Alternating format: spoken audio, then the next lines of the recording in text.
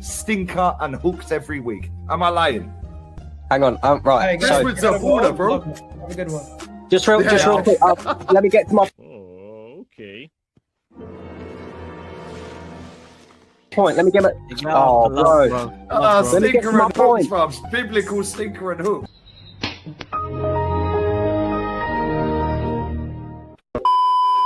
History. The only two players you would take at the start of the season, not now, at the start of the season for Arsenal were Alisson and Salah. Am I lying? No. I'll take Thank you. So, on that premise alone, forget injuries. We are better than them on your basis. So why the fuck is he 11 points clear? I told you, red cards and injuries. You serious? Anyway. Okay, well, guess what? Last year, they had 4 red cards in fucking 10 games. And you know something? It was a miracle that they were even in the title race last season. A miracle. Wow. It's almost like a... That is a... Yeah, when Arteta came in, everyone hated Xhaka. Xhaka was shit. Fez, I agree. Was one of the worst players we've seen. Okay. When Xhaka left, he was one of our favourite Fez. Okay, hold on. So, would you take his rage quit again? Come on now, dog. Come on, man. Every time I look in the chat, Like, go and find the comments. You don't believe me. No. You want the chat to be respectable. They ignore the chat, man. They're always nuts. Yeah. It's hard, but go on. Egal, I put a comment in the chat, and I said, "Don't be rude to Egal. No, he be did. nice to I Egal." thought you saw it. I thought Egal saw it. To be honest. Bro, you know when you come on my channel as well, it's the same. Anyways, peace out, guys. I'm out of here. Yeah, cheers, Egal. And to the nice people watching, my apologies. To the assholes, no apologies. Apologies for being deluded. He's gone. See, rage quit again.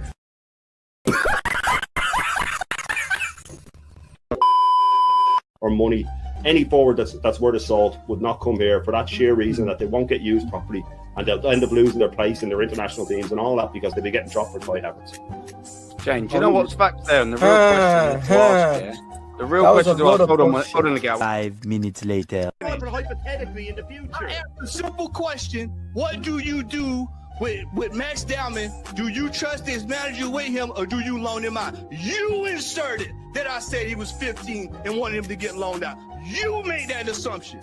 What you should have did, no, Egal, no sir, Bob. I would not let you out talk me, my friend. Not happening tonight. Yeah, boy. Not doing it. You might as well just take that car, get back on the M5 or wherever you rolling, and just head on to the house, my friend, because you're not going to win it with me, my friend.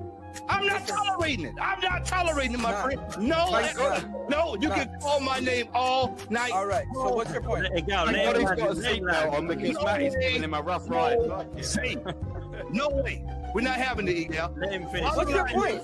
We're having a discussion about what needs to change in this team going into next season. 5 minutes later. Personally talking about it is you, to be fair. Bro, you said it.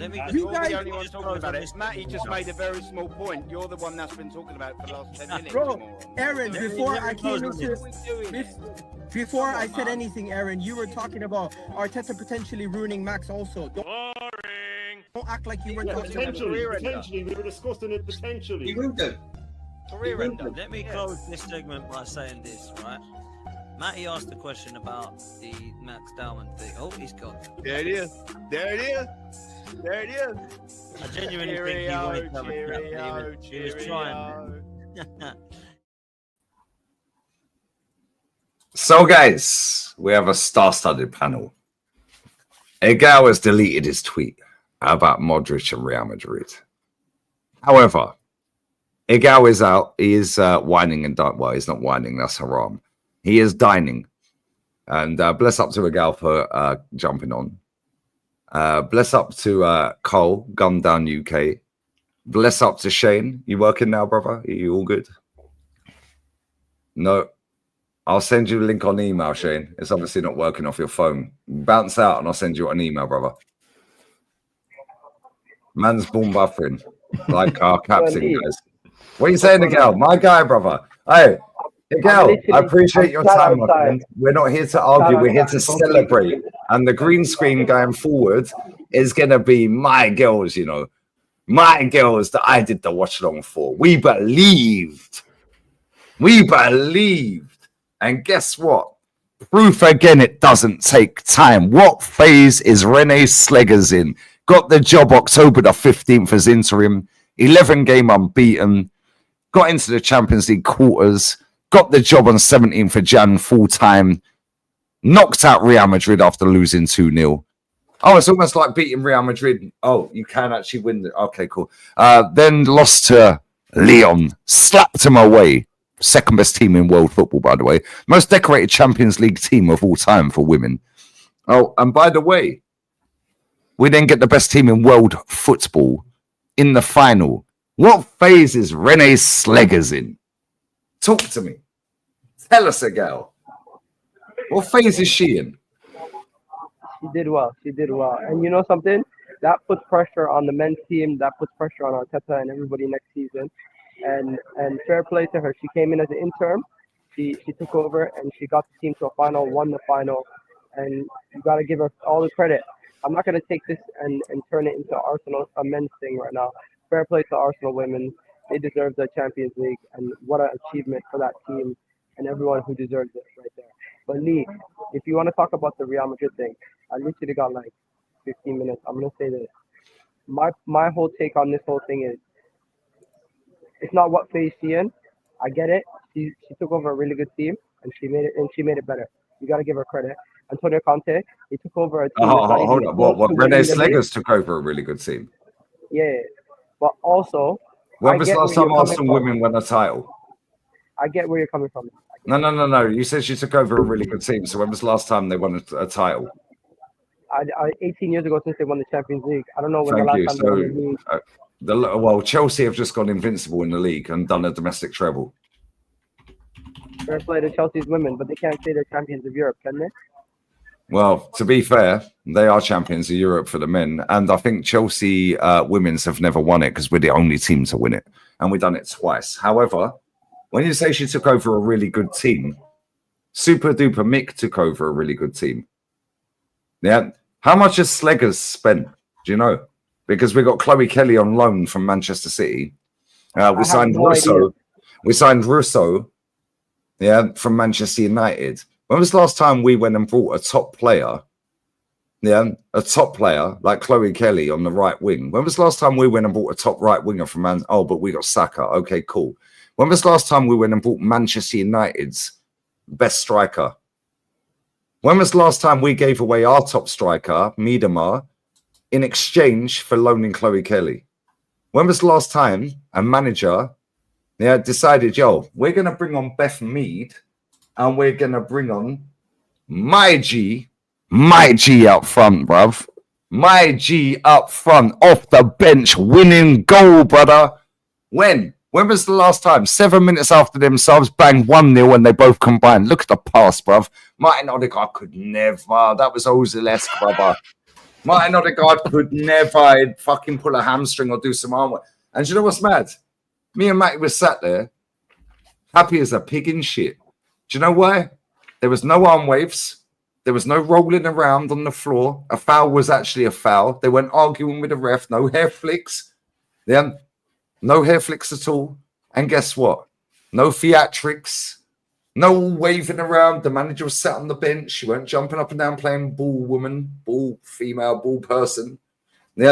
She was just sat there chilling, knowing that she was confident in her ability to win that game. And do you know what is even more mad? That stopped them doing a three-peat of the Champions League. They have won 22 trophies in the last 5 years ago. Leah Williamson. Bad. What a fucking performance from that girl today. That whole team. And do you know what's crazy, Do you know what the maddest thing is? You see the two that came off the bench? Yeah. One is 28 or 29 and the other one's 30. And do you know what? It's almost like experience off the bench helps. Do you know why? Because they combined for the goal. Yeah. And the manager changed it before we got punched in the face and went 1-0 down because the goal was coming. I don't know if you watched it, and if you did, bless up to you. However, the goal was coming. The manager said, allow that. Let's bring on the experience where these players have got over the line, for club and or country. And guess what? That is like bringing on Luka Modric that you dismissed earlier, and bringing on, say, I don't know, and Ibrahimovic. Oh, she's Swedish as well. Can I Bless up to mention her. something? Big up to Stina, my girl, bruv. I did not dismiss Luka Modric. Luka Modric, what he's done, the longevity and how good of a player he is, cannot be dismissed. What I was saying is, it's easier to win at a club like Real Madrid. It's easier to win at a club like PSG. It's easier to win at a club like Bayern Munich than it is to win at other clubs. And that's all I was pointing at. I think people misunderstood my tweet. That's why I deleted it. Okay, so let me break this down in simple terms then, yeah? Right, so Luka Modric is the most decorated footballer ever to have played for Real Madrid. Ever. 28, 20, is it, Sam, you're in the chat, you're Swedish as well. Bless up my G. Is it 28 or 29 trophies he's won at Real Madrid? I think it's 28, I may be wrong. However, it's 29. It's 29, how iconic. But however, the reason I shared your tweet earlier is because forget the Ballon d'Or, forget the FIFA Men's Best, forget the UEFA Best Player in Europe awards. 2 times Player of the Year at 2 different clubs, by the way. Yeah, back in 03-04, we were good back then, by the way. But anyway, yes, you can look at the 6 times Champions League winner, 5 times Club World Cup, 4 Spanish champions. Cool, fantastic. 5 UEFA Super Cup. Okay, cool. FIFA Intercontinental Cup, that's the former Club World Cup. 2 Spanish Cup winners. Yeah, cool. 5 times Super Cup. Cool, fantastic. Oh, there he is doing a 3 in a row. Dinamo Zagreb, who, by the way, are not top of their league right now. And guess who's top? Oh, a manager in phase 1. Guess who's second? A manager in phase 1. Guess who's third? Oh, Gattuso. He's in phase 1 as well. There's 2 points separating all 3 of them. One of them is going to do it in phase 1, Egal. Yeah, not only that. Oh, he also won, just to let you know, 2 Croatian Cups. We got to a Champions League final. Oh, yeah, sadly, we lost. Semi-final, my bad. He also won a Croatian Super Cup. So it's easy to do it at Real Madrid, but this guy did it at Dinamo Zagreb. Furthermore, just to let you know about the manager's history at Real Madrid, yeah? If it's easy to win at Real Madrid, then how comes Lopetegui lasted 14 games and got sacked? How comes Rafa Benitez didn't win anything and got sacked after 3 months? How comes Pellegrini, yes, you know, the same Pellegrini that's in the Conference League final with Betis, who, oh, by the way, won the Premier League with Manchester City. How comes, the Egal, Pellegrini got 96 points and didn't win the league? Because it's easy to win the league with Real Madrid. How comes Camacho didn't win the league at Real Madrid? I could go on, and so can the Madrid fans in my chat. If it's easy to win at Real Madrid, can somebody explain to me how many trophies Michael Owen won when he was there? Can somebody tell me? Oh, listen, the Galacticos. Sam, you know your club inside out. Can somebody tell me the Galacticos? Can somebody tell me how many they won? All singing, all dancing. Galacticos. How comes? Oh, my bad. How comes when John Toshak was there, they won a league title? One of the greatest teams in their history in 89-90. 4 goals a home game. Welsh legend, by the way. Bless up to him. Yeah. How comes he got sacked in October, November the following season when they were averaging 4 goals a game? How? It's considered one of the greatest Real Madrid teams. Gary, let me land and I'll shut up after this. It's considered one of the greatest Real Madrid teams in their entire history. He won the league when it was 2 points for a win by 9 points? And he got sacked 3 or 4 months into the next season. Explain that to me. Why didn't they trust the process? Why are Milan Ultras protested outside the ground tonight saying Ibrahimovic and all the hierarchy, the American ownership, you can all fuck off, you piece of shit. They've been to 2 finals this year with a manager who's won 1 in phase 0.5, Conceição, and 12,000 fans are outside the ground. The stadium was empty. They want Ibra sacked, all the hierarchy and the American owners to jog on. They've been to 2 finals ago. We could do this. We'll do this on another stream at the end of the season. Because I'm going to do, as soon as that 115 gets announced, I'm going to do 115 managers who won straight away. Because I've given you, and I can give you, and you've seen it on my Twitter page. I've given you 5-6 today. Yeah, Robbie Keane, phase 1. Yeah, the Ferencvaros manager, Robbie Keane, phase 1. Yeah, the manager of Krasnodar. We're doing the first Hungary trophy. Well, is football different and is it a different sport? It's the same in every country. Yeah, it's the same concept. You have to win. Krasnodar manager has just won them their first ever trophy in their entire history. And guess what, Egal? He's in phase 1. Just got there, brother. And stopped Zenit St. Petersburg doing a 6-peat. The Aberdeen manager, phase 1. Just stopped Glasgow Celtic doing a domestic treble. Phase 1. What phase is he in? Is he in phase 5 now? Lee, the phase stuff is for people who are starting a rebuild. It's not for teams that have recently won the league title. Well, Aberdeen ain't won a league title since Fergie was there over 40 years ago, 30 years ago. I don't know what phase Man United's in. You can ask them that. But when it comes to league winners, anyone who's winning a league title, you need to stop asking them what phase they're in and just be like, you know what, immediately just say to yourself, they're in the phase of winning. Okay, so the Lech Poznan manager and the Krasnodar manager, who have never won a trophy or a title, because Krasnodar is their first ever trophy, ever. And they just won a league and stopped Zenit St. Petersburg, the best team in Russia, doing a 6-peat. So what phase is he in them on that premise? Because it's their first ever trophy and he's only just got there. All right, listen, let's just put all the phase stuff to bed. Let's just talk about what we're saying. Going back to Real Madrid. Yeah, go on. Let him like, he's got a bounce in a minute, guys. So we'll let him speak. Go on, I'll shut up now. I just want to say, bro, when it comes to how I view football, if you have a super team or you have a team that's constructed that wins league titles or trophies all the time, I think it's a little bit easier to win in those kind of situations. For example, I think it's harder for Napoli to win this year than it would be, for example, PSG, Bayern, or Real Madrid. And unfortunately for Real Madrid, they go trophyless this season. No. Sorry to interject. They've won 2 trophies this season. Okay, both of them are in Europe. They're not trophyless. They win again. So they won 2 trophies. In a season that they consider poor, they still lift silverware. And they still got rid of their manager. My point is not to discredit somebody's achievements. I'm just saying it's easier at certain clubs to continuously win silverware as they already dominate their respective leagues and have the best players in those teams. For example, Bayern Munich.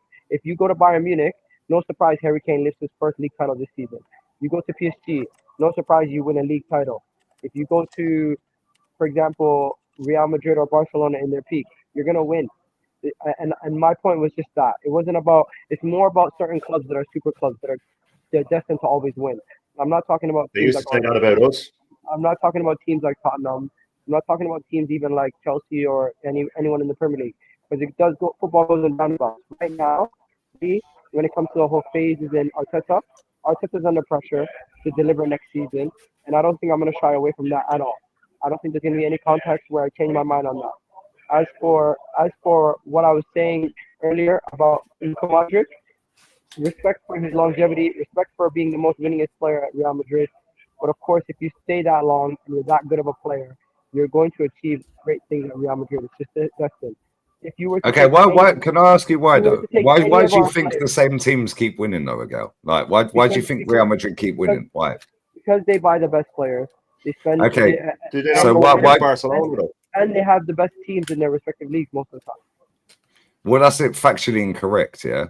Because I'll be honest with you. Bayern don't have the best teams in their league. No, hold up. We weren't talking about PSG and Bayern. We're talking about Real Madrid. Real Madrid have won factually, less Copa del Rey's, which is our FA Cup, the King's Cup, But now you're going to say, oh, but that's not the league and Real Madrid's standards of the league. That's what you're going to say. So why are their standards different to our standards when the aim of the game is to win trophies? Because go on. They've already achieved so many things. We can't really compare ourselves to Real Madrid, Bayern, PSG. So on that premise, and I totally agree with you. I'm not arguing with you. Yeah, it's not an argument. I appreciate your time. I know you're out and you're busy and you're having a meal and all that. Yeah, right. So why are their standards so high then? Why do they keep achieving? Why do they keep winning? Why do they keep turning over managers? Bayern Munich, since Arsenal, since this lot last won the league title, Egal, Bayern Munich have had 20 managers. Yeah, Real Madrid have had 19 managers. Now Xavi Alonso's the 20th since 2004. Yeah. How comes Barcelona have had 12 managers since we won the league? So why have Chelsea had 23 managers since we won the league?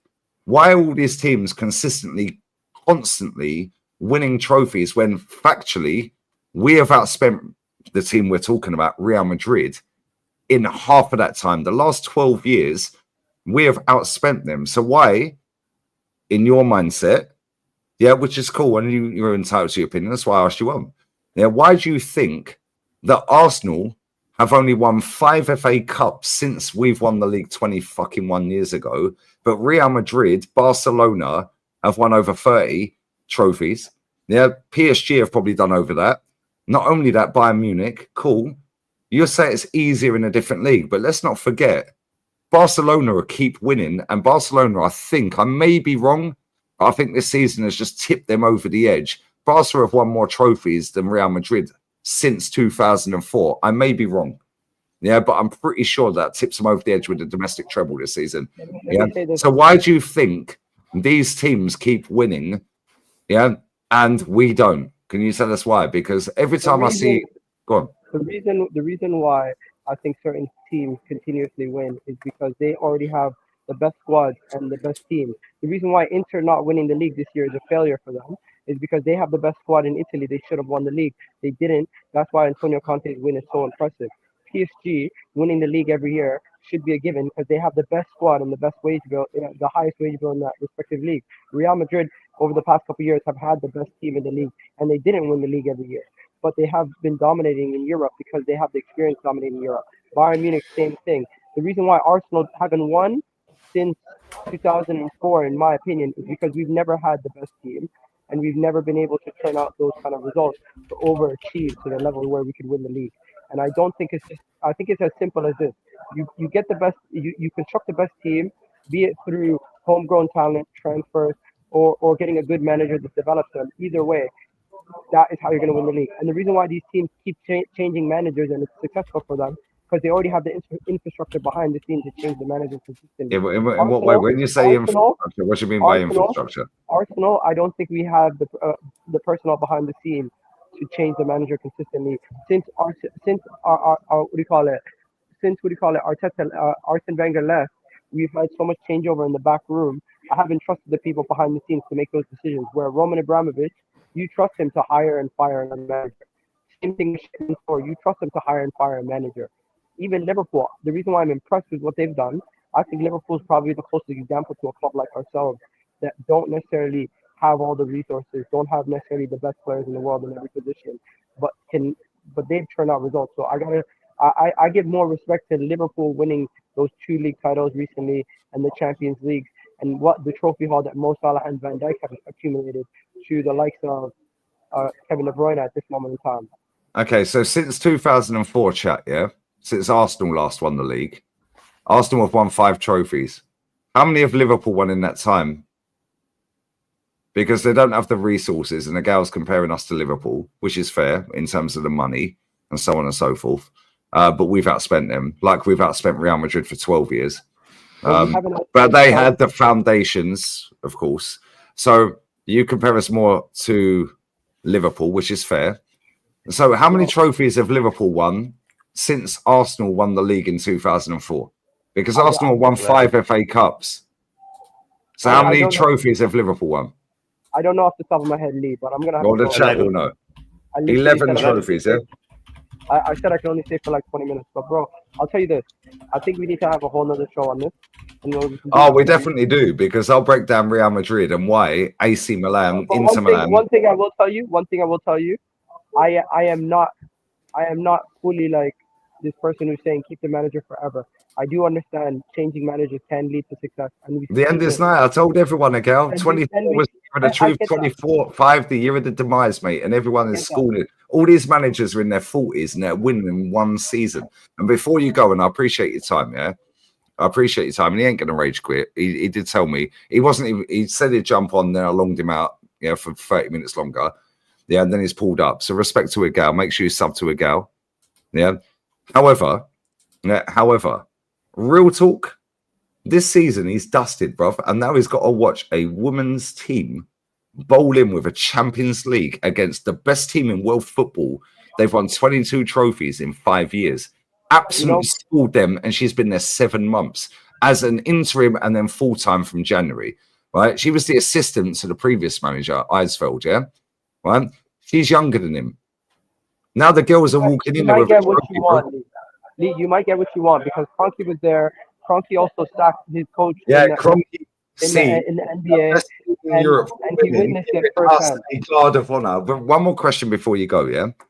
You said about Inter Milan very quickly, yeah? Right? They had the best team in the league. They should have won. And they've bottled 3 trophies. Your words. I see it on Twitter. Yeah, they have. So cool. So will he be back in phase 5 if he wins the Champions League on the 31st? If he doesn't win the Champions League, he might get sacked. Thank you. So then maybe we can get him then, yeah? You're on mute. Do you want him as a manager when he's bottled more trophies than Arteta? You do realise that he's got to 3 times. You do realise that he's got to 3 times more finals this season than Arteta has in 5.5, right? And that's not what I asked you. Bro, this guy has won 5 trophies in 4 years at Inter Milan. Yeah. And he's lost three trophies this season. He's got to 2 finals and lost this season. He's in another final that he could potentially lose or win. And he lost the title. So wait. So my question is, hold up. So if he wins the Champions League, that will be 6 trophies in 4 years. So if he wins the Champions League that you count as a major, yeah, a league or a Champions League, you count, it's phase 5. Straight away, it takes him, ejects him straight to phase 5. So after bottling the 2 cups and the title, if he wins the Champions League, is he back in phase 5 then?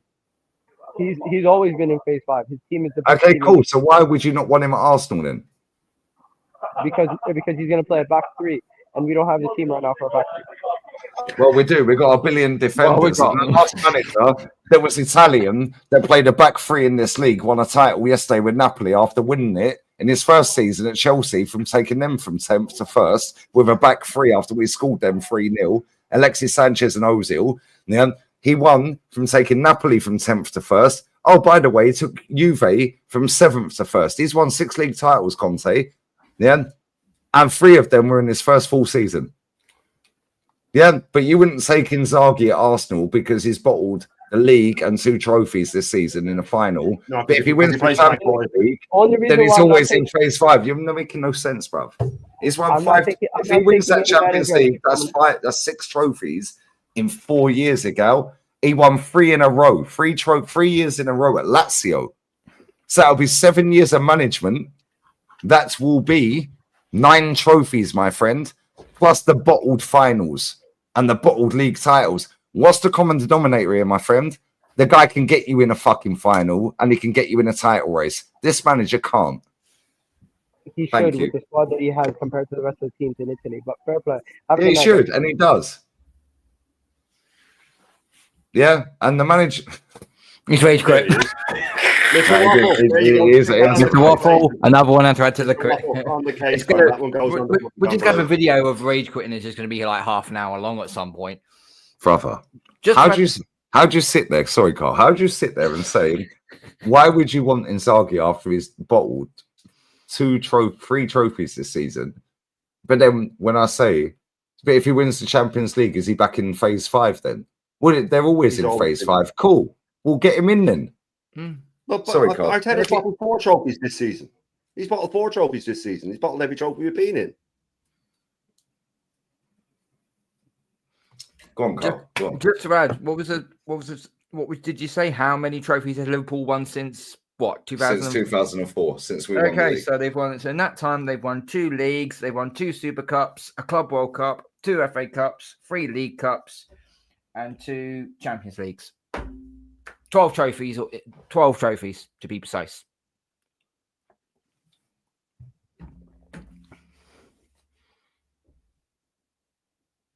Twelve.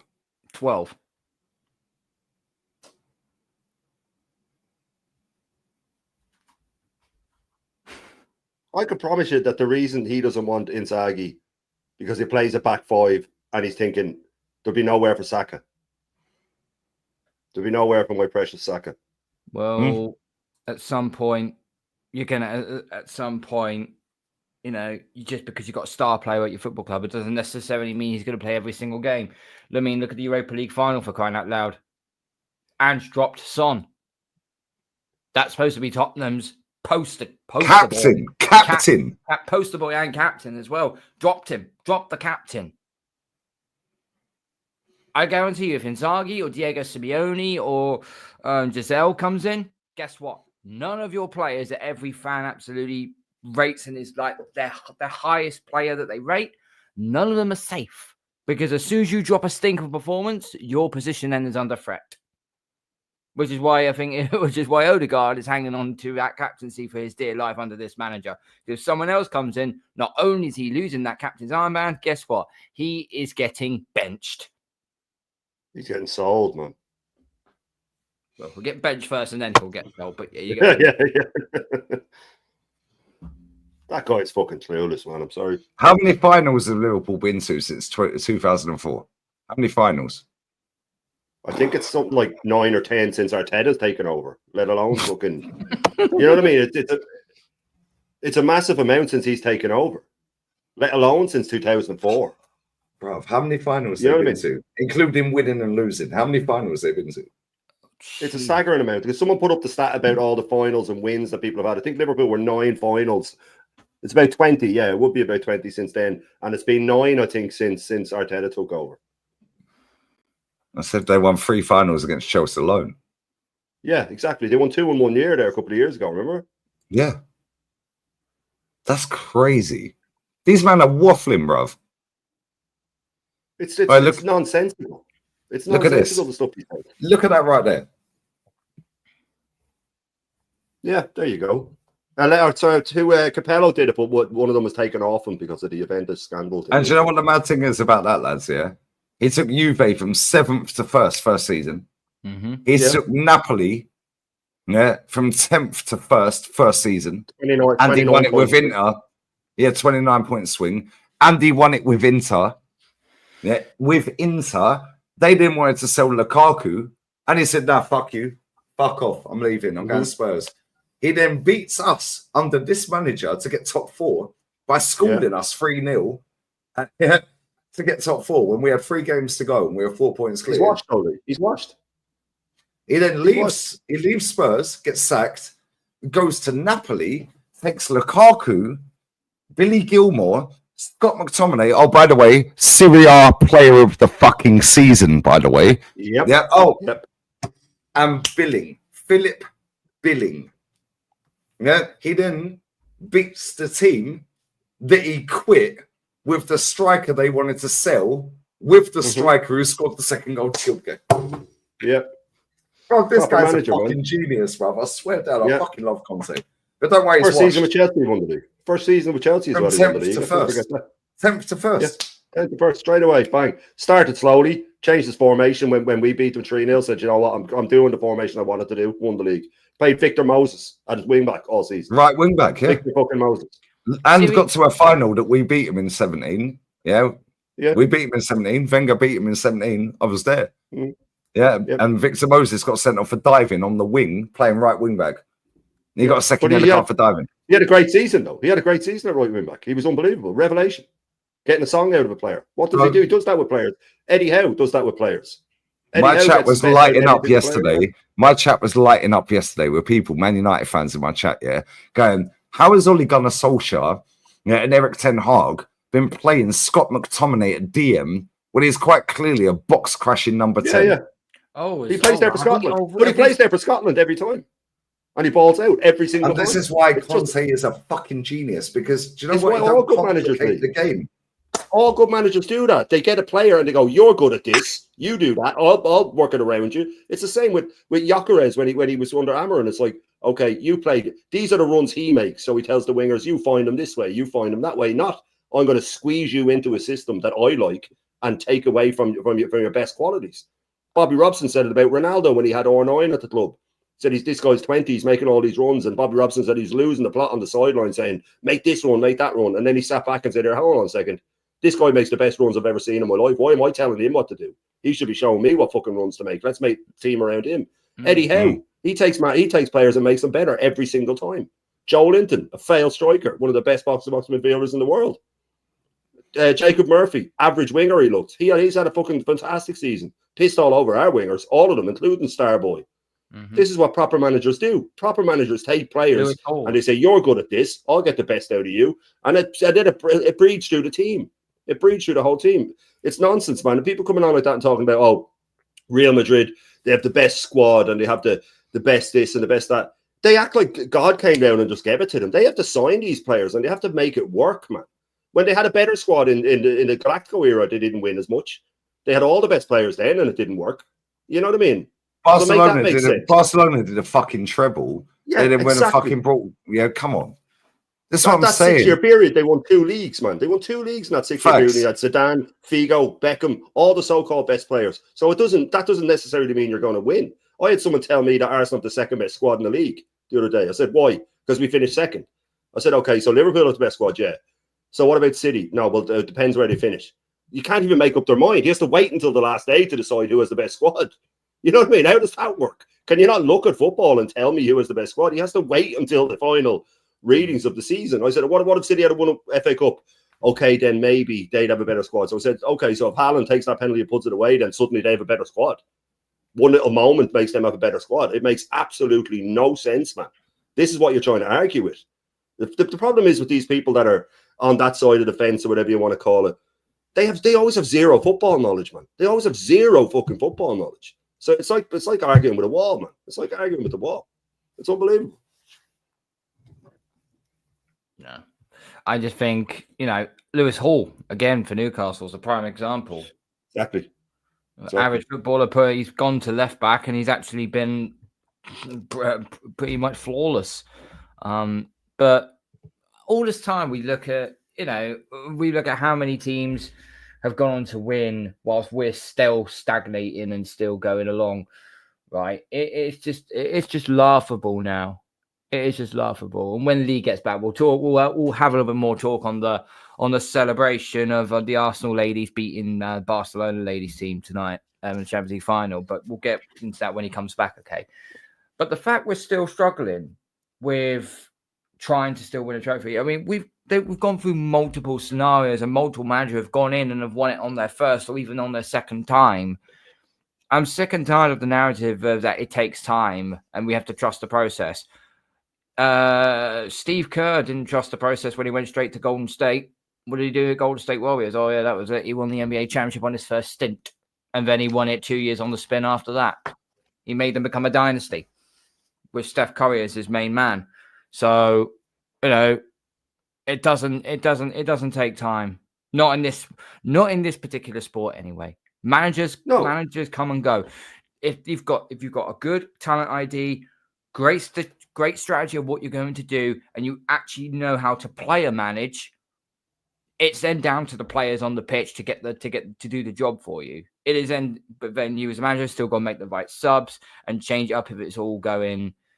No, Mark G, we're not counting women's trophies now, mate. Listen, we're celebrating because our football club has won a trophy, and yes, okay, our season has been on the men's side is an absolute dog shit. Let's be real. However, as a football club in its entirety, over the course of the entire football club, we can actually end the season on a I'll say a bittersweet closure with the Arsenal women winning the Champions League. That's something that that's something that we can celebrate. Because guess what? We haven't won that trophy for 18 years. Last time I saw us win it, I was 16. I was just finishing school. So, I was absolutely delighted. I was absolutely delighted to see him win. But this manager has just come in, not even been here 6 months, and has won the biggest major honor you could possibly do in women's club world football. And against a team that is the Harlem Globetrotters of football as well. Averaging 4 goals a game. I would say the current of Real Madrid, but I'll get shunned by Barcelona fans. But you get away. You get away. Yeah. Well, Madrid, the first ever Madrid team in the European Cup that won the first 5, it was like that when they had all the best players. But the thing is, with taking an age to win something in team sports, the longer it takes with a certain manager, the harder it gets. Like, bringing in a new manager isn't just about getting rid of the bad one. It's about new ideas, a fresh voice. The players get up again. He sees something in players that the other manager didn't. All the grudges that the managers held against certain players are gone. It's a clean slate. It's not just about getting rid of the poisonous manager, which is Arteta. It's about getting in new ideas.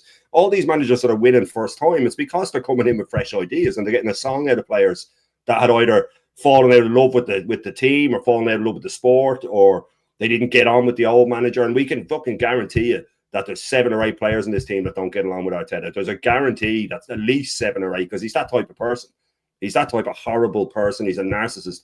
And getting in a new manager, it's about just rejigging things. It's about a new lease of life, fresh energy, fresh ideas, new tactics. Oh, but if he plays 3 at the back, then where's he going to fit Saka? Who gives a fuck? Saka will find a way to fit in. Play him at left wing back if you have to. I don't care. Once we start winning things, play him at striker. I don't care. Why don't you play him up front, maybe? If you're play him dropping off the striker. Play him dropping off the striker. Who cares? He find a way into the team.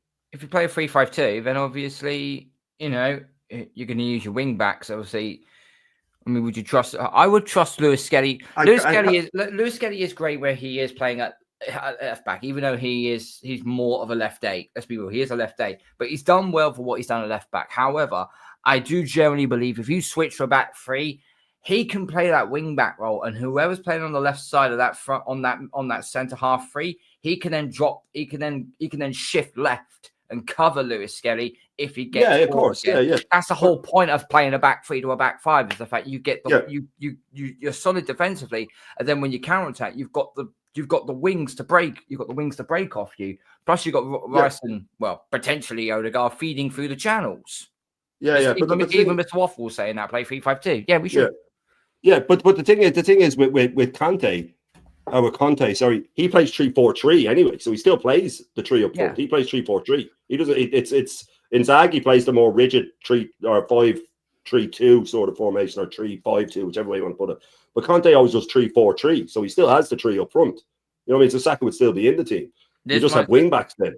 This might be very controversial of me, but it's a formation I've always wanted a manager to try. I'm pretty sure someone's done it in the past, and that's a 3-1-4-2. So you've got your back 3, you've got a holding midfielder anchoring the back 3, and then you've got your 2 midfielders in front of you. That's pretty much the Holland, the Mertens total football formation and the Cruyff formation. Cruyff did that with 3 at the back, and then Guardiola was holding the midfield, and then the 4. And so it's been done with total football is considered that formation. Mertens did it with Holland, and then Cruyff took it over, and then Guardiola did a form of it with Barcelona. It wasn't that on paper, but it was close enough to that sometimes when they had the ball for certain games. But he went a bit more. Pep did it there, you see. Pep did it as well. Yeah, Pep did it. It wasn't as open as that. It was a bit more defense. They'd switch back in. More rigid. But Cruyff perfected it. Cruyff had it perfectly. He had 3 ball playing centre backs, Guardiola, and then 2 wingers that would come back and help if they had to. But he started that, with Pep had it where there wasn't just like a wrecker in midfield. It was when they get the ball, you just win it back as quickly as possible, close in on them. Everybody close in, high press. So they did it. But yeah, it is. It's a really attacking formation. But it's been done before. Hungary as well in the 50s had a formation close to it. But it wasn't that. It was even more attacking, actually. Theirs was. The Golden team had one that was even more attacking. But that was back when defensive stats weren't really that important. Just outscore the other team and you're happy, and the fans are happy enough. But maybe we need to fucking mix up formations. We should be changing formations for certain games anyway. Top managers do that. Top managers mix it up, man. The only time you don't have to do that is if you're that Barcelona team that Pep had, where everybody has to change their formation to suit you, or City a few years back when teams were just playing defensively, hoping not to get pounded 6 or 7 against them. You know what I mean? They were just trying to keep the score down. They knew they were going to lose, but they're just trying to keep the score down. But that's, I don't know. Fresh ideas, of course, is the big thing for me. But it just has to be this manager gone. It's the only thing that's left. But listen, we're here to talk about the fucking ladies winning. And I watched the whole match. It was more impressive than anything I've seen Arteta do, if I'm being honest. Slegers changed the formation twice, I think, during the match, in match changes, just for a few minutes here and there. The substitutes came on 6 minutes later, they've won the game. In-game management, man. In-game management. Maybe she can teach Arteta a fucking thing or two, man. Arsenal ladies knew going into that game. They knew they were going to get outplayed. They knew they were not going to be better talented, and they knew that they were going to get bobbed off the park. It was like 68% possession Barcelona had throughout that absolute entire game. Okay, but what Arsenal obviously they knew about that. Sledgers knew that would happen. So it's like, right, okay, so we're going to stay compact. We're going to be defensively sound. You're going to win every duel. You're going to win every challenge. You're going to win every tackle. You're going to win every single ball. Because here's what you do. If you're playing Barcelona, they are so techie. They are so techie. However, when their opposing team is more rougher around the edges, and they'll let you go into challenges, they'll make you work hard for every ball. They don't like that sort of opposition. And they weathered the storm for the first 20 minutes or so, because let's be real, Barcelona were all over us in those first 20 minutes. But we held our own. We had a couple of opportunities. One goal got disallowed for offside disallowed for offside. It was close as well. It was close, but it was offside. Let's be real. It was offside. Yeah. No, it was offside. I'm just saying that they were making chances. They played the channels really well, get it down the channels, and they were harrying them. Yeah, it was nice to see, man. Yeah, they had some very, very good chances. And this is why I say a manager tactically will know how to get the best out of their player. And Lee pointed it out so perfectly, is when he brought on, hang on, let me scroll down here. When he brought on Black Stenius and Beth Mead, who I've rated so highly as a footballer. There's a reason I was gutted when she never played in the World Cup for England that year, because she tore her ACL. That was fucking horrendous. Yeah, she was, if we had her, we probably might have won the damn thing, but I digress. But those two substitutions right now, 67 minutes, that encapsulates what the manager did. He goes, right, okay, time to bring experience on. Let's go snag the winner. And they did. Both subs got the assist and got the goal. And then they're like, 6 minutes after coming on. And they're like, right, okay, 23 minutes plus added time. Batten down the hatches. Let's make them work for it. And they scuppered Barcelona. So really, really fair play to them. Yeah. They just these Slegers at the end as well, when they said, 7 minutes injury time, and she just brutally honest just said, oh yeah, I expected that, because there was injuries and there was time. You know what I mean? She didn't make any excuses. Just that's what it should have been. Should have been 7 minutes. And and you know what the maddest thing is? Yeah, she made subs, bringing experience off the bench. She didn't wait to get punched in the face like Arteta does. She weren't playing. Oh my God, let me play ball boy. Well, sorry, ball person. We have to be correct politically. No, we don't. We say what the fuck we want on this channel because it's my fucking channel, bruv. Yeah. So, ball woman, pause. Yeah, she went jumping up and down. Every time they zoomed in on her, she sat there with her legs crossed, arms folded, just chilling. Yeah, knowing that she set out a game plan which stifled them. Bro, I watched Barca. Yeah, and I'll be honest with you. I'll be honest with 1,500 people watching live right now, yeah? I never used to rate women's football. I used to have this snobby attitude.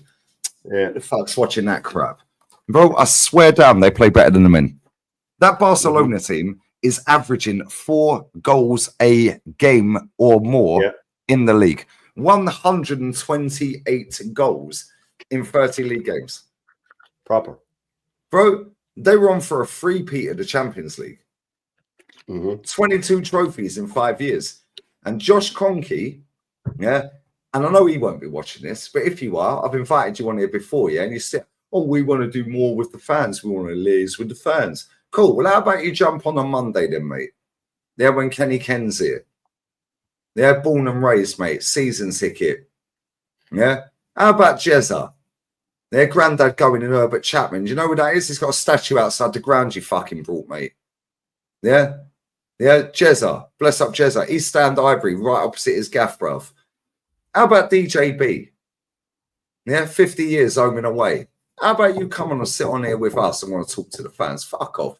That guy is a scumbag. But you know what the maddest thing is, lads, Right? He stood there today with a little smirk on his face, watching the best team in women's football give us a guard of fucking honor after watching super duper, tippity tip top, fuck off red, Mikel, He was a foul fucking shit footballer.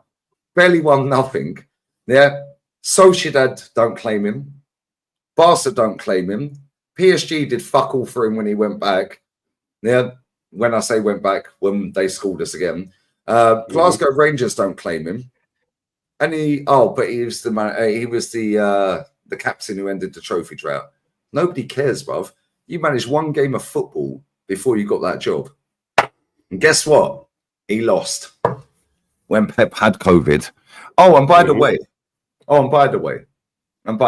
that was their first loss in a Champions League group stage at home, for 6 years. He got the job on a technicality. And I wouldn't even say I have a legend who recommended him. You are nothing. You're a fool. Good night. I ain't going to do the... Yeah, I ain't going to... Yeah, but at the same point, yeah.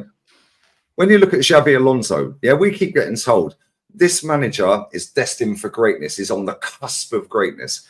Why have Real Madrid signed Xabi Alonso up then? Why didn't they ask him? Yeah. Oh, but what? Well, but he played for Barca. Nobody cares, bruv. So did R9. R9 played for both. Oh, he played for both the Milan clubs as well, bruv. Yeah. Legend at every club. Why? Because he was a fucking sick footballer. Yeah.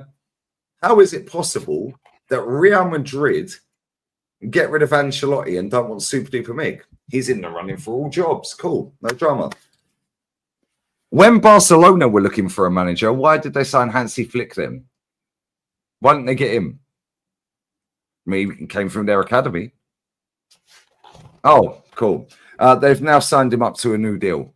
How comes PSG, who he also played for, how comes they've just signed Luis Enrique up to a new deal after doing, by the way, that was done before tonight, that deal, a domestic treble and on for a quad.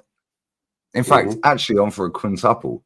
Because they could win the Super Copper if they fucking... And that's the maximum they can get as well, because they don't have a League Cup. So that's the maximum they can do. PSG owners are crying. Wait, actually, hold up. Wait a minute. A PSG, I think they are. Am I wrong in saying this? I think I'm right. A PSG in the Club World Cup? They are, isn't it? Yes, they are. They're in the Club World Cup. Yes, they are. Hang on, let me... So he can potentially win 6 trophies this season. Mm-hmm. Oh, cool. But don't worry, guys. He signed a new deal and Super Duper Mix lined up for all these jobs. So Hansi Flick has done a domestic treble. Luis Enrique has done a domestic treble. Yeah. Xabi Alonso's gone Real Madrid. So where the fuck is this guy going when he gets potted then? Yeah, confirmed. PSG are in the Club World Cup. They're under the UEFA ranking pathway. I'll tell you exactly where this guy's going. Yeah. To the job centre, mate. Yeah. And he'll end up at fucking El Dense. Yeah. Or fucking Marbella or Valladolid or somewhere like that. So, yeah, by the way, Valladolid have better standards than our club, by the way. Yeah, I'll tell you why. R9 Ronaldo. Remember him? The GOAT? Yeah. He sold his 51% stake in Valladolid. Do you know why? Do you know why? I'll show you why. I'll show you exactly fucking why. I love this shit, bro. I love this game. These people chat absolute bollocks. I would say, did he overspend on paella because he hasn't exactly kept in shape. Right, he loved a little bit of sangria and all that. He loved the baddies as well, bro. Yeah, I mean, you'd think the baddies would do a bit of, little bit of core work in that. You know what I'm saying? Yeah, Valladolid. While looking for that, 2 names I'm gonna give a shout out to because obviously you spoke about Chloe Kelly, Leah Williamson. Leah Williamson was easily man of the match. Well, for Arsenal, best player on the pitch was the best player in the world who lost. Yeah. She was unreal. But go on, sorry, Carl. Yeah, she was excellent, but you can't be a one woman band in this situation. And all on that left hand side, Caitlin Ford. Holy shit, was she amazing! Trying to whipping balls in the box, taking on first time crosses, man. Look what happens with a first time cross, right? Touch cross, first time cross. Football basics. And the other shout out. I got to give a big shout out to your Irish Shane, Katie McCabe. Oh my god, she was fantastic. She was a baller. She was working her socks off all night long. Fair play to Katie. Brother, when she did that little bit of skill, and brought the freak, I was like, you're taking the piss, bro. I swear down, You're taking the piss, bro. These girls have got more tech. Yeah, they're coached to play football. Yeah, they're not jumping around and rolling around and theatrics. Yeah, they're not flicking their hair. No arm waves. Yeah, Leah Williamson made a fucking great defensive clearance here, right at the end in stoppage time. Yeah, and all she did, fist pump the goalkeeper. The stadium was rammed. Yeah. If that's us, oh yeah, come on. Fuck off. All you're doing is inciting pressure on yourself. So how about keep yourself humble, innit? Because when you're doing all the theatrics, you incite pressure on yourself. And most people buckle under pressure. These girls just did their thing.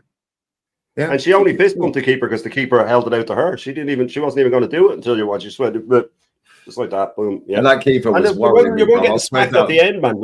You weren't getting smacked at the end, man, with the blood coming out of her mouth. And I think I saw a tooth fly as well. She got up about 20 seconds later.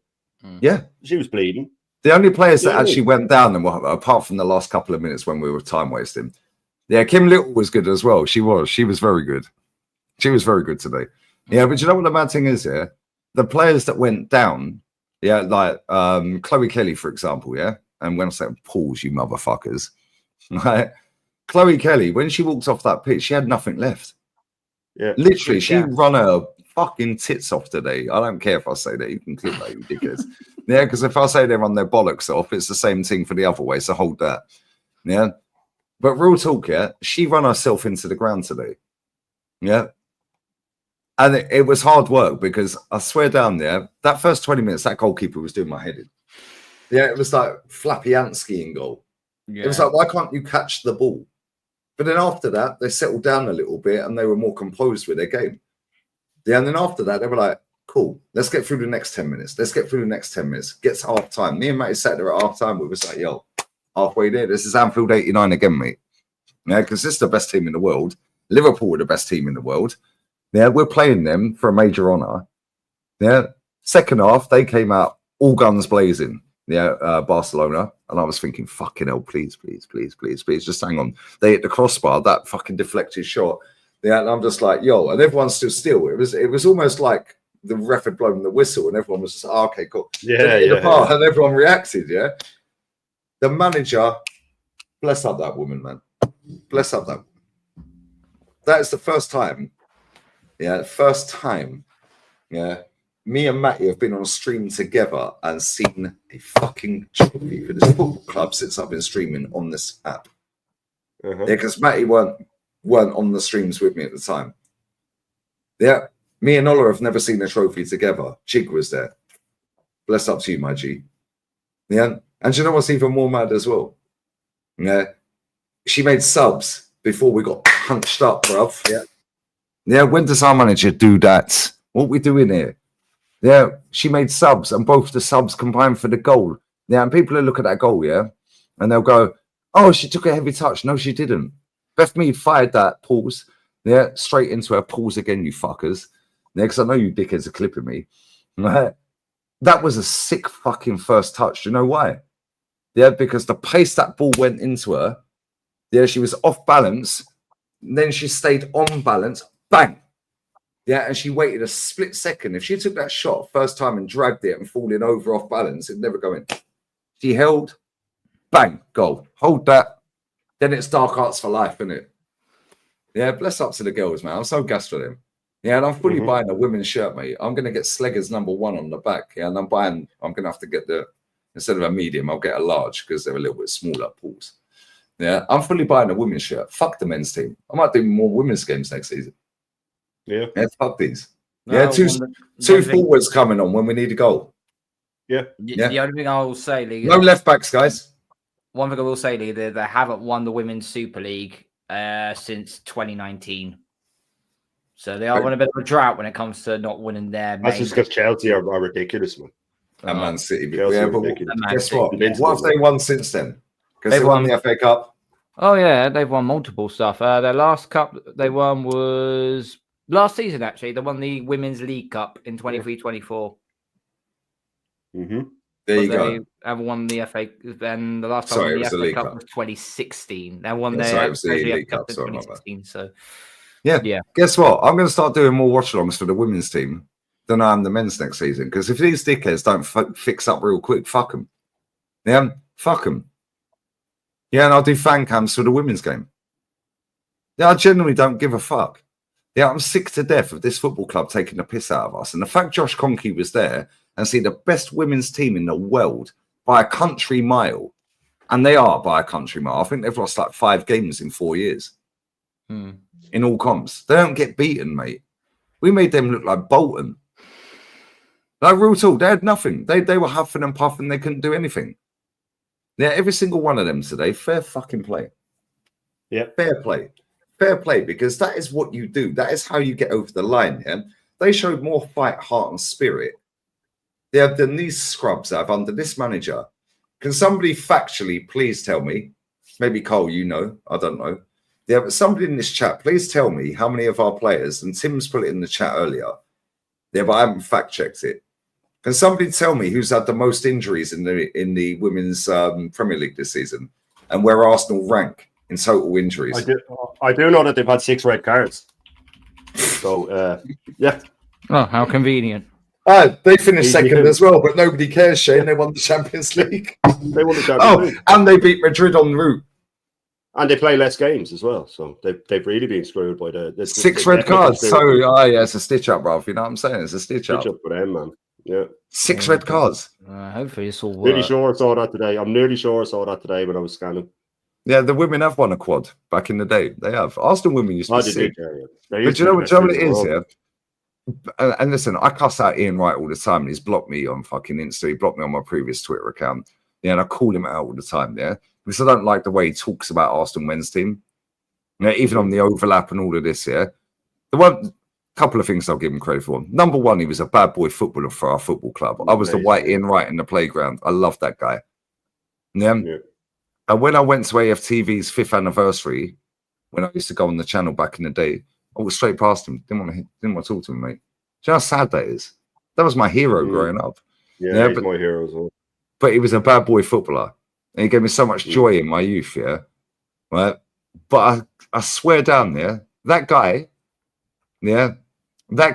as much as I don't rate his talk about Arsenal men's team, that geezer, fair play for what he's done to women's football. Because I always thought it was a load of bollocks, bruv. I genuinely, I'm not even going to lie. I thought it was a load of shit. Who the fuck wants to watch that crap? Yeah, but then I get DAZN España, obviously living in Spain. They play every fucking league in the world. Saudi League, women, French League, German League, everywhere. Bosnian. I can watch every single women's fucking league on DAZN España as part of the package I have, yeah? So I'm sitting there, right, and I'll be watching Arsenal or whatever it may be, or I'll finish a watch-along for La Liga, Real Madrid, let's say, against whoever. And I'll sit there, I'll put my Mac on the table, and I'm just chilling. I'm like, oh, I can relax now. And it always takes me an hour or so to wind down after streaming there. And they just throw on Lyon versus Wolfsburg. And I'm like, what the fuck? Yo, they cross a ball. Oh my God. Shit, they can defend. Yo. Oh my days, there's no arm waves. There's no snot flicks and hair flicks. Fuck off, man. There's no BS. Yeah, and do you know what? Yeah, real talk, right? I'll be honest with you. Ian Wright has dragged that. Yeah, I wouldn't say single-handedly because it's been a collective. The girls obviously have to do it as well. He's done a lot of work. He's been there from day dot, bruv. Yeah, he's been there from day dot. And as much as I cuss that guy out for some of the stuff he says about our men's team, yeah, he has done a lot for women's football. To the point where I fucking watch it now, and I'm more gassed to watch the women's fucking game than I am to watch Arsenal men's team. Fuck off. These scrubs, yeah, and I know these scrubs watch me because Declan follows me. Don't know why. Please unfollow me. I don't want you to follow me because I will cuss you. Yeah, I will cuss everyone because I've seen this club systematically destroyed. Shane, same as you. You're a bit older than me, a year above me, 2 years, 18 months, whatever. Cole was a little bit below us. All the chat. Yes. This club used to be this. This club is a fucking disgrace for the men's game. Absolute disgrace. Well, guys, oh my God, the context we play in. Yeah, cool. Let me tell you right now, I did the women's game against Real Madrid. They lost 2-0 away. Yeah, and I did it on the other channel, Lee Reacts. Make sure you sub so I can fuck this one off. Yeah, and I can go and actually enjoy football for other clubs on the other channel and not be so stressed. However, as soon as they lost that game, I went to Arsenal Women Twitter and read through the comments live and shared the screen. Yeah. They were cussing the manager, Beth Mead, players, Williamson, all the players, This is a disgrace. Sack them. They're all finished. It's an aging squad. Get rid of them. They're a disgrace. More accountability for the women's team than in the men's team. Yeah, it's all excuse, alibi. Fuck off. Yeah, it don't take time, bro. She's been there since October as interim and got the job in January as full time. She's won the biggest prize. Don't take time. We've seen 5, 6, 7 examples today of managers not taking time. And I'm sick to death of it. Yeah, and I'm bored, man. I'm 43 next month. With these fucking, it's all these fucking fan accounts, man, that are making out that everything's over. These pinkest clowns, man. I've only stumbled upon him in the last few days. He is fucking devastating. Who the fuck is Pinkus? Pinkus, he's a fucking. I swear to God, man, devastating to our club, man. Absolutely devastating. The shit he puts out, the fucking sensationalist videos. Oh, my club, Arsenal. We need more funds, Cronky. Fuck off. Absolutely do you know what it is with these people, yeah? Right. And I'm generalizing. Yeah, it's not all of them. Yeah, do you know what it is? The mainstream media, with big up LB for the raid. My guy, oi, I would say champions of Europe. You never sing that, but you can. But now we can as well. So you can hold that, LB. Yeah, we're part of the fucking brigade now, bro. Yeah, come on, champions of Europe. Yeah, come on. Big up the Gildem. Big up LB. Make sure you sub to LB as well. Bless up, brother. Appreciate you, man. Bless up to all the raiders, mate. Make sure you sub to Shane. Make sure you sub to Cole. Pinned comment. Make sure you sub to Lee Reacts as well. But no, real talk here. Do you know what it is with a lot of these people, right? It's a good idea at the time, isn't it? Yeah, like AFTV. Yeah, and Tao's my best friend. Tao is the co-founder of AFTV with Robbie. That's my best friend. He's the co-founder of that channel.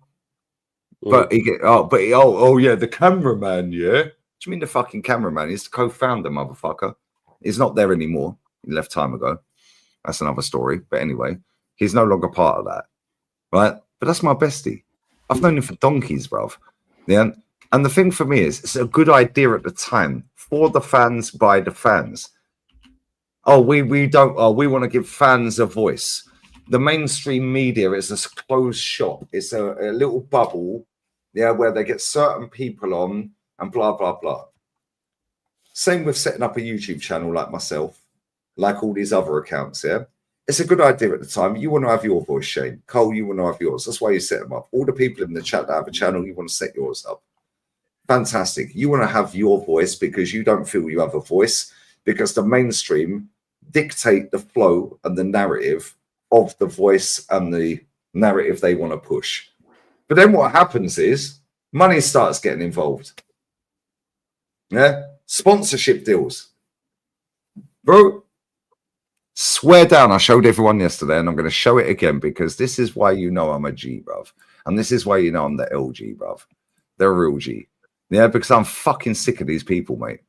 Yeah, I am sick of these people, which is why I call them out. Watch this.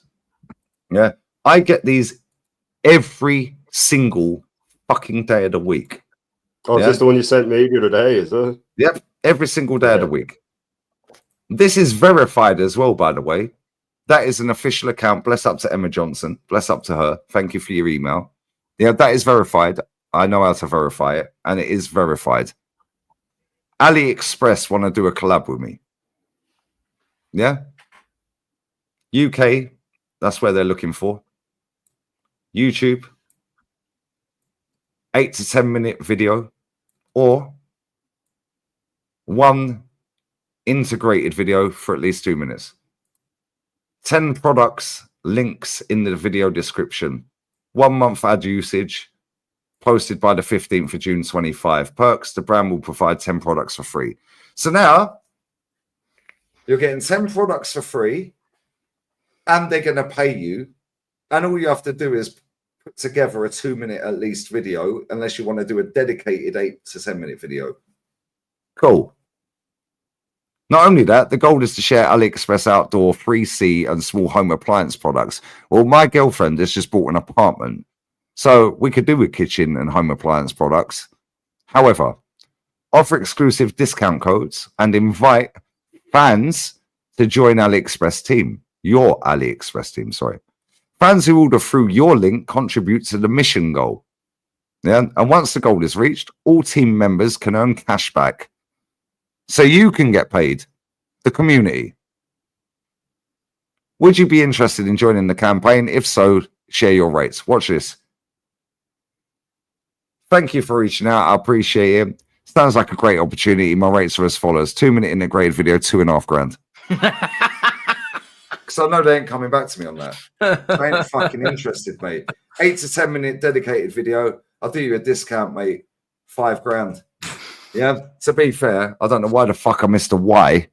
Yeah. Off a delivery. But there we go. Payment within 30 days of delivery too. Kind regards. Oh, no reply. Yeah. Why? Because I'm not fucking interested, mate. Yeah, I could probably earn more money off of these deals. And that is a verified account. That is a verified fucking partner or what's the word? Agency. That is verified agency, bro. I checked it. I copied and pasted. She's got a LinkedIn account and she is the right person. I'm not, because you get a lot of these and they're bullshit and they take over your Google account, you lose your channel. I'm smart with it, yeah? However, bro, I get these every day. She's lucky I even replied. Respectfully, she's lucky I replied because I don't even open emails, mate. I genuinely don't open text messages. What the fuck? I don't even... My phone is on Do Not Disturb, silent, no blue ticks. Yeah? And I've got friends, family, that have been sat there from fucking October. I ain't even replied. We're mate. I don't want to talk to you, bruv.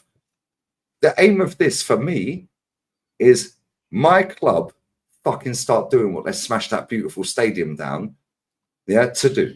That I was going to. I was there in the Invincible season. My first game was 1991.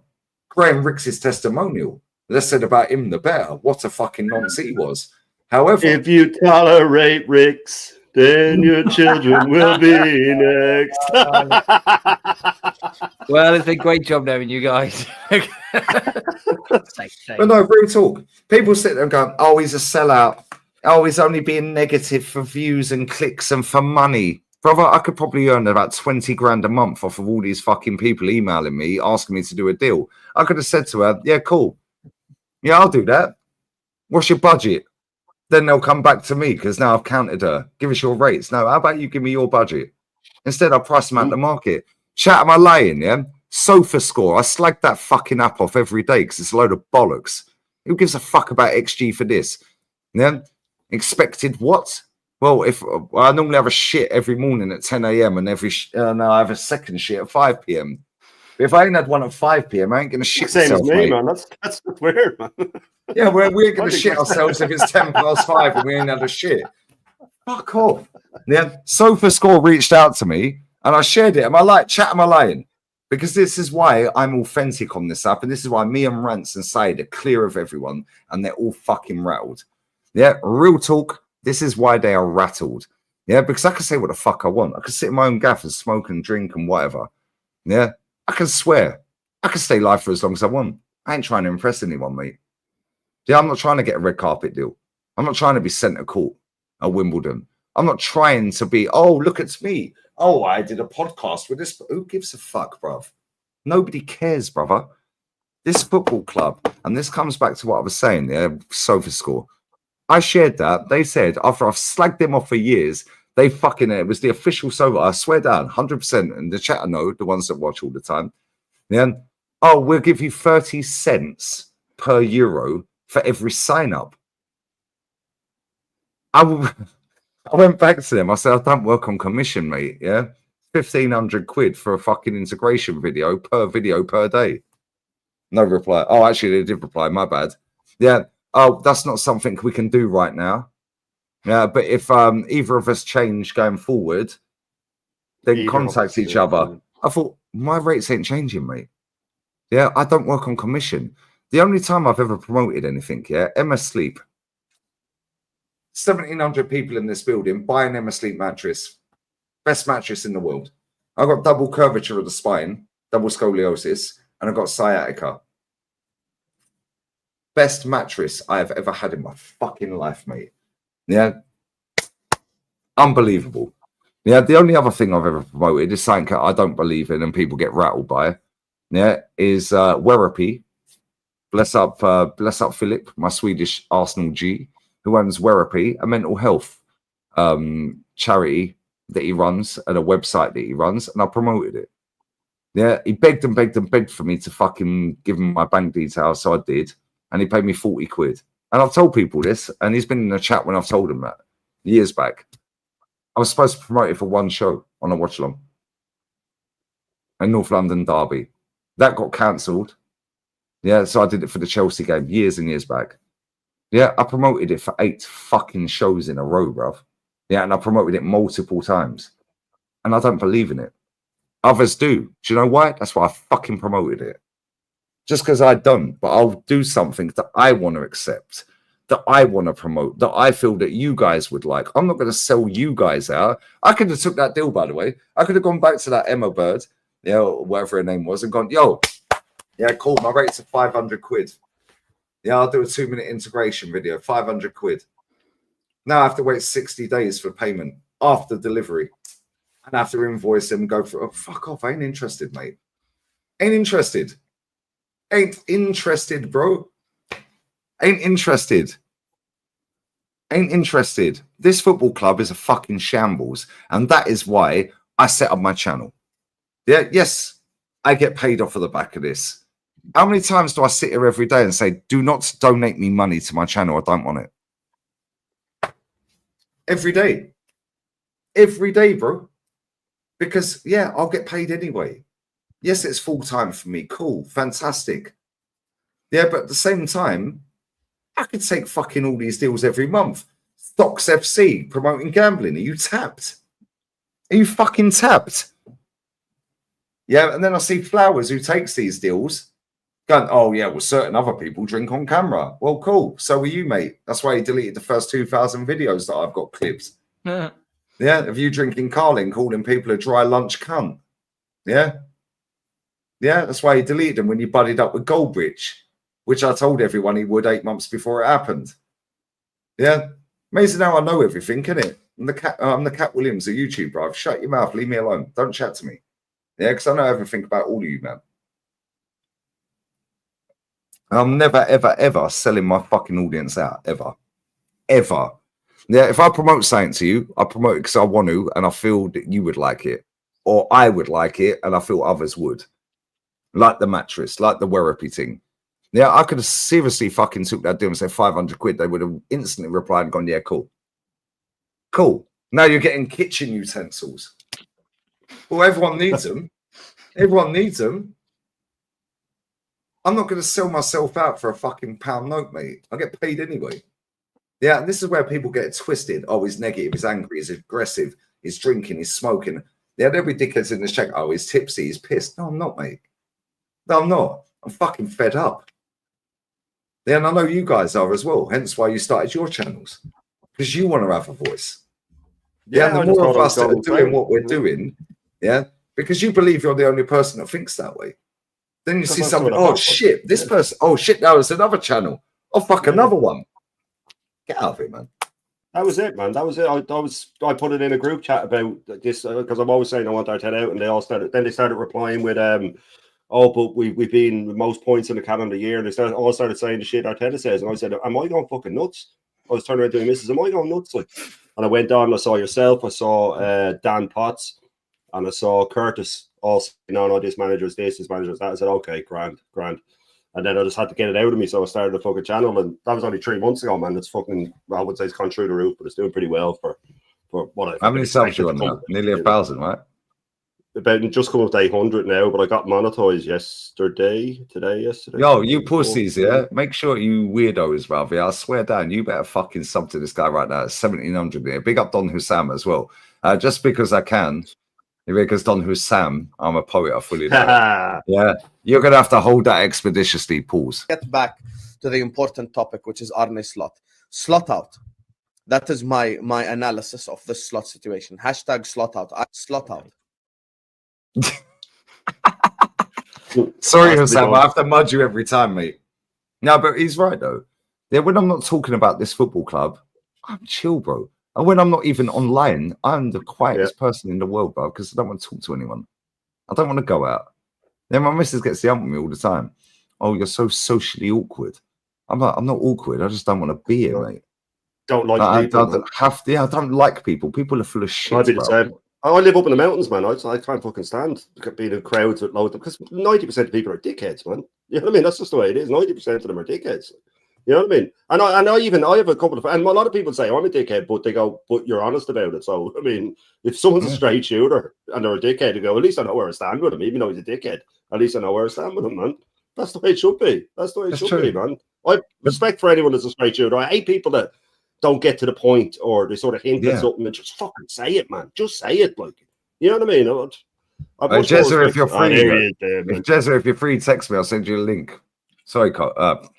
Sorry, no. Just saying, yeah. Just when someone's a straight shooter, man, I'm happy enough with that. That's, you know, I hate people that sort of that dance around the point, or they hint at stuff, and you just fucking spit it out, man. Just spit it out.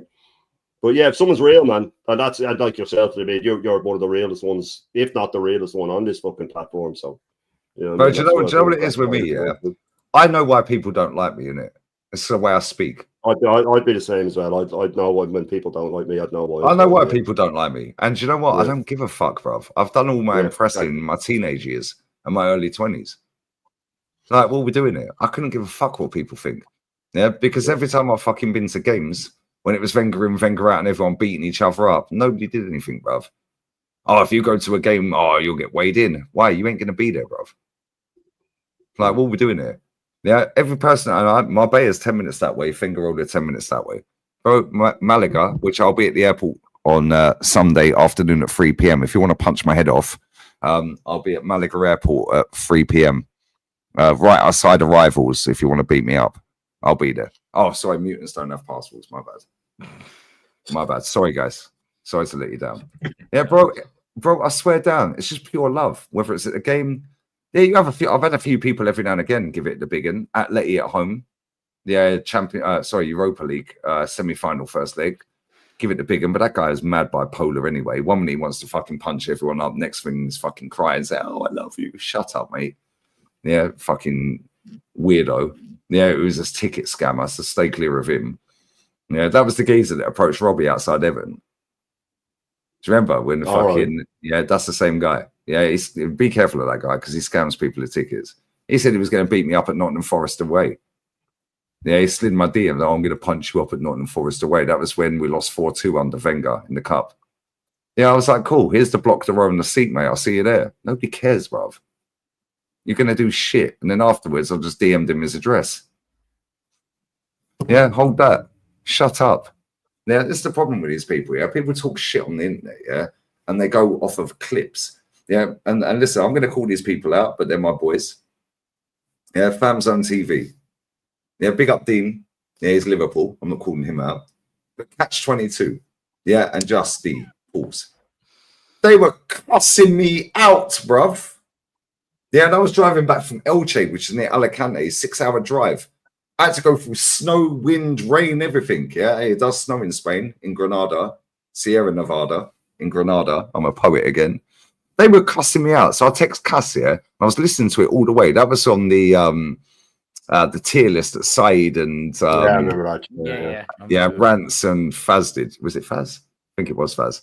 Yeah, they were cussing. Oh, I was Gunner in the GOAT category. Bruv, what are you waffling about? They were cussing. Turkish jumps on, Said jumps on, everyone jumps on there. I'm driving, right?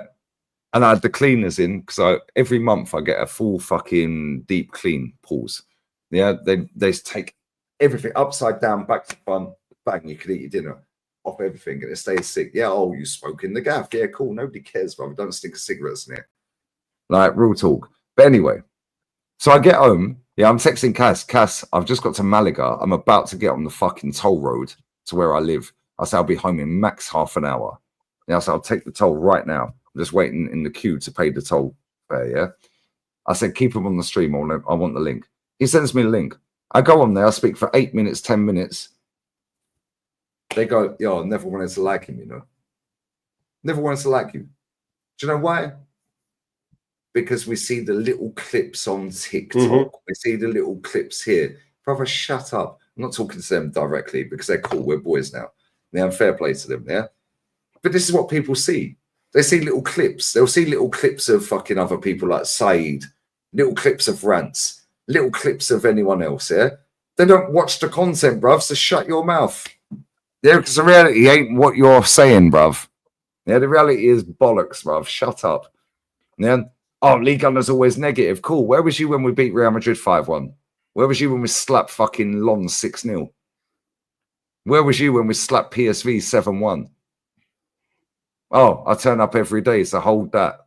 Yeah, every fucking day. The reality is different. Not only that, this is why these people get the ump with me, guys, here. Right, and I'm going to shut up and go for a piss, and I'm getting the super chats. We'll carry on celebrating. Yeah, because I don't want to turn it into a negative. Right, however I am. My point is, yeah, this is how you know these people chat shit. They chat absolute bollocks, bruv. I swear to God. They chat so much shit. Firstly, they don't watch the content. If you go to a game, this and that, blah, blah, blah, blah, blah. And this is why they're so angry, yeah? Because I've been to over 500 fucking games, mate. And they know that because it's all documented. Well, not all of it, but a lot of it's documented. I've been supporting Arsenal since 1987. We have posted that. Bruised Banana, the original. Cool. AFTV interviews, my own channels, everything's documented. Not only that, I know the history of the club very, very well. Not as good as some people, like Jezza. Bless up, Jezza. Yeah, Shane, you know a lot more than I do. I'll be real. Your history of Arsenal is crazy compared to mine. Yeah, and I'm not even taking a piss. It is. Yeah, Kenny Ken's a walking encyclopedia. Ridiculous. DJB, home and away 50 years. My boy Jay's old man, 53 years, home and away. He's had a fucking enough. Yeah, he's had enough. He's out here in July. Bless him. Yeah. But they don't like the fact that I know the club. I've been to games. I'm rude. I'm blunt. And I call everyone out by name. I don't do indirects. I tell your name, bruv. Yeah. And nobody cares, brother. I was born in 1982. What the fuck are you going to do, brother? There's no phones. Either do something or shut up. That's my attitude. And you're the same, Shane. Keep getting this. You're the same. There was no mobile phones, bro. There was no social media. You got a problem, go and weigh them in then. Either do something or shut up, bro. It's words on a fucking screen. Say it to my face. You hear a rumor of someone saying something, you go up to them and say, "What were you saying, mate?" And then they either say it. Yeah, I'm hearing you're saying this and this. Bro, not only that, for 21 years of my fucking adult life, or well, pretty much adult life, I knocked on people's doors for a living. Yeah, toughens you up, bro. Rejection. No, don't want double glazing. Don't want it. Fuck off. Get off my driveway. Frog marched off driveways. Dogs biting you. Won't win. Yeah, so on and so forth. Yeah, bro, these kids are fucking lost. Yeah, and anyone that wants to chat shit, bro, do something. Nobody cares, bro. I live in Calahonda in Spain. Malaga's there. I'll meet you there. Nobody fucking cares. You ain't doing shit. Like, real talk. Nobody's doing fuck all, bruv. Man says stop waffling. How about suck your mum? How about that? How about that? Yeah, I'm bored of these people. Yeah, and this is why, watching that game today, me and Matty were so gassed. We were sat there. Yeah, I was watching it. Yeah, you was in the chat all the way. And this is why I was just sat there. I'm just like, yo, this is sick. Why? Because this fucking men's team is shit. And I've seen my club, our club, systematically destroyed by a bunch of fucking retards that want to chat shit on the internet that ain't got a clue about our fucking once great club. So to see the women's team actually go and achieve the aim of the game when it mattered against the best team in the world in the biggest tournament, bruv, come on. Now that made me happy today, bruv. I'm gassed. That's because the PR machine hasn't got a hold of them yet. That's because the top gooners haven't got a hold of them yet and lowered the standard down. I saw that pinkest clown put up something today or yesterday about with Gilberto Silva, my hero. Gilberto retired 2 years after your man was born, or left Arsenal, sorry, 2 years after your man was born. My hero. I think he was. Does anyone know where we can watch that podcast, by the way? Because apparently he interviewed him. Can we? Does anyone have the link for that? Does anyone have the link for that? Did you get the video I sent you of my parody of his videos? Does anyone know where we can watch the interview with Gilberto? Because I don't know where to find it, guys. But anyway, I'm going for a piss. Yeah. There will be clips. I'd imagine there'll be clips, but that's what he does. Have you seen this guy, Carl? Have you? What this pinkest guy? I think that's. Oh, you watched his videos. You watched his videos on the Bruce. Yeah, I watched your channel. Yeah, and you asked me to go Jesus. through it. You asked me to go through it in great detail, saying that we give everything unity to the fans. We had a chance of buying Ollie Watkins. No, we didn't. That was a smokescreen. Man. You know, but it's the fucking voice and everything, man. That guy's been my public enemy #1 now since I'm fucking. What did I call him? Yeah, what did they call him? What did they call him? The B-Tech Adam Deacon from adulthood as well. He's unbelievable, man. He's unbelievable. He is exactly what's wrong with the club. He's the perfect example of what's wrong with the club. Just covering up everything, and because he puts it in this fancy fucking video, and he puts it with the fucking the music in the background and the low voice, and this is what we have. It's the same fucking shit, and it's just promoting mediocrity. Like Egal earlier saying, oh, you know, these teams have this pedigree and they have that, and they're expected to win things. We used to be the same. They're acting like we're fucking Brighton or something. We should be grateful for this journey we're on. It's just become a narrative now that we should accept fucking mediocrity, man. We should accept mediocrity, and that's the problem. It's been painted that way. Arteta's, of course, behind it because he came up with the phases and he said, you know, he gave himself all this time. But these guys, man, and this guy, like I said on Instagram, he's 120,000 people eating up his shit, man. And then they say it to people, and they think everything's okay because he says everything's okay. And not just okay, it's brilliant. Everything's amazing. It's just all these unnegotiables that are outside of Arteta's power. That's what's bringing the club down. You know, Kroenke, you just need to back him. He doesn't say, oh, we spent 750 million. Oh, we should have signed this striker. He doesn't say that there was never going to fucking happen. He doesn't say that there's no way they're going to trust him with another forward. He doesn't mention Aubameyang. He doesn't mention all the things that's gone wrong. He says, the squad's so thin, so that's why we'll get injuries. Okay, number one, the squad's thin because of Arteta, and number two, he's caused the injuries. I hate when these guys use injuries as a crutch for Arteta, and that's meant to be a double meaning there. But they use it as a crutch. They use it as a crutch for him when he caused them. Like they use the red cards when it's his ill discipline, his team. If you're in charge of a team, ill discipline runs down from the top. Why didn't he? Why did we get bookings for kicking the ball away twice? Surely he should have berated them after the Rice one and said, "Don't fucking do that again. If any of you do that again, you're in real trouble." It's just, there's a chat in here, Challenge Vlogs. He said Pincus wanted to ring into the show, Shane. Because that he did, my bollocks. No, he fucking didn't. Apparently, I don't know. He said, I think Lee had something back and forth with him on Twitter, and he said, like, give me a call, and I don't know. But let him fucking ring it. He's the chap's a ponce, man. He knows, and you can see in him that he knows zippity doo dah about football, just like all these lads that are pro Arteta. When you actually sit them down, they know nothing about football. They know the bare basics. They know the XGs and all these little bits that they get off the internet, but they have no football knowledge when it comes to actually sitting down and picking a game apart and deciding that this player is actually really good. Oh, no, but like the people don't say he's good. You know what I mean? He's not good in FIFA. He can't be good. And you go, no, I've watched him, mate. I've watched him. He's a top fucking player. Trust me, he's a top player. No. He hasn't done this and he hasn't done that. They're all clueless, man. I'd love them to fucking ring in, man. I made a parody video of him. I'm going to fucking premiere it tomorrow on my show. He's fair game to me, man. All these lads, I was holding back on them. But they are fucking damaging my club, man. They are damaging my club because they've lowered the standard so low. And they've made everybody think that it's okay. And we are, I'd say, I was talking to a Liverpool guy in my chat the other day, a Liverpool fan. His name escapes me and I apologise. But he was saying that they have top Reds as well. But they're only about 5% of their fan base. Ours is 90%. We're by far the biggest. We have that hair clippers guy. We have this Pincus guy. We have Egal. We have all these people that just, to me, humiliate us. You know what I mean? And that's fair enough. But people want to think we're soft and they want to think that we're all sort of poncy fans and all that. But when they have that amount of influence and they're telling the fans that this is okay, that this is that Arteta's a genius and that these standards are acceptable, it boils my blood, man. It really does. It boils my blood. And this is, to me, they're more dangerous than the board because the board will have people hired to check these fucking things online. Christoph Speech just put the perfect accu in there. It's like shooting someone and blaming the gun. It's so true. It is, man. It is. It is fully true. They'll find any reason to defend this man. Anything at all. That prick singing about Arteta. Yeah, him, man. He's a disgrace as well. Oh, yeah, the other one. Yeah. Yeah, the video. Fucking hell, man. It's so bad. These are the same. These are the same fans that just talk the same crap over and over and over Yep. again. Yep. They have 4-point defenses. They're like I'm pretty sure you've watched them with your kids or your grandkids before. Finding Nemo, the seagulls. Yeah. That's all you hear from them. It's just noise. It's just complete and utter noise. And that's what they'd be saying if Arteta pulled his cacks down and whipped his Mickey out. Mine. They'd be fighting over it. Mine. Stepping over each other, man, to knock them off. Oh dear. But no, you're spot on, mate. I'm getting sick and tired of these guys already.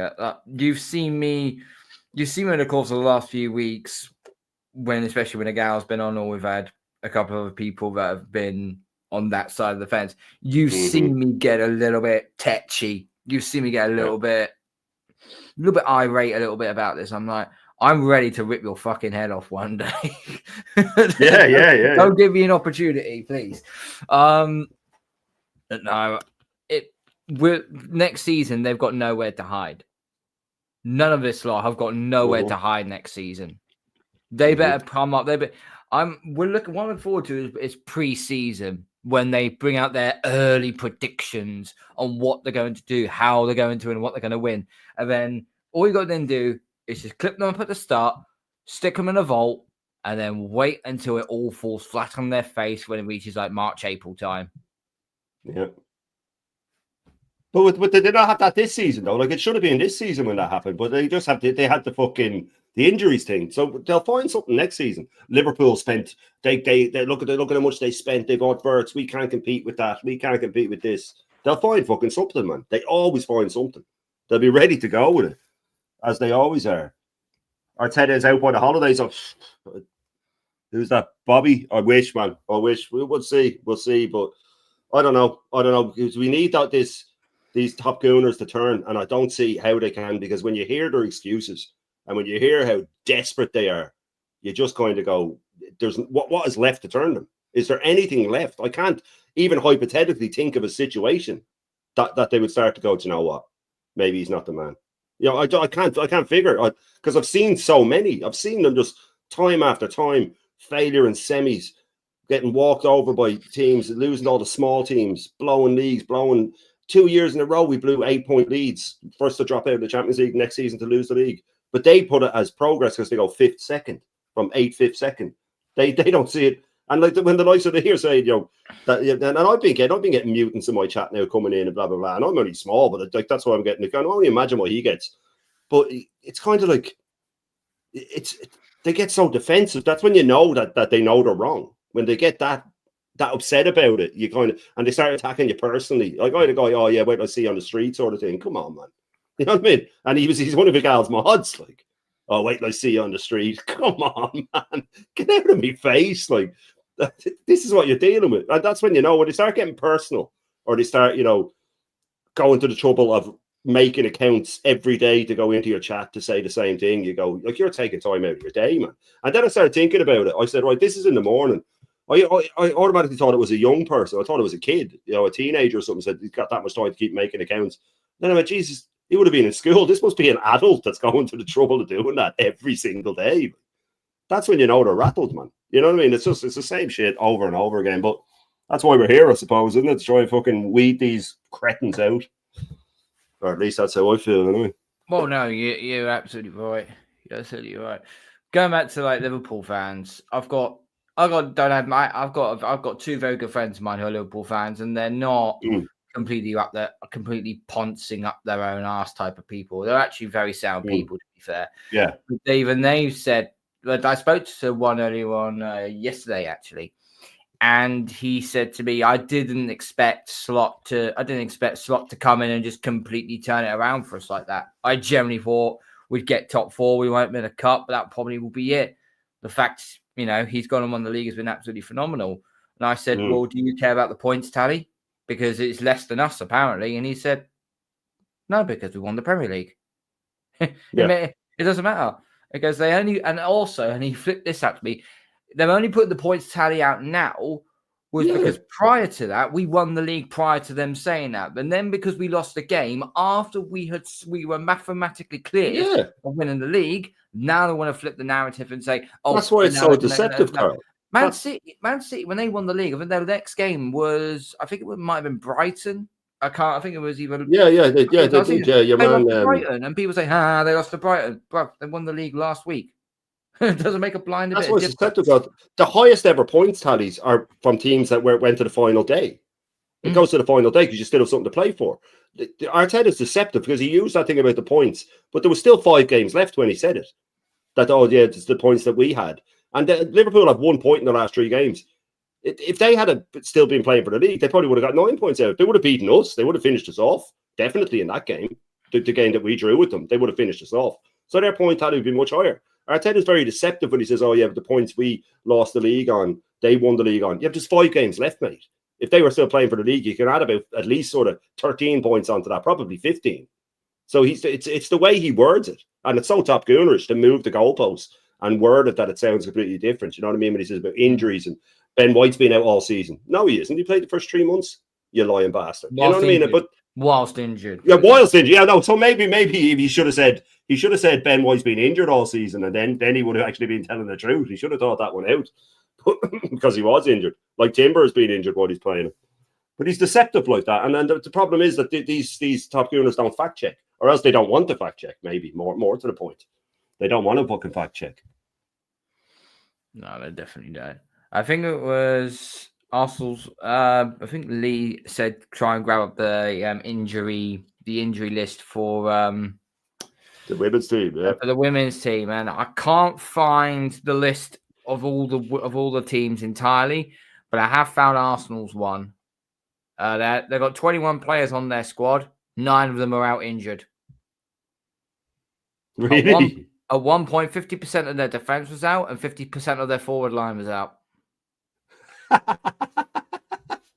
That's unbelievable, man. So they're 4 out of 8 defenders out and 4 out of 8 forwards out. That's and they still managed to go on and win the Champions League, but unprecedented circumstances, guys. Unprecedented, guys. Small margins, guys. If any other team in our situation, guys, with 30% of our situations, guys, total collapse, guys. Total collapse. Unbelievable, man. It was funny the other night when we were doing them as the fucking double plays and sales. And I was please, I'm pissing myself laughing over that. I used that Aaron clip about 8 times on my show this morning as well, and people kept asking to see it. By the way, he's got his call-in show tomorrow afternoon at 1 o'clock. Tomorrow, yeah. I'll say he'll have something lined up for me, man. He'll have something lined up to get me back. I'll try and get friendly fire, though. It's friendly fire. I'll try and get on, but I've got. You man are fucking funny, man. I swear down. Yeah, 50% of the forward line and 50% of the defensive line. Yeah. Nobody could do better than Slegers, bruv. Man. She got over the line, guys. Somebody, real talk, big up 7-inch pause. Yeah. But real talk, yeah, somebody needs to get, please, somebody that is mad invested in women's football, yeah? Right, because I will be, and I'll be a wizard. You're a wizard, Lee. Yeah? I swear down there, somebody please tell me, yeah, and find out factually, so it is factually, so we can mud these idiots again there. Somebody please find out in the Premier League how many injuries every team in the Premier League had for women's football. For women's football. Fucking wizard, guys. Yeah, he's got a wizard sleeve, bruv. The amount of fucking people that want to fucking stuck up him, bruv. Like, do me a favour. Like, what are we doing here? Nah, real talk. You throw a party sausage down Dartford Tunnel, bruv. Like, what are we doing here? Real talk. It's crazy, bruv. Yeah. My fucking manager. Yeah, big up them Arsenal women. Yeah, big up them Arsenal ladies, man. Real talk. Yep. Fair play to them. Yeah, you said they had what? How many separate injuries, Carl? 18. Out of 21 players, they had 9 injuries. What, today?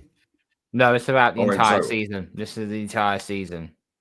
So that's 9 players. That's half the squad nearly. Just under. So what? 43%. 43%. Yeah. But how many individual injuries? Because that's what these dickheads go on for the men's team. Oh, they moved the goalposts on it again. They don't say about the players being out. The amount of injuries, they add them up. Who were the players that were injured? Yeah, who were the players that were injured?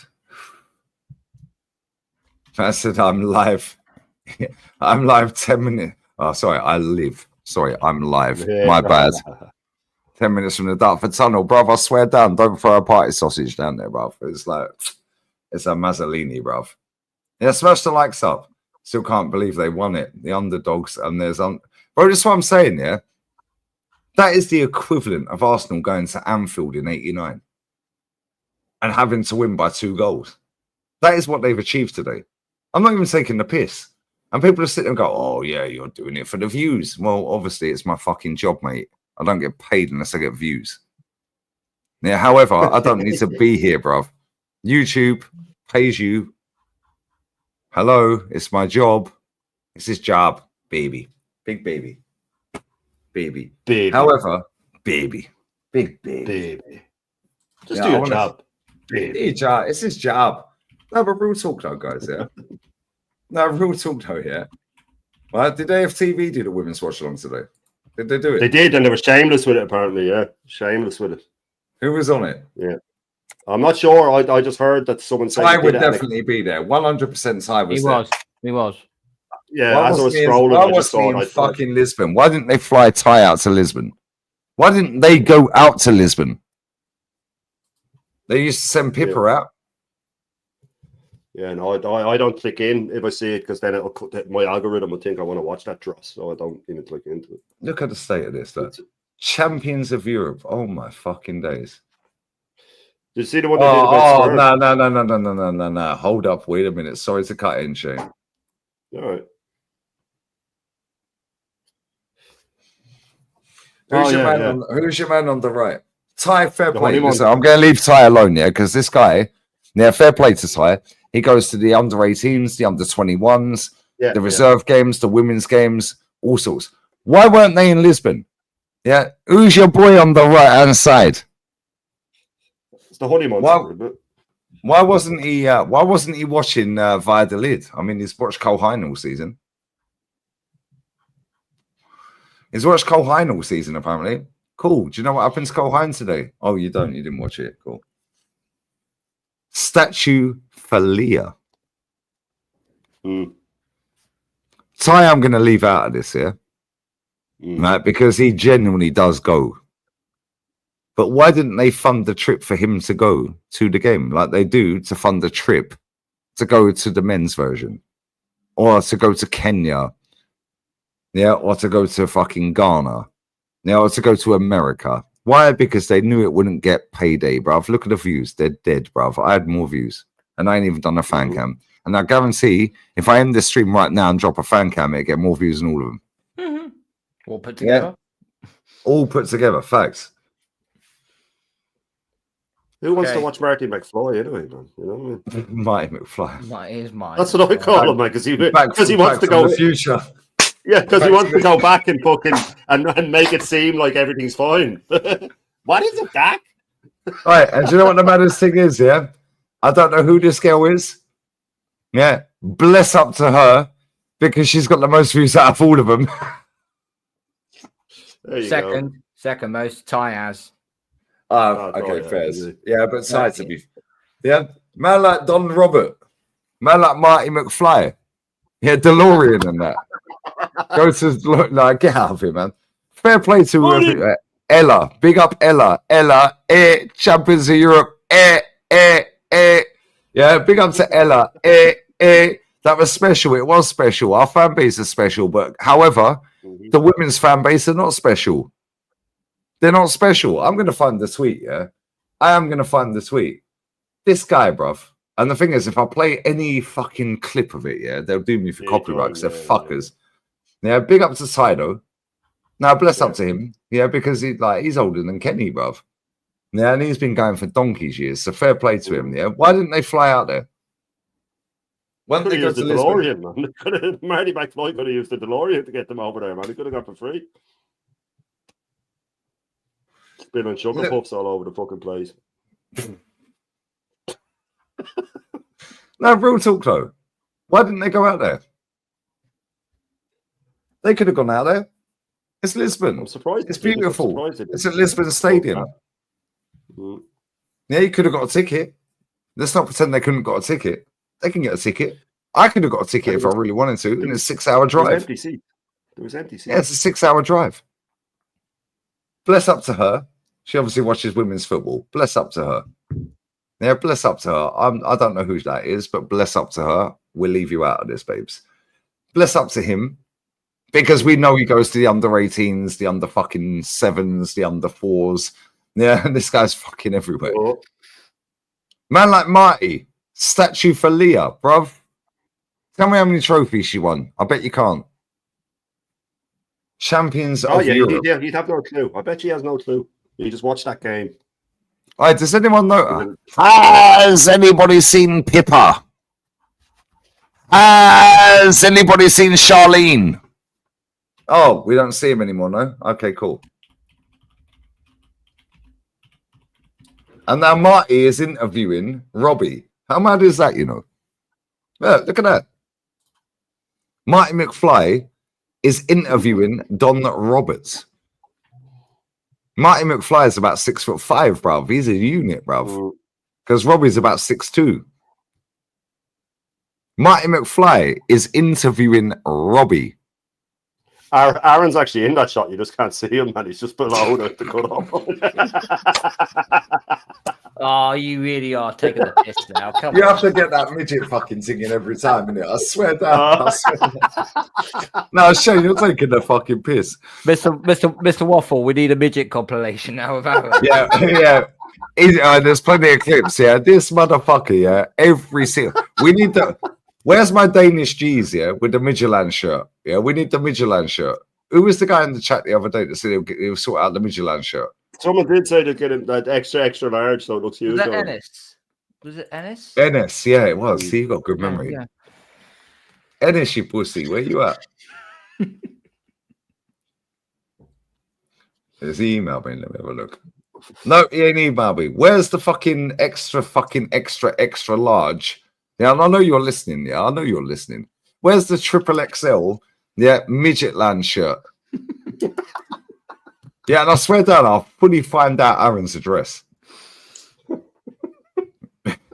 I swear down. I think he's in Northwest London, but that's as far as I know. I think he's around. Okay, well that's all we need. Yeah, Northwest, that's fine. I only know about this because this old lad does be in his chat winding them up about being more to the point. More to the point, Lee. Have you got Northside's address? Why do you want Northside's address? No, because if you got Northside, you can send it to Northside, and Northside can give it to Aaron. So you don't need to. Oh yeah, actually, that's fucking true. I can give it to Hendon in the chat. Hendo's in my chat all the time. He's in Northwest. Troops is in Northwest. He's in Collindale. Mate, how the fuck is Marty McFly interviewing Don Roberts, bruv? Why weren't they at the game? What? Has anybody seen Charlene? Has anybody seen Pippa? They used to be front and center for the women's game. What happened, guys? All of a sudden, the views have dropped, and now they want to do the thing. Okay, cool. My views are cool, bruv. Yeah, and I decided to do it because I can. And I swerved the fucking Stuttgart game. I big up North. Hey, North, if you're watching, jump on, bro. In fact, let me text North the link. He was live. Yeah, it's just rated. That's up to him. So just let you know about Liam Williamson. She's won. Tell us, come on. Tell us. She's won 10 trophies in her career. Thank you very much. Can you dissect the trophies? 2018, 2019 Women's Super League. Okay, stop right there. Sorry to break it down. Sorry to cut you off. What year, sorry? 2018-19. Oh. So we're in 24-25. Mm-hmm. And she's won 10 trophies since 18-19. Proof again, it don't take time, guys. Thank you. Sorry, Cole. Yeah, I've got to cut you off there. Technically not true. Her first actual trophy was the FA Women's Cup in 2013-2014. So from 2014 onwards. Well, we'll take that one out. So she's won 9 since. It don't take time, guys. What we're doing here. No, this is BS, man. Yeah, I'm sick of these people, bruv. I swear down. List of trophies, though, bro. Tell me what she's won. I already know, but go on, tell the people then. Yeah, so she's won the Women's FA Cup twice. in the 2014 season, 2016 season. She won the FA Women's League Cup 2015, 2018 season, and 23 and 24. Actually, they won it because they won it last year. And obviously, she won the UEFA Champions League just this evening. And she's also won UEFA Women's Championship in 2022, which was the Euros. And she also won the Women's Finalissima Cup, which is basically the equivalent of the Super Cup. Oh, so that's for the national team for Lissima. Finalissima. Yes. Oh. So, just in case you don't know, because you're not clever like us guys, she can actually get over the line for club and country. Thank you. Club and country. And it's not your fault what country you're born in. George Best didn't win fuck all with Northern Ireland. However, man got over the line with his clubs. Man played for Dunstable Town as well. Bless up to him. Luka Modric couldn't get over the line with Croatia. However, 29 trophies at Real Madrid. Oh, he won 6 at Dinamo Zagreb. Oh, cool. He's won more trophies than Arsenal Football Club. Mm-hmm. But it's easy. It's easy. It's easy at Real Madrid, according to Egal. Yeah, you're not up against Barcelona and Atletico. You know what I mean? It makes no sense. Well, it's a farmers' league, mate. It's a farmers' league. Yeah. I mean, why they did. Well, how many European finals have they won? Spain, 19 in a row or something, isn't it? Yeah, if you include the international stage, it's 27 out of 27. Bet is you have one fucking job on Wednesday. Say football. Yeah. And if they don't, delete them from Spanish football, relegate them to fucking 10th tier of football. Big up my boy Beasley. It's 2025. Why don't we just get man like Rennie? All right, bro. I swear down, yeah, brother. My manager. I urge every single Arsenal fan in this chat, yeah, because you know how we roll. We're trendsetters. Stinker and hooked. Trendsetter. Yeah, biblical stinker and hooked. Nobody cares. What phase are they in? We set trends, bruv. We don't follow them. So, however, I digress. Every single Arsenal fan in this chat, yeah, that is not a spastic or a mutant or born buffering or born in deficit, buy a women's Arsenal shirt, yeah, with number 1 Slegers on the back. It's only got 1 G, not 2, guys, because you're not clever like I am. Yeah, it's got 1 G, not 2. She is the G. She the girl then. Bless up to her. Bless up. I'm going to buy a women's Arsenal shirt, I swear. Get the next size up so you can wear it, guys, and wear it back to front at all times. So it says Slegers, number 1 on the back. I swear, I'm not even taking a piss. I'm going to buy a woman's Arsenal shirt. Yeah, the latest shirt, but I want the one with where it says the final. I don't know if they're going to sell that. Yeah, so I'm waiting. Yeah, they will. Yeah, they will. If they can hawk that, they'll hawk it. Man said I ain't paying $196. Nah, get out of here, DJ Crane. You're fully paying it. Best $196 in the world, bruv. Yeah, F this fucking men's team, bruv. What's $196? Nah, get out of here, man. Nah, get out of here, bruv. Man said no. I never walk alone. Yeah, calm yourself. Yeah, real talk, my G, bro. You're my guy, but nah, hold that. No. That's 2 hours for cheap escort. Brother. DJ Crane. No. Brother. That's haram. Come on. That's haram, bruv. No, brother. Why are you gay? Who says I'm gay? You are gay. You are a transgender. What shows that I'm gay? You are a transgender, yes, and you're a gay rights activist and an outspoken lesbian, homosexual. How can I describe you? How can I describe you? Winner. Chicken dinner. Oh, Spurs. Yep, my neighbor. It's like the Borat movie, isn't it? Borat movie, yeah.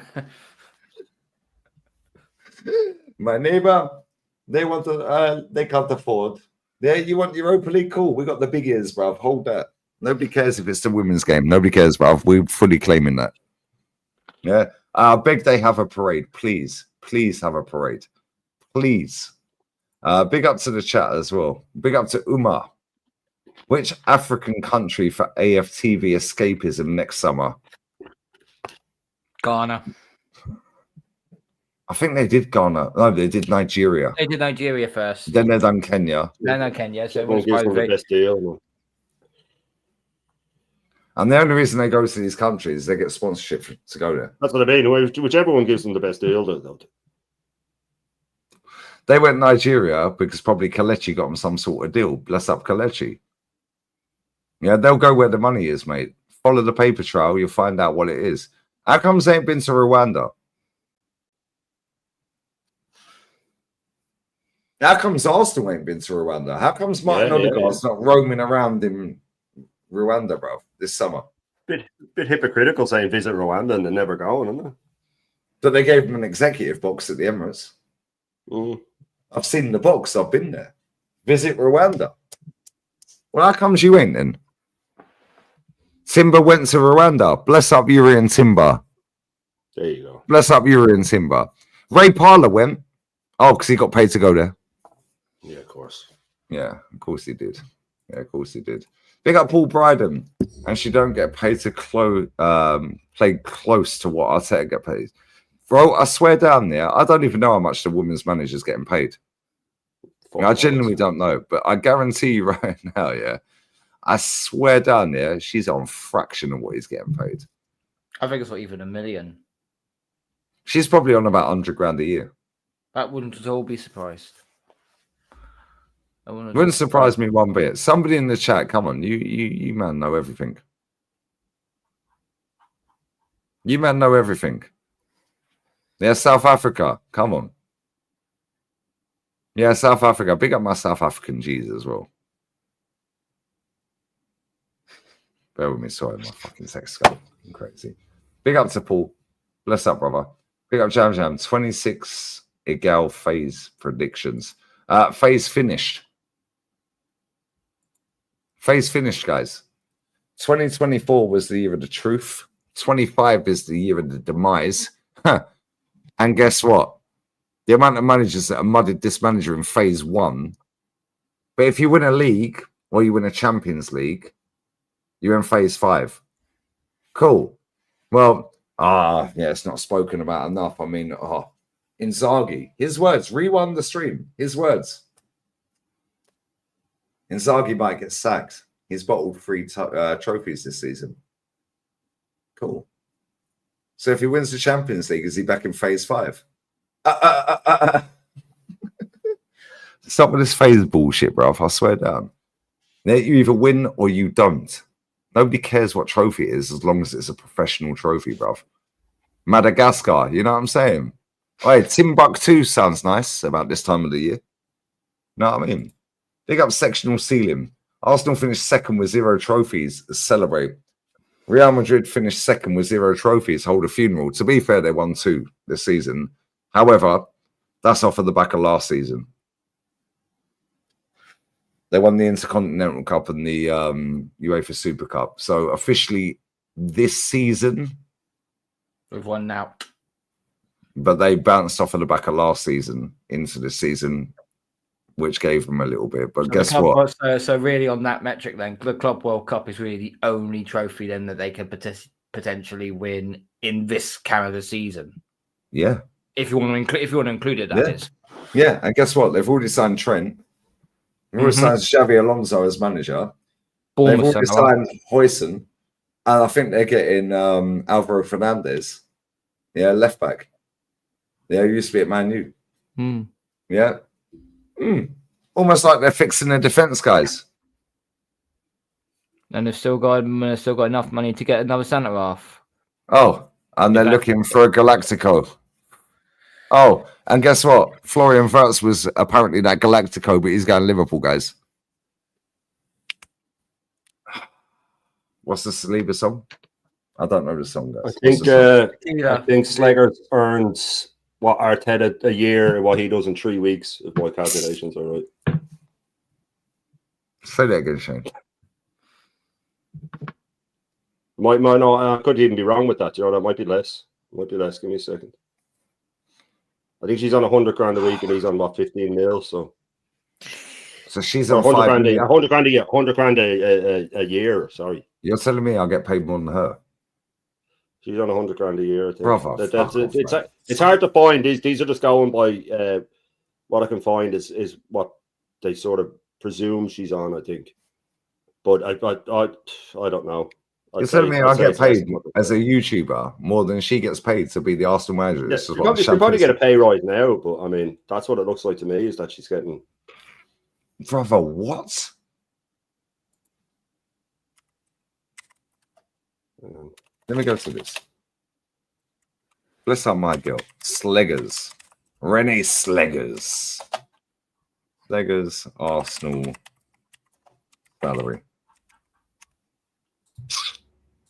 Oh, she's on less than he's on. She's on half of what he's on a week. Because he's on 288 grand a week. Fucking what? Say that again. Because 15 million divided by 52 is 288 grand. He's on 288 grand a week. Dude, he's on 15 million a year. Brother, what? This motherfucker is getting paid nearly £300,000 a week. He's getting she's paid. about 100. He's earning more than all three of us on this stream combined in a year. Well, and he gets paid that in a week. He's getting paid more than fucking Kai Havertz, and he's shit. Yeah. What does that say? They're both shit. So she's on about 100 grand a week. So she's on what he earns in 4 days. 4 days, then she gets a year. She's on 100 grand a year. That's what it looks like. That's what I could find was 100 grand a year. Yeah, it wasn't confirmed, but that was what they thought. What Forbes thought she earns. Any Slegers early. Yeah, they don't really have a number. They just say that it's suspected between 100 and 150 grand a week. So let's even say it's 150 grand. Let's give it a max of what it is. Yeah, so this website that I'm looking on, it says she's earning between 100 and 300 a year. There you go. Right, so we'll even give it a 300 then. We'll even give it a let's say 300 pounds a year. And it depends what he getting a week, what he's getting. So in 8 or 9 days of Mikel Arteta's salary, that's what she gets paid all year. If it's the top earnings, 300 grand. If it's the absolute max, which I doubt it is. So she's getting maximum 300 grand a week. Oh, sorry, a year. Yeah. That's maximum. That's 25 grand a week. That's if you don't take the tax off. So he's on the absolute maximum. And he's on essentially 300 grand. So what he gets in a week, she gets in a year. And she's won the championship. And he's won jack shit. And think of all the money he's wasted as well, on transfers and injuries. And it's so lopsided, it's beyond belief. You know what I mean? Surely she should go now and go, look, I did my job 10 times better than him. Give me his job. Give me his job. Give me his job, yeah. Yo, Josh, give me his job. He's a scrub. That's crazy, bro. Now, I know the money's less in women's football. I get it. Yeah. Bro. It more so just puts in the ridiculousness of what he's getting paid. Yeah. Than anything else. You know what I mean? For not doing a good job. What other walk of life does that happen in? You know what I mean? What other walk of life do you not deliver and just keep getting pay rises? And then if they want to fire him, they have to pay him off. This club, man, BS, swear to God, every time you think that this club can't fucking just kick you in the nuts harder, it manages to do it. He's on more than Inzaghi and Flick combined. You know what I mean? It's staggering. I'm sure he's on more than Conte and Flick combined. I'd imagine Conte's on fucking. Conte is probably on about 2 mil. Tops. He won't be on that much. And do you know what's mad? He's probably going to quit and go Juve. And then he'll win them a title as well. Again. Or he'll go AC Milan just because he can. Yeah, and they're about 8th. Oh, no, wait. And they'll go and win them a fucking... You watch. That motherfucker will rock up at AC Milan. You watch Conte rock up at AC Milan and go and win him a title first season. He'll get Lukaku there for about 12 mil. And he'll take Scott McMayonnaise for about fucking 20 mil. Yeah, he'll go and get Ethan on loan from Arsenal because we're retards. Apparently Liverpool are looking at him. Yeah. You watch, he'll fucking turn up at another Italian club. Fucks. Brother, Allegri is sat at home. Go and sign him up. Matthias Giselle is leaving Al Ali. Just won the Asian Champions League. Sign him up. Double. Retain the title next season at Salzburg. Al Ali Champions League. 4 years of management. 4 titles. Nah, this is crazy work, bruv. Yep. This is crazy. We got Mr. Beehive. Just so everyone in Slegers is going to manage the men's. Oi, please. Big up Mr. Beehive, please. I don't care about woke nonsense, bruv. Get this woman. I want the best available. Oh, 100%. Yeah. Gunnar and Shane, bless up, man. Always them working. Oi, Rasta Stocks. What about Cole, bruv? That's a bit nasty, isn't it? I big up the co-workers as well, my guy. Big up Nico B. We just won the Pokal. What phase is Honus in? Honus is in phase 1. Actually, phase 2. I think he's been there 2 years. However, nobody cares, bruv. Where'd you finish in the league? Where's Stuttgart in the league? Where did they finish in the league? 3rd or 4th, I think. Nope. Did they finish that high? Did they? Stuttgart finished 9th. Oh, wow. I'm way off. But nobody cares. They won the cup. You're thinking of Frankfurt, Carl. You're thinking of Frankfurt. Nobody cares. They won the cup. Exactly. Yes, they won the cup. Nobody cares. Yeah. Nobody cares. They won the cup.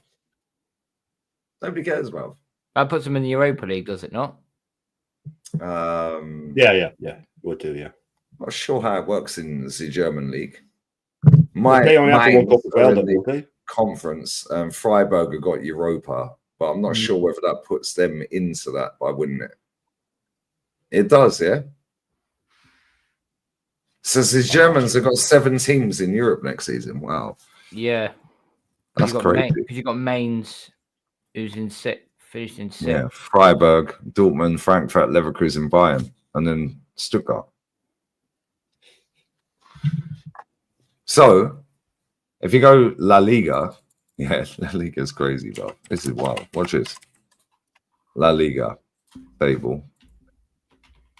La Liga have got a guaranteed 8 teams in Europe next season. It's getting out of control. Barca, Real Madrid, Atleti, Bilbao, Villarreal, all Champions League, 5 of them. Betis, Europa, Celta, Europa, Vallecano, Conference. So if Betis win, and chat, help us out here, if Betis win the Conference League, that qualifies them for the Europa they've already qualified for. So does that change anything? No, I think it was in Europa. Oh, then no, it doesn't. But then would that give the 9th place team the opportunity to go into the conference because they've gone into Europa anyway?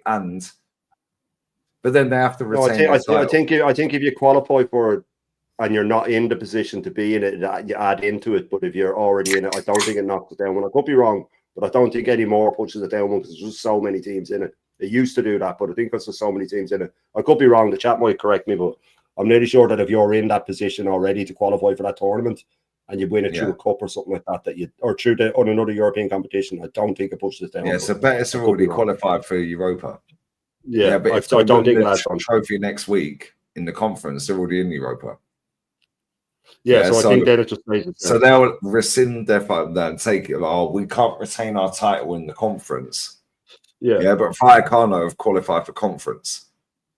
Does that push it down to 9th for Osasuna to then go in? Don't think so. I don't think so. I think it stays the same. Because so this is the only league I've seen, where they were guaranteed conference place. Guaranteed. They're guaranteed. Yeah, the only league I've seen that is guaranteed a conference place, was Spain. Yeah, let's go Premier League. I'm not sure. I'm actually not sure. I don't think it will, though. Premier League. Let's go Prem. So we ain't got a conference place yet. Yeah, it's 5 Champions League spots. 1 Europa. 1. No conference guaranteed yet. So we've only got 6 teams plus Palace, 7 in Europe. They're in Europa. So we got the 2 Europas. We ain't got a conference place yet. But there has to be one though, doesn't there? It's not guaranteed. No? Let me share this. Yeah, so I don't know how this shit works. Yeah, it changes every fucking year. So look, blue is champs, orange is Europa. Yeah, right. But Palace have qualified for Europa, but there's no green, which is conference. They ain't got conference. Maybe I have to wait to see what happens with Chelsea or something. Then I don't know. But now, go La Liga, they had that guaranteed green already, bruv. They had that guaranteed before Betis got to the final. They had that guaranteed before Betis got to the final. Yeah, they're guaranteed a conference place. So they've got 8 teams in Europe next season, guaranteed. That's ridiculous. So now, if Betis win that conference, then what? Then what? Does Newcastle got conference from Carabao? I thought Carabao was. Oh, maybe it's Carabao's conference, isn't it? Do Newcastle not have it? Maybe it's playoffs. I don't know. Fuck. But they were guaranteed. That's why it's green. That's been guaranteed for months, by the way, before Betis even got past fucking whoever they played before, Fiorentina. So that's a Europa qualifiers, conference qualifiers. So Rayo Vallecano in the conference qualifier, yeah? They have to qualify to get into the third tier of European football. Europa League group stage. So Celta Vigo and Betis are already guaranteed. Even if Betis don't win that cup, they're in the Europa League anyway. Nobody cares. Yeah. However, they are going to win that cup. Fuck you, Chelsea. 5 teams. We'll go back, yeah? Palace are guaranteed Europa. 6th place is guaranteed Europa. 5 Prem teams are guaranteed champs. So where's the conference? Well, Newcastle have it, so I don't know if they just haven't. I don't know. Newcastle got it by winning the League Cup, right? Yeah, so they're not going to need it, though. So is that why it's not confirmed yet? But it should be confirmed because Newcastle have won it. I also think so that should be one place. Yeah, you see, Newcastle can mathematically drop out. They can mathematically drop out because Forest are at home to Chelsea. Yeah, but at the same time, because Newcastle have won the League Cup, surely that guarantees a Conference League.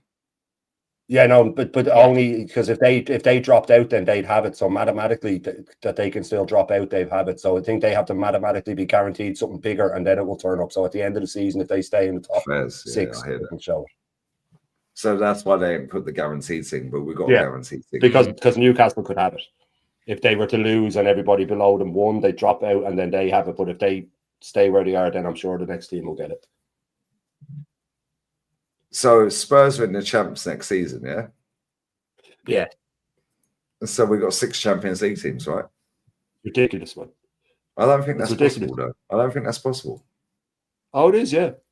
I don't think it is. How many English teams? There is. It's possible because there was a chance for some reason that 7 could get in. They were saying at the start of the season if an English team had won it. I think I froze. Yeah, I've frozen, guys. I've frozen. No, you're back. You're back. What the fuck is this shit? Get this fucking weird looking motherfucker off my screen. Look at this guy. What the fuck is this? This fucking knob. Get this cunt off my screen.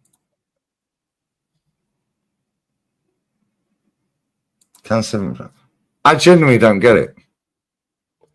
So we got 6 teams in Champions League next season.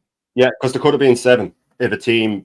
Technically, at the start of the season, there could have been 7 if a team wins the Europa and doesn't finish in the top 5, and a team wins the Champions League and doesn't finish in the top 5. 7 Champions League spot if the Champions League winner is below 6, and the Europa League winner is English as well. It's gone out of control. That's why there could be 6 teams in it. And when Arsenal fans are gassing up, qualification for the Champions League, more than a quarter of the fucking division is qualifying for the Champions League. So it's not that big a fucking achievement. So Champions League, it says only 5. But how many have qualified?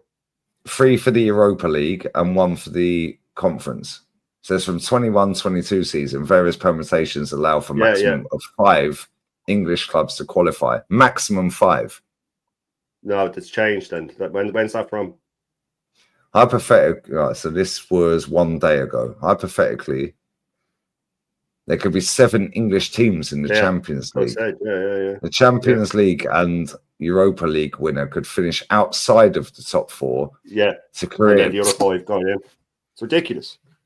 It's going to reach a point. It's going to reach a point in time where, as long as you finish in the top half of the Premier League, you're guaranteed to play in Europe. They're just building the Super League without doing it.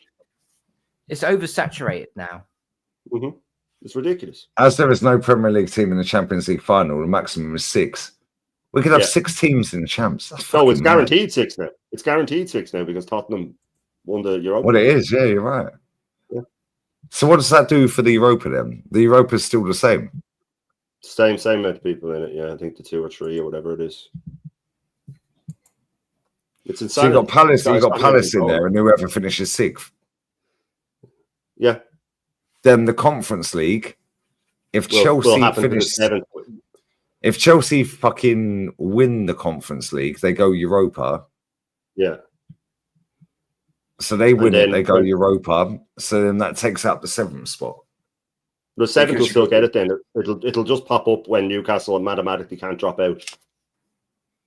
There could be 3. No, that's what I'm saying. There could be 3 in Europa. Yeah, and 1 in the conference and fucking 6 in the Champions League. So we could have 10 teams in Europe from the Prem. What's a load of ridiculous. What is this woke nonsense? Yeah. 3 grown men trying to understand who's in the Champions League next season or not. It's like trying to solve advanced calculus. It's trying to understand the fucking female, bro. No, real talk. Bro, we could have 10 teams in Europe next season. Guaranteed. So if Chelsea win the conference but get top 5, they're straight in the champs. Mm-hmm. So who gets their spot then? In the conference. Who gets their spot in the Europa conference? Well, they would have got in. They would have got into Europa. Yeah, so there's still just 3 spots for that. So it would be the FA Cup winner, and then the 2 in the league. To qualify in the league. Yeah, 6th and 7th. Then I think 8th place will get conference.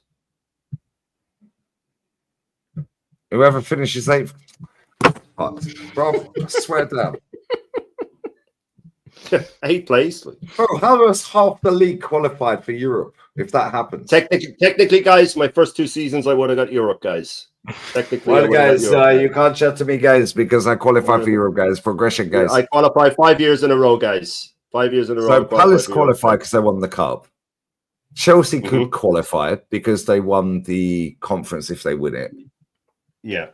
And then whoever finishes 8th in the fucking league, which is Brighton. That's the way it should work. That's the way it looks like it will end. But if Chelsea then finished in the Europa place, then I think it would there'd be 1 less because there wouldn't be an extra one. So there's a guaranteed 9 teams in the fucking guaranteed, and most probably 10. Most probably 10. Yeah, half the fucking division, man. 9 teams. But what the fuck is this shit? It's just. It used to be called the Champions League. They need to scrap the Europa League. Finish 5th. They need to scrap the Conference League and just bring the Cup and Cup back. You know what I mean? The Cup and Cup was fucking such a great tournament. They need to how about do this? Yeah? Somebody said it in my chat earlier, yeah? Right? I think it was yesterday or today. I can't remember. I've done so many streams. How about the winner of the FA Cup, the winner of the League Cup, the winner of the Premier League? Yeah. They all qualify for the Champions League. Yeah, the 3 domestic cups qualify. How about that? Watch how quick these dickheads, Champions League, Matty, I love you. Yeah, the domestic cups here, the 3 domestic cups qualify you for Champions League. So you win the title, you win the FA Cup, win the League Cup. Watch how quick they start taking it serious. Unless someone's done a double or treble, then it then goes back to standings. No, then it just stays the same. Just 2, yeah. Just 2, yeah. Yeah, watch how quick they do that. Watch how quick these teams take the cup serious. That's crazy. Yeah, look at the way so somebody was saying earlier, the team that got banged by PSG tonight, they're in relegation zone, but they're in a playoff against the 3rd place team in the 2nd division. Germany does that well. I don't know if they still do. They used to. I like that. Scotland used to do it as well. Yeah. So how about you do that in the Prem? Watch how quick these dickheads get out of the top, the bottom three. Watch how quick they get out of the bottom three. No parachute payment. Instead of the playoffs, it should just be third in the championship plays the third bottom in the Premier League. It's such a great thing to do. I like leagues that do that, man. That's the way it should be. Or how about Germany? just get the I don't know if bottom they still three go do it. down and the top three go up. Yeah, like they do that in the other divisions, or they used to. They used to do it in the other divisions. But yeah, it should be that. But the playoffs, it's a money-making thing as well. Yeah, but apparently that was worth 225 million that game today. It's massive. Yeah, it's massive. 225 fucking million. That's the most like prestigious game in world football. But if they were doing third bottom against the third place team, it would get the same sort of figures, I'd imagine. You know what I mean? It would still get the same figures. But less games. It doesn't matter if you qualify, it's how it is. No, that's true. And you still have to win it. The problem is, you can qualify 5th, 6th, or win the Europa League like Spurs finishing 17th, And the season resets, totally different season next season, Let's be real, We've been in it for 24 fucking years and never won it. What makes anyone think we're winning it? I have more respect for a team that qualifies for the Champions League by winning the Europa than not winning the league, than finishing 2nd, 3rd, 4th, or 5th. Much more respect because you won something to get there. You deserve it. Yeah, this is why people, when they were dismissing that Spurs Man U game the other day, Man U got there because they won the FA Cup. Yeah, they won something to get there. Exactly. They won the FA Cup. Yeah, they lost. Cool, but they qualified by winning a trophy.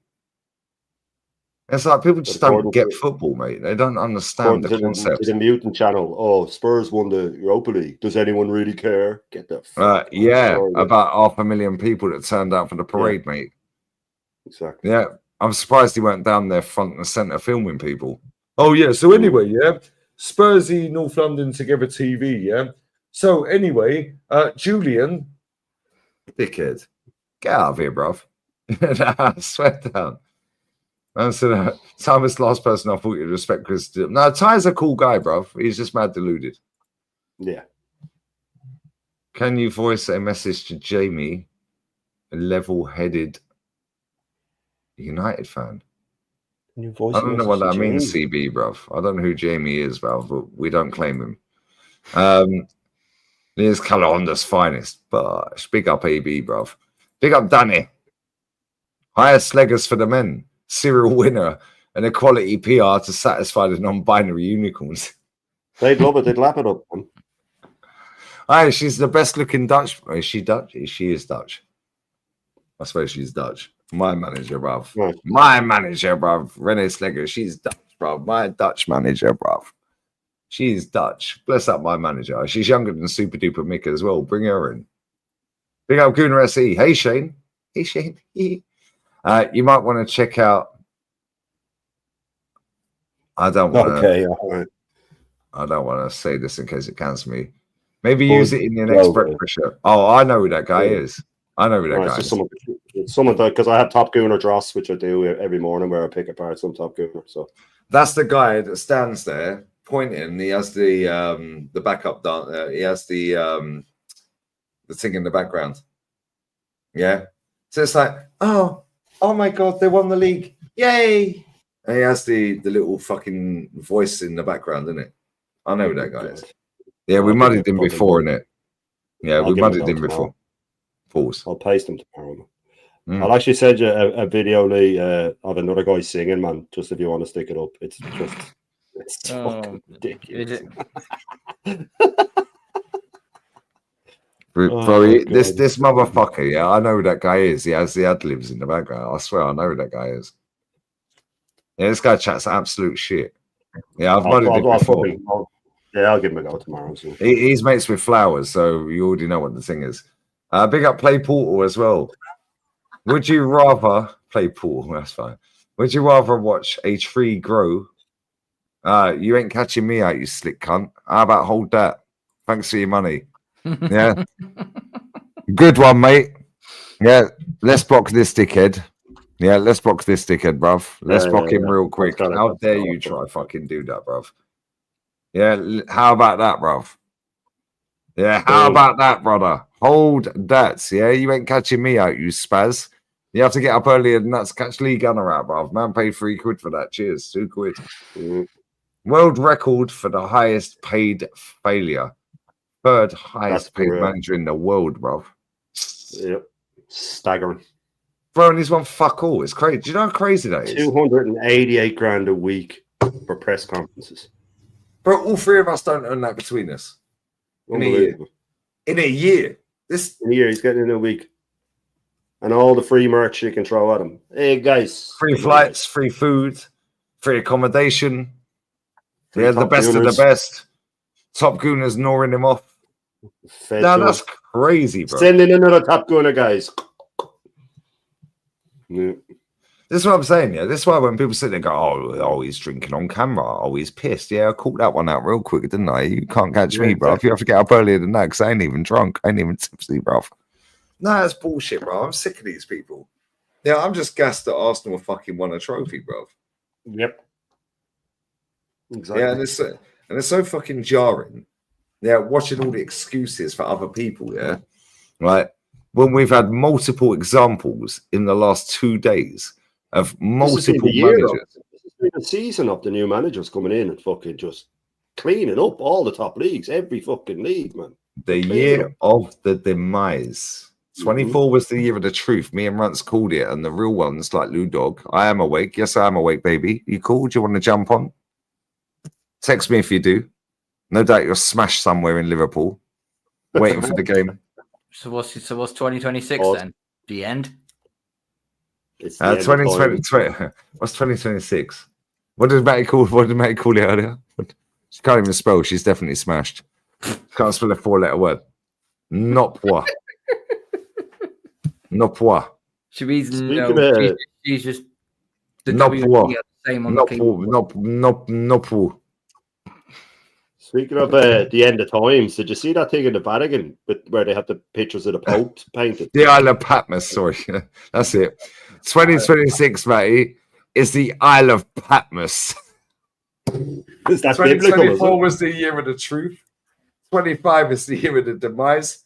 26 is the Isle of Patmos. Finito, por favor. Hold that. Atenta, por favor. No, adios, ciao, bye-bye. Get out. Bye-bye. Leave. Get out. Just got back from where? Where you got back from? All right, bless up Blue Dog. She's living her best life, by the way. On a flight for 7 hours with her man. All the way to Luton. Yeah, not Luton. London. Shithole. Luton. Yeah. Whining and dining. Gets the news of Florian Wirtz breaking. Then gets and secures a ticket with her man to the final game of the season where they collect the trophy. And she's going to be at the parade on Bank Holiday Monday, bravo. My days, fake fan and that. Lou Dog.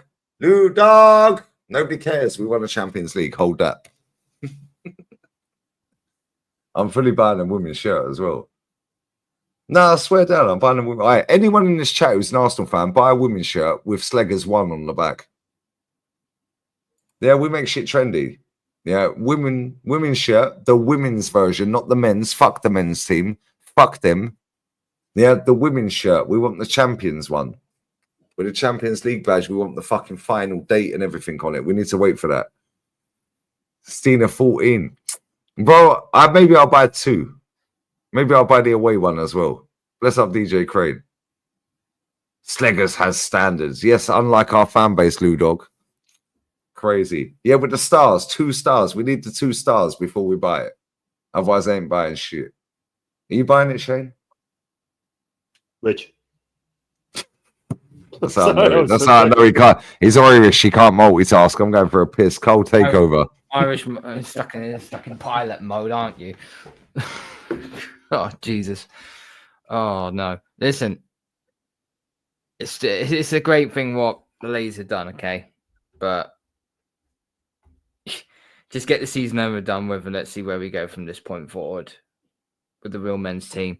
It's going to be a painful one this summer. It's going to be a painful one.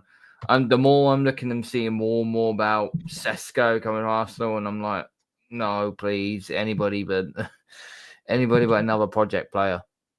Anybody but another project player, for crying out loud. You know what that is, though, Carl? There's rumours now that that Gyökeres is going to stay at Sporting, right? And if that is true, I called this. I said that he wouldn't even come to us, even because there's no way we didn't go for him. There's no way we haven't gone for him because Berta wanted him. I said he's going to look for Liverpool, Barcelona to come in, anyone really, apart from us.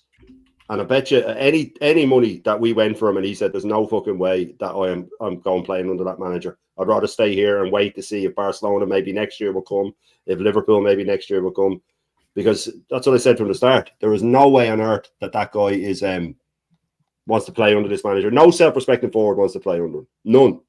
There's not a fucking chance, man. But that's the rumor. Is that he might be staying at Sporting. He'd rather stay there than fucking come work under this manager. Because do you think that Berta would back down and say to Arteta, "Oh look, yeah, I agree, Sesko's the one. We should go for Sesko," or do you think that he would have gone for Gyökeres? Berta wants Gyökeres, or he wants someone else. Yeah, I think he's got his eyes set on Gyökeres, but I also think as well that he'll dare Arteta to all the players that Bert will get for Arteta. He'll dare Arteta, right now you're gonna have to get the best out of this lot.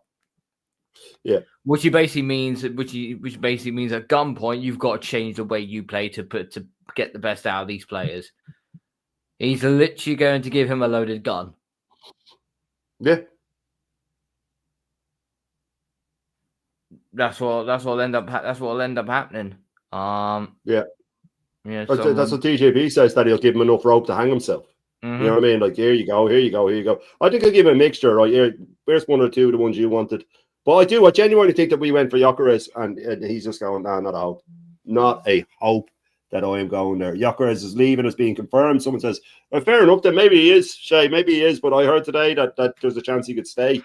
I just don't see him coming to us. And if it is confirmed that he's leaving, then one of the other teams is coming. But if he comes to us, then I'd almost lose respect for him, to be honest with you, because no self-respecting forward should be going, "Do you know who I want to work under? I want to work under that Lego-haired, narcissistic gimp who makes all the forward players track back for 80% of the game. So hamstrings are popping like bowls of fucking Rice Krispies all over the place." You know what I mean? That would be the, oh yeah, and you make this run, guys, and you make that run, guys, and then you track back, guys, and when you cross it, make sure you're not in the box, guys. This guy has made his career late. His career has taken an upward turn very, very late. That this will be his big move. And he's all about records. I'm sure he is, if he's banging in goals like that. And he's going to be, you know, do I really want to play under this guy? Do I want my career to start going downwards? Because there's not a fucking hope. There's not a hope. No self-respecting forward would. No self-respecting forward would work for this guy. And that's, you know, that's just me looking at it from a purely football point of view. We'd have to offer him ridiculous money. And we've said it all before. Any forward that comes into this team will go, the Arsenal go, look, we'll give you we'll start you on 200 grand a week. You just go, no. I know what Havertz is on, mate. There's no way you're paying me less than that guy. Because look at the state of him. You know what I mean? And same with Gabriel and all go for contracts. Surely they'll go, here, hang on. Look what this guy's on. Look at what this guy is on. Because I'm sure the American owners, I'm sure the Cronkies don't even know half of what's going on. Because I'm sure when Berta shows them the wage bill, and goes, you do know that this guy's on 280 grand a week, they'd be like, who, Havertz? That guy? He's on 280 grand a week? The one that keeps falling over? Yeah, man, that's what you're paying him. That's what you're paying him. You know what I mean? Why are we paying this Havertz guy 280 grand a week? You can't even kick a soccer ball. But that's, you know what I mean? Because they mustn't know. They mustn't know what's going down, man. I think Josh. Why would Josh bring? You know, why would Josh bring in Berto if that is the case? Because surely he would have had an understanding. I don't think Stan does. Stan's just there to write the checks and, you know, run and be owner of the club and so on. But I think Josh has got more. I think Josh Crockett's got more of an idea of what's going on. You don't employ someone to come in to help if you didn't realise you needed help in the first place. Yeah, but that's what I think when Berta is showing him the books, he's seeing how real it is, you know? Yeah, I just think... my little boy's coughing away again. Great. If you need to go to him there, man. That's right. Yeah, Oh no, I'll wait till Lee gets back and then I'll bounce. Listen, at the end of the day, right? There's a list of players that we could all do and we could all love and have in this squad and so on. We need technical players. We need ballers. We need players that are experienced and players that have won a league or won a cup multiple times over. Okay. And I know a lot of some of the players that I'll name probably haven't, but we know their quality. Eze is a prime example. He's just come off an FA Cup win against Crystal Palace. Go get him. Go get Pavlidis. Go get Pavlidis from Benfica. He's only going to cost about 28 million euro, and then throw in Jonathan David on there for a free. That's what we need. We need to be doing business like that, Carl. Players that can play well, and they don't have to be these world beaters. Not yet. But then we need the manager to use them, though. That's the thing. You know what I mean? If you had an Inzaghi and you got these players, he'd get the best out of them. You know what I mean? Like when you see Thuram, I didn't really rate that guy. And then you see him at the Inter, he looks half decent. The example I'll give you, okay, is this, because I worked in a chef back in my younger days, right? And that was, you can tell what a decent chef is like and what a world-class chef is like. A decent chef is someone, you give him all the best ingredients he can make, and he can make an entree look absolutely amazing. A world-class chef can take 5 or 6 ingredients which are bottom of the barrel and turn it into a 5-star entree that you see at the Ritz or you see at Claridge's and so on. That's the sort of level we're at now. But unfortunately, we've got a chef who doesn't know how to make a spag bowl without trying to fuck up the spice or something. Bollocks, man. The chap put the flip burgers in McDonald's. Trying to reinvent it. Hey, guys, I put the patties on the outside, guys, and the buns in the middle, guys. This is a real burger, guys. I call it an inverted Mac, guys. You just fucking do it, man. McDonald's have been doing burgers the same way for fucking 60 years. No, guys. I reinvent the wheel, guys. I put the lettuce on the outside, guys, and it works perfectly, guys. Oh, Jesus Christ. This is my inverted Mac, guys. My inverted Mac. Inverted Big Macs. Christ almighty. I tried to win the league without using salt, guys. No salt on your chips, guys. We don't do that anymore, guys. That's a criminal offense in itself. Oh man, but he'd try and reinvent the wheel, man. McDonald's has been killing it for decades. No, I'm here now, guys. I saw one non-service guys, and I knew, no, guys, we need to change this around, guys. We need to change this around. Inverted Mac is wild. Yeah, man. That's what he do. He try and reinvent it. And they probably would hire him, because the Cronkies would hire him, because they love a Big Mac, guy. I love a Big Mac. The fucking Havertz could get a few into him, man. Havertz, eat some of these Big Macs. Put some weight on. Oh, no, he's buff now. He's ripped, didn't he? Havertz is ripped now. Honestly, I think that the top gooners see him ripped because they've been told he is. That they go, okay, that's what they see. Marie M in the chat just put, Arteta can't even cook an omelette.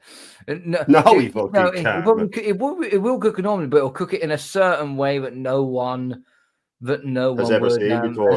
Like, I don't know, sticking free. Yeah, he won't use eggs or something like that. No, he will use eggs. No, he will use eggs, because you can't make an omelette without eggs. Also, you can't make an omelette without breaking a few eggs. Yeah, but that's why he'll try to do it without eggs. Or he'll no, I think he'll try and I think he'll stick them like in a polyethylene bag and try and boil them. No, he'll just pierce the eggs with a needle so he can pour it out and say, I didn't break any eggs, guys. I made an omelette without breaking eggs, guys.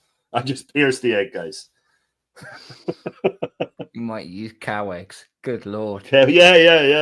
They do something different anyway, man.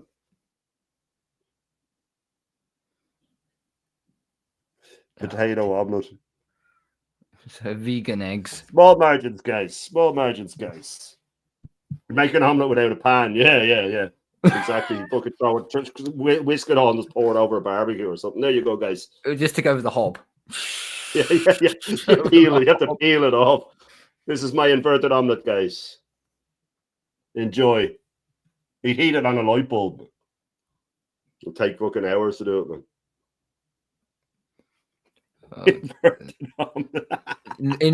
What's an inverted omelette? It's supposed to. You can only fold the omelette. We can fold it backwards or something. Yeah. Push it all into the middle. Crowd the middle of the pen, guys. Crowd the middle of the pen. Come on, guys.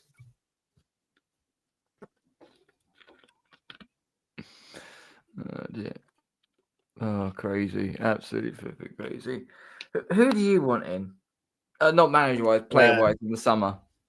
Yeah, that's the thing. I was discussing this because this is my thing now. This is my thing because this is just my problem that no matter who we're linked with, I can't get excited because I know that he's going to, get his hands on them, pause, and destroy them. So I can't really get excited by it. I'm trying to, you know what I mean? But it would have to be Gyökeres if we can get him. But like I said, I'd worry for him or why he's coming. It would have to be big money. I wanted Cunha. I really wanted Cunha, but it looks like he's going to United. And Eze's a big one for me. I'd love to get Eze in. He's just such a baller, man. And he's such a, which I always say, just take the game by the scruff of the neck. I like him a lot. Supermendy, I'm not keen on, but apparently I haven't seen him with a jersey yet. When I see him with the jersey, I'll start thinking about how he's going to work it. And the big one then for me as well will be getting Partey to stay. But I'm nearly certain, again, in my opinion, that Bert is trying to convince Partey to stay, but Partey's like, nah, fuck you, man. He was going to let me go. So, you know what I mean? I'm going, which I would do. You know what I mean? I'd be the same. I'd be too proud. I'd be like, well, I'm not working for this manager because he wanted me out because that contract would have been signed a long time ago if Arteta hadn't obviously told the board that I don't want to keep him and let him go because I want to try something new in the summer. Obviously, I presume he's going to go double pivot, which I hope he does because Rice works better in a double pivot. But yeah, Eze would be the big one for me. I don't see it happening. I think that FA Cup final win was true at another 20 million on his price tag. And I don't know. We need someone to challenge Odegaard because I don't see Nwaneri either not getting games or not getting used. I worry for him. But people say, no, we got a new number, so he's definitely going to be used. He got a new number. So what? I'm more worried for Max Stoneman. Fucking Arteta getting his hands on him. Pause. Oh, yeah. That kid is so talented, but you need a proper proven manager who's going to get the best out of him, and Arteta will just coach the shit out of him. And by the time he's 18, 19, he's dusted. Exactly. That could be another Smith Rowe. It could be another Smith Rowe. It could be the next Messi, or it could be the next Smith Rowe. Yeah, and that's how fine the margins are fine, guys. That's how fine the margins are, guys. Yeah, but listen, is there anyone live that we like? Because we are going to wrap. And bless up to Cole. I know, Cole, you bounce. I know you got to go. Yeah, so you bounce real quick. Yeah, bless up to you. Yeah, brother, shout your channel out. How many subs you on now? 449 I'm on at the moment. So I said 449. We've got 1,200 in the building. That needs to hit 750, you pussies. What are we doing here? Nah, get out of here, man. Yeah. Nah, I'm sick to death of you people, man. Come and show some love. Nah, come on, man. Oh, yeah, we're the best community on the app, yeah? Cool, we'll sub to Cole then. Bless up. Look. No, real talk. It's pinned comment. Ain't rocket science. Bless up. Look, I got I'll have a post-match reaction tomorrow after the Southampton game. Arteta's suspended. So I expect us to slap. Oh, we might actually fucking win them. I expect Southampton. Yeah. I expect for us to slap Southampton up 5-0. Then look at Alpod Burton. Look at Alpod. You mean Airpod Albert? Airpod Albert. He's so fucking bamboozled by Arteta. He couldn't get his words out, guys. He didn't even had a drink. Too many A's. So yeah, no, I expect a 5-0 then tomorrow if that's the case. Then, well, either today because it is 1:30 in the morning now. Post-mortem show I'll have in the week as well. Sorry to cut in, Cole. Man said post-mortem. Stop it. Get some help. He's already dead. Stop it. It's already dead. Right? Everyone is mudding this manager, including our women's manager. She is my girl, bruv. Bless up Renee Slegers. She is absolutely mudding him. Do you know what, Cole? Sorry to cut in, yeah? Right. Real talk. She is going to bowl into London Colney training ground with all the girl them, yeah? Yeah, look at what you could have won. Yeah, you beat Madrid, so did we, motherfucker. Oh, we won the trophy at the end of it. Finished the job, though, yeah. Bukayo Saka, Saliba. Go on, Cole, bounce. I'll let you go. Sorry. Yeah, so yeah. Say that again. Big show's coming up. And then next weekend, I am going to do a different sort of show where I'm going to talk about something where I haven't been on YouTube for several months before I come back in February. I'm going to explain why I was away. Not in all great detail, but to the slight reasons why. Okay? That's all I'll say. Big up, guys. Peace out. I'll take her out. Legend, Carl. Hey, man, rage quit like a gal, bruv. Yeah. Peace out, A-Town. Doo-doo, doo-doo. Now, real talk, though. Gonna get right, bro. You know what the funniest thing is, yeah? The best one, yeah, is when he was on with you lot with Dan Potts. Yeah. Oh, he's gone. Yeah. And then we're just all, yeah. There he's gone. Let's go on. The fuck out of No, real talk, though. Now, honestly, though, do you think, like, I know we're going to wrap soon, yeah? Right? But do you actually think this will wake the Kroenke family up? Because he was at that game today, bro.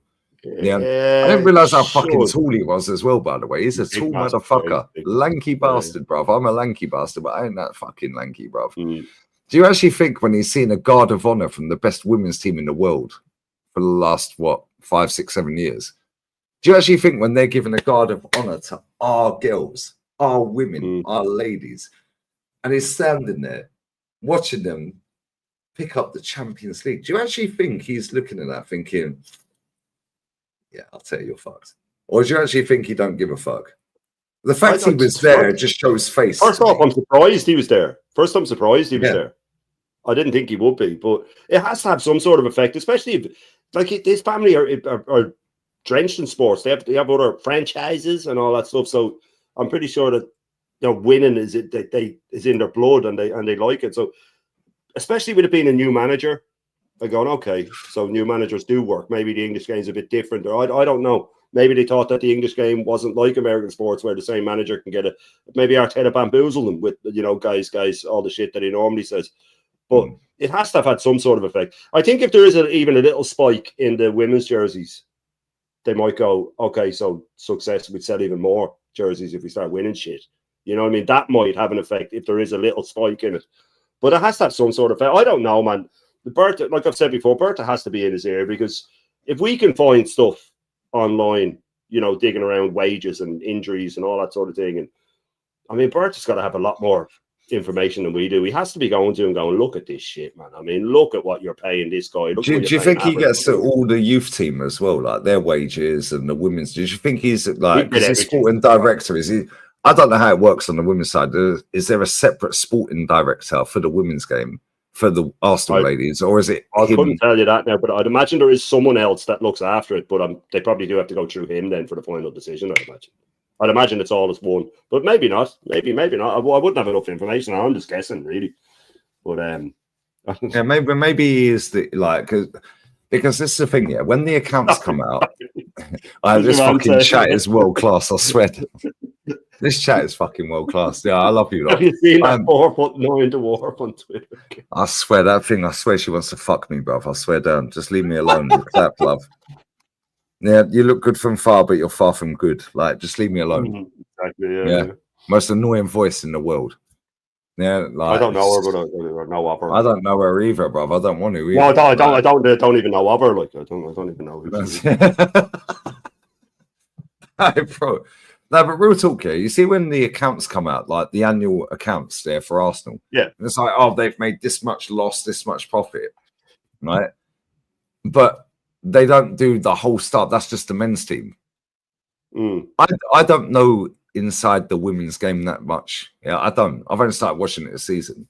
Yeah, and from what I've watched, I might start watching it even more next season and start fucking doing watch-alongs for women's football. Yeah, and bin these dickheads off. Yeah, and select which watch-alongs I want to do for the fucking geezers. That's very shame. I'm so bored. I'm bored, and you're, like I said, you're like same age, a little bit older. Yeah, we're bored, bro. Yeah, we're bored. I've never been this disillusioned with the club. Never. How many times, chat? Yeah, have you had people on this channel go? Even the boy that came on the other day, big up HJ90. Man said I went through puberty. Yeah, did my GCSEs, went to fucking uni, got a degree, got a job, and he still ain't won a trophy. Yeah. Like, come on, bro. Nah, Then you come have on, bro. Christian going, oh, but what about the football? You go, are you watching the same football I am? The football is dog shit, man. Absolute dog shit. Putting up for the football. The football's we're one of the worst teams to watch in the whole league, man. Yeah, we are, to be fair. We actually are. He was wearing the Calafiori. This man fucking tapped up. He says he ain't got time to do that as well. So at Spurs, it's separate for the women's team. I don't understand whether it's separate. Did they have a separate sporting director? I don't know. I genuinely don't know. Was Berta there today, was he? I didn't see him. Because I saw someone in your chat say Berta's there, but I couldn't see him either. But during the watch along now, someone said it. I mean, not now. Oh, my chat was just going. Yeah. I didn't see that. I see a lot of people saying Josh was there because I'm looking at the chat. I'm fucking. No, I didn't see it. The only time I see him, was when he was on stage. I was like, "Yo, Matty, yo, Josh is there, yeah, guard of honor and that, yeah."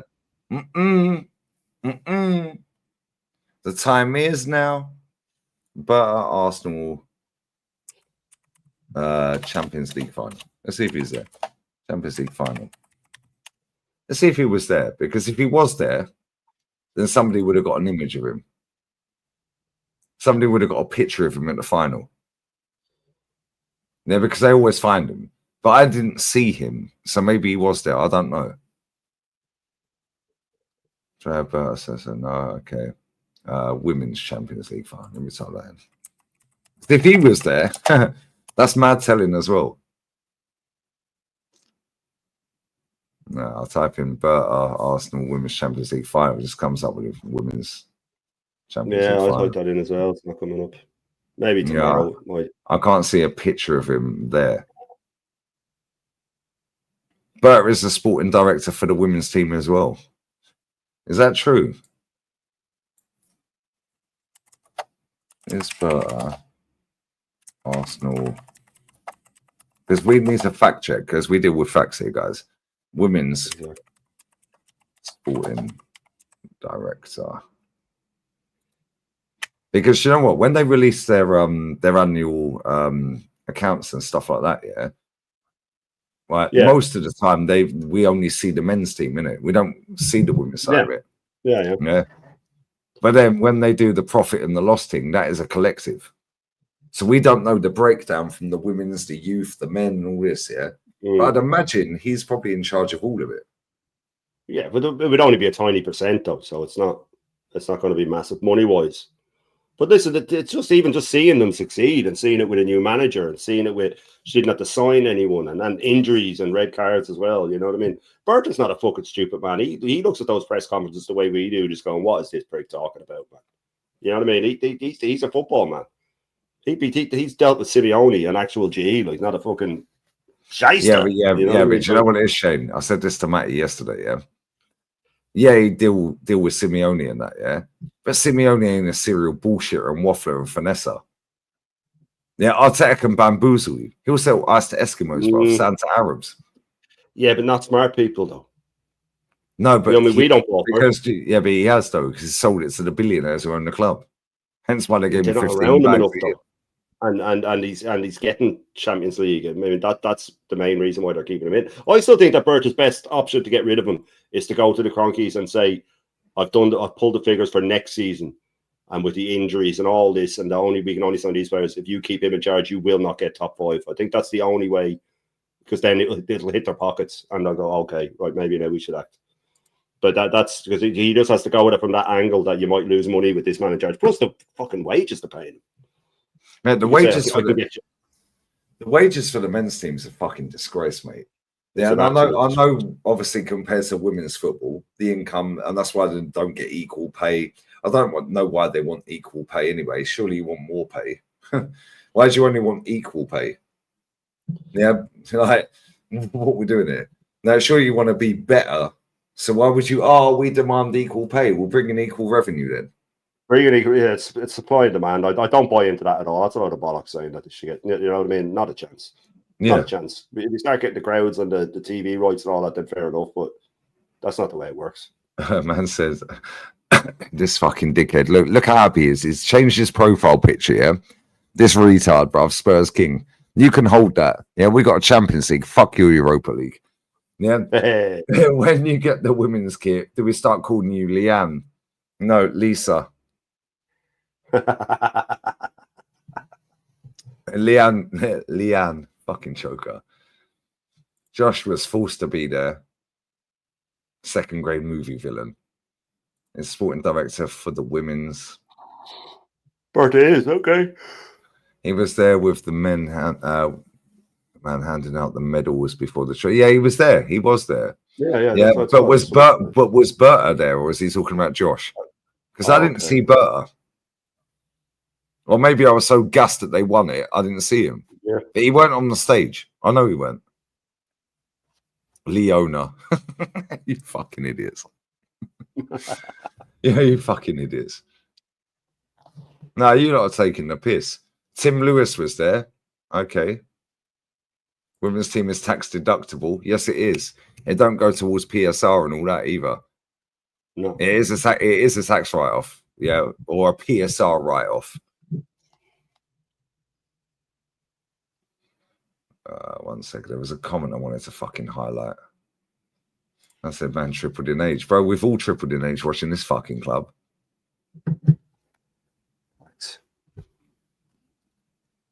Billionaires ain't proper footballing people. No, but this is the thing, yeah. So anything, yeah, you're right. Anything he says here will bamboozle him.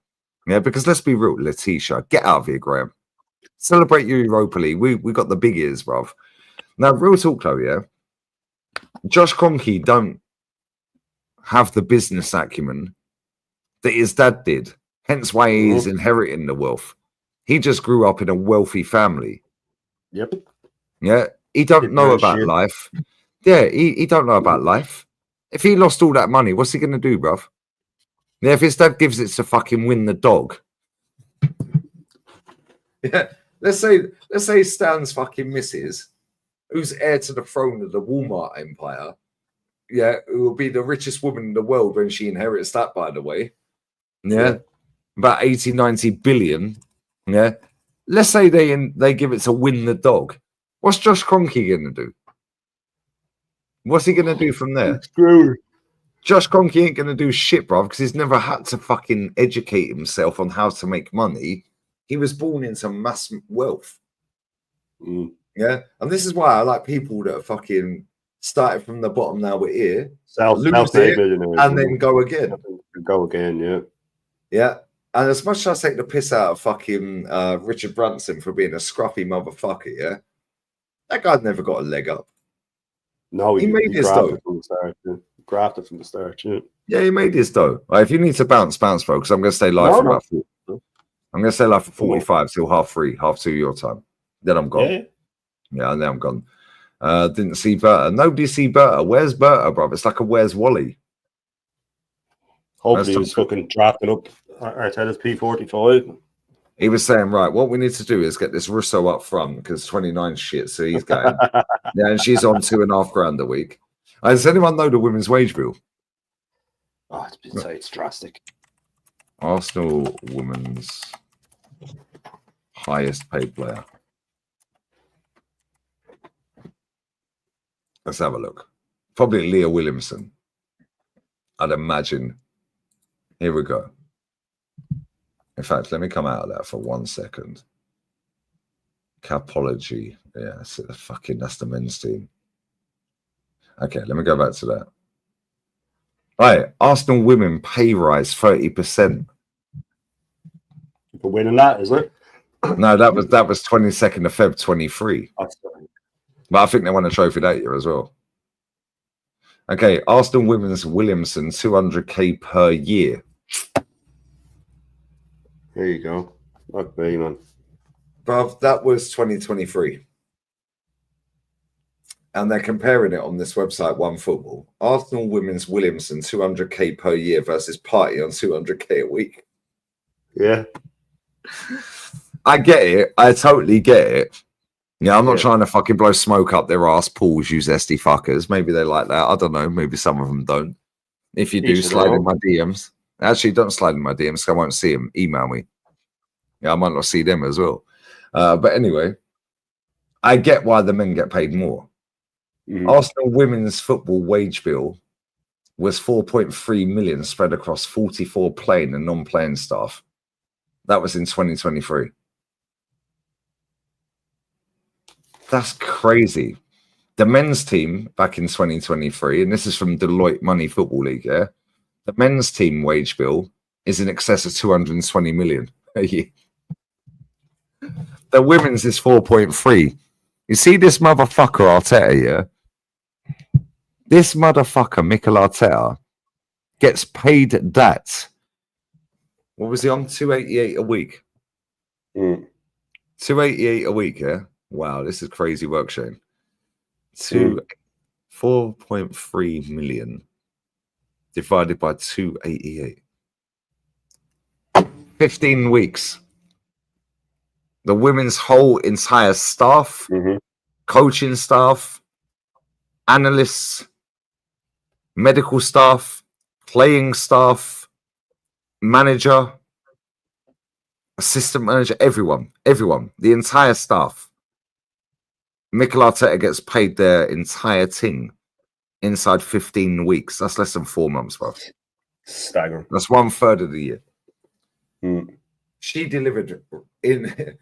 How much is the fucking manager on, bro? I need to find out the exact payroll. How do we find that out? Because we can do it with the men's team, but we can't do it with the women's team. I couldn't find it, but they thought that maximum would be 300 grand. There's no way she's on that when she came in interim like that. So I'd say she's on about. Well, she's probably on about 4 days. Yeah, so every 4 days he earns what she earns in a year. Yeah, she's probably on about 150 a year. Maximum. 150 a year. Bro, do you know how crazy that is? They're taking a fucking piss. He'll get her yearly wage. 29. Jesus, Odegaard, Rice. Zinchenko 150 a week. No, they're taking man's earning 150 a week, yeah. She probably don't even earn that a year. All right, Jezza, if you're free, text me, jump on for a bit. Tommy Asu's played 6 minutes football and he'd be on. You know what I mean? This guy, yeah. Who was it that fucking texted me the other day and said he's giving out fucking advice to the fucking. Who was it that texted me? I swear somebody texted me. Was it Matt or Kenny? Somebody texted me the other day, yeah? I swear somebody texted me the other day. I said he's Tommy Asu giving out advice. Maybe it was in the group chat. Bro, I swear, Tommy Asu giving out advice. Giving out advice for what, brother? Let me see if I can find it real quick. How to steal a living? That's what mate. Tommy Asu giving out advice for what, bruv? What are you giving advice out for, bruv? Just shut up. How about that? Oh, where was it, man? No, it went the group chat. Who the fuck texted me that? Somebody texted me the other day and said Tommy Asu, and it was a picture of him. Who the fuck texted me that? Somebody texted me the other day, yeah, saying Tommy, and it was a picture of Tommy Asu talking to some young bucks here, some young G's. Who the fuck was that? And it was a picture of him in the dressing room with a load of young heads, like young kids. Right. They're giving advice, but they weren't Arsenal players. They were playing a tournament or something at the Emirates or something like that. Some PR stunt, I'd imagine, just to keep him in the fucking let people remember that he still plays for us. No, I replied saying, "What the fuck is he chatting about, bruv? Like, what? How to stay fucking injured and get nick a living? Like, what are we doing here? Yeah, how to deal with being in hospital? Yeah. No, this chat's fucking crazy, bruv. Right, listen, I'm going to stay live for about 40 minutes till 2:30. Yeah, your time. Yep. If you need to go, bounce, brother. Let me know. I'm cool. No, I don't have to go there. But I'm going to go for a leak. Yeah, I'm going to drain the lizard. Now, I need to find out the exact breakdown of the women's fucking wage bill, bruv. 4.6 million from 2023 for the entire team. Everyone. That's staff, everyone. We need to find that. Anyone in this chat that's a wizard Yeah, you man have got the sofa score, you got the fucking foot mob. There comes some of you fucking zesty fuckers in this chat must find out the wage bill. Come on, what we're doing it. I said a talk on how to do hide and seek. And said you don't do parades for second place. And also said season 3 is better than season 2, bruv. Big up Zubair. Now, this is crazy work, bruv. Now, that's crazy work. Leah Williamson's the highest paid player, 200. Yeah, but that's from 2023, Waffle. She's from where I grew up as well. Same as Jeffrey Sloop. He done a double at Celtic this season. He's from where I grew up. He won the league with Leicester, of course. Yeah, he's from MK. Same as Chilwell as well, to be fair. All of them grew up there. Ivan Toney, just around the corner. Yeah, it's mad. It's actually mad. But you know what it is here? I just look at it and I just think like, yeah, okay, cool. Like the guys, they're obviously bringing more money in because more people watch it, yeah? But this is why I get the ump with certain things, yeah? And I'm petty. You know that. Shane, you know I'm petty, yeah? Yeah, I'm like, the same. I'm mad petty. And if I hold a grudge, you're getting it for the rest of your life and it's on site anytime. Exactly. I could go 6 months without mentioning your name, then I'll ruin you for an 8-hour stream. Now you got a problem. Nobody cares, bruv. Literally nobody cares. Nobody cares. Yeah, but at the same time, yeah, I look at it and I think like these girls are achieving today the ultimate goal in football. They must be looking, yeah. And I know they don't bring the money in, and listen, I was fucking the same. Fuck women's football, load of bollocks, yeah. This season I got so fucking disillusioned with men's football because it's shit in the Premier League, worst league in the world. Yeah, I was like, fuck it. Let's watch the women's football. Let's watch that. And I was like, yo, these girls are actually all right, you know. Oh, yo, Barca, cool. I watch Barca every week. Yeah, Real Madrid, oh, they founded the club 5 years ago. They finished second. Oh, cool. Papa Perez told them, win a trophy, you can play at the Bernabeu. Win a trophy, you can play. Yeah, that was such a cold line, man. Win a trophy, you can play at the main stadium. Yeah, send these fraudulent bastards hair flicking, yeah, on fucking millions of quid every fucking year and every month. Yeah, send them, yeah, down to fucking women's stadium, yeah, and send the women straight to the Emirates. Yeah. So, guys, the season ticket, guys, yeah, gets you every women's game at the Emirates, guys. Now, guys, if you want to watch the men's team, you have to queue up outside, guys, because these spastics can't get over the line, guys, because I'm a spastic. Get out of here, bro. Fuck these cunts. Now, real talk, I'm sick of this club. Shane, you got to the same age as me or above me. You got there before me. Yeah, Kenny, Jez, yeah, DJB, Northside's below us. Yeah, everyone that comes on this channel, pause. Yeah, above or below, it don't matter. Everyone in this chat that's above or below. We're bored, brother. We are bored. Yeah, it's jarring. And that's why I was like, I want to watch the girls today. Yeah, and I thought they'd get slapped. I can't lie.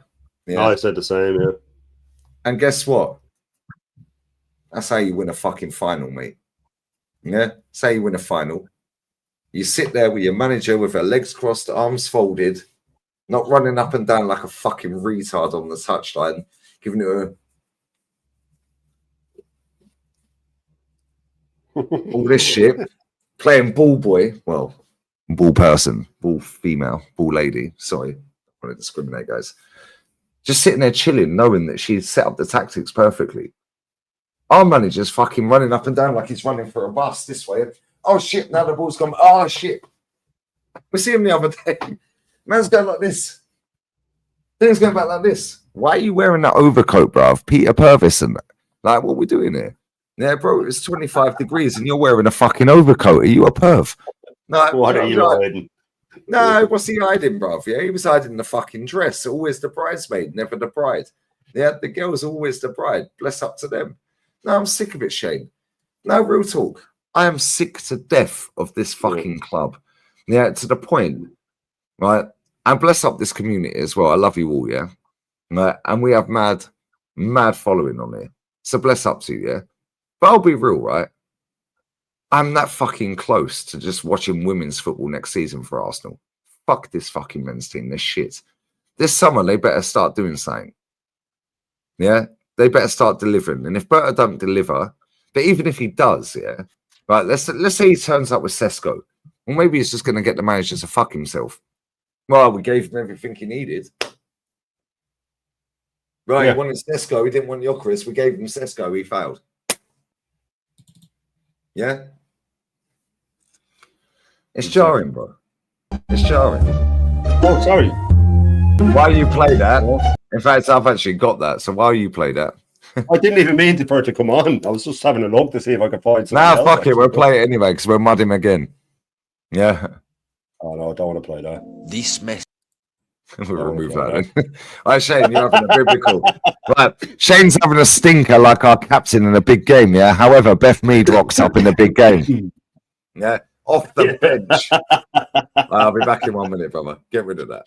Yeah. That's gone. It's gone. Removed from studio. You just want to see the Egal quitting compilation again? Of course you fucking do, man. Of course you do. If I can get it to play now. I don't know how I did it last time.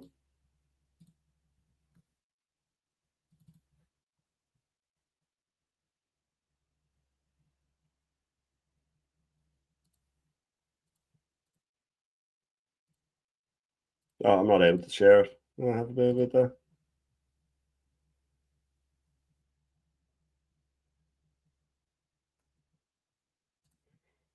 Oh, balls for that. Fucking remove it.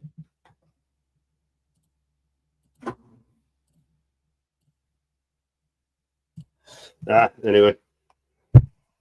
I can't run it. I tried. I think Lee needs to share the screen because I'm not hosting it. I can host it on mine. But yeah, when he comes back, I'm sure we'll play. There's a couple. Yeah, Shane, biblical thinking. Listen, man. You know what I mean? It's not my show. It's not my show. If I could play it, I would. If I could play it, I would. I have a couple of things lined up now for tomorrow.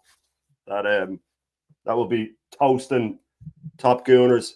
And I have to check out the one that was recommended to me. I'll have a look at that tomorrow because they're all getting fucking cooked tomorrow, man. They are all getting cooked tomorrow.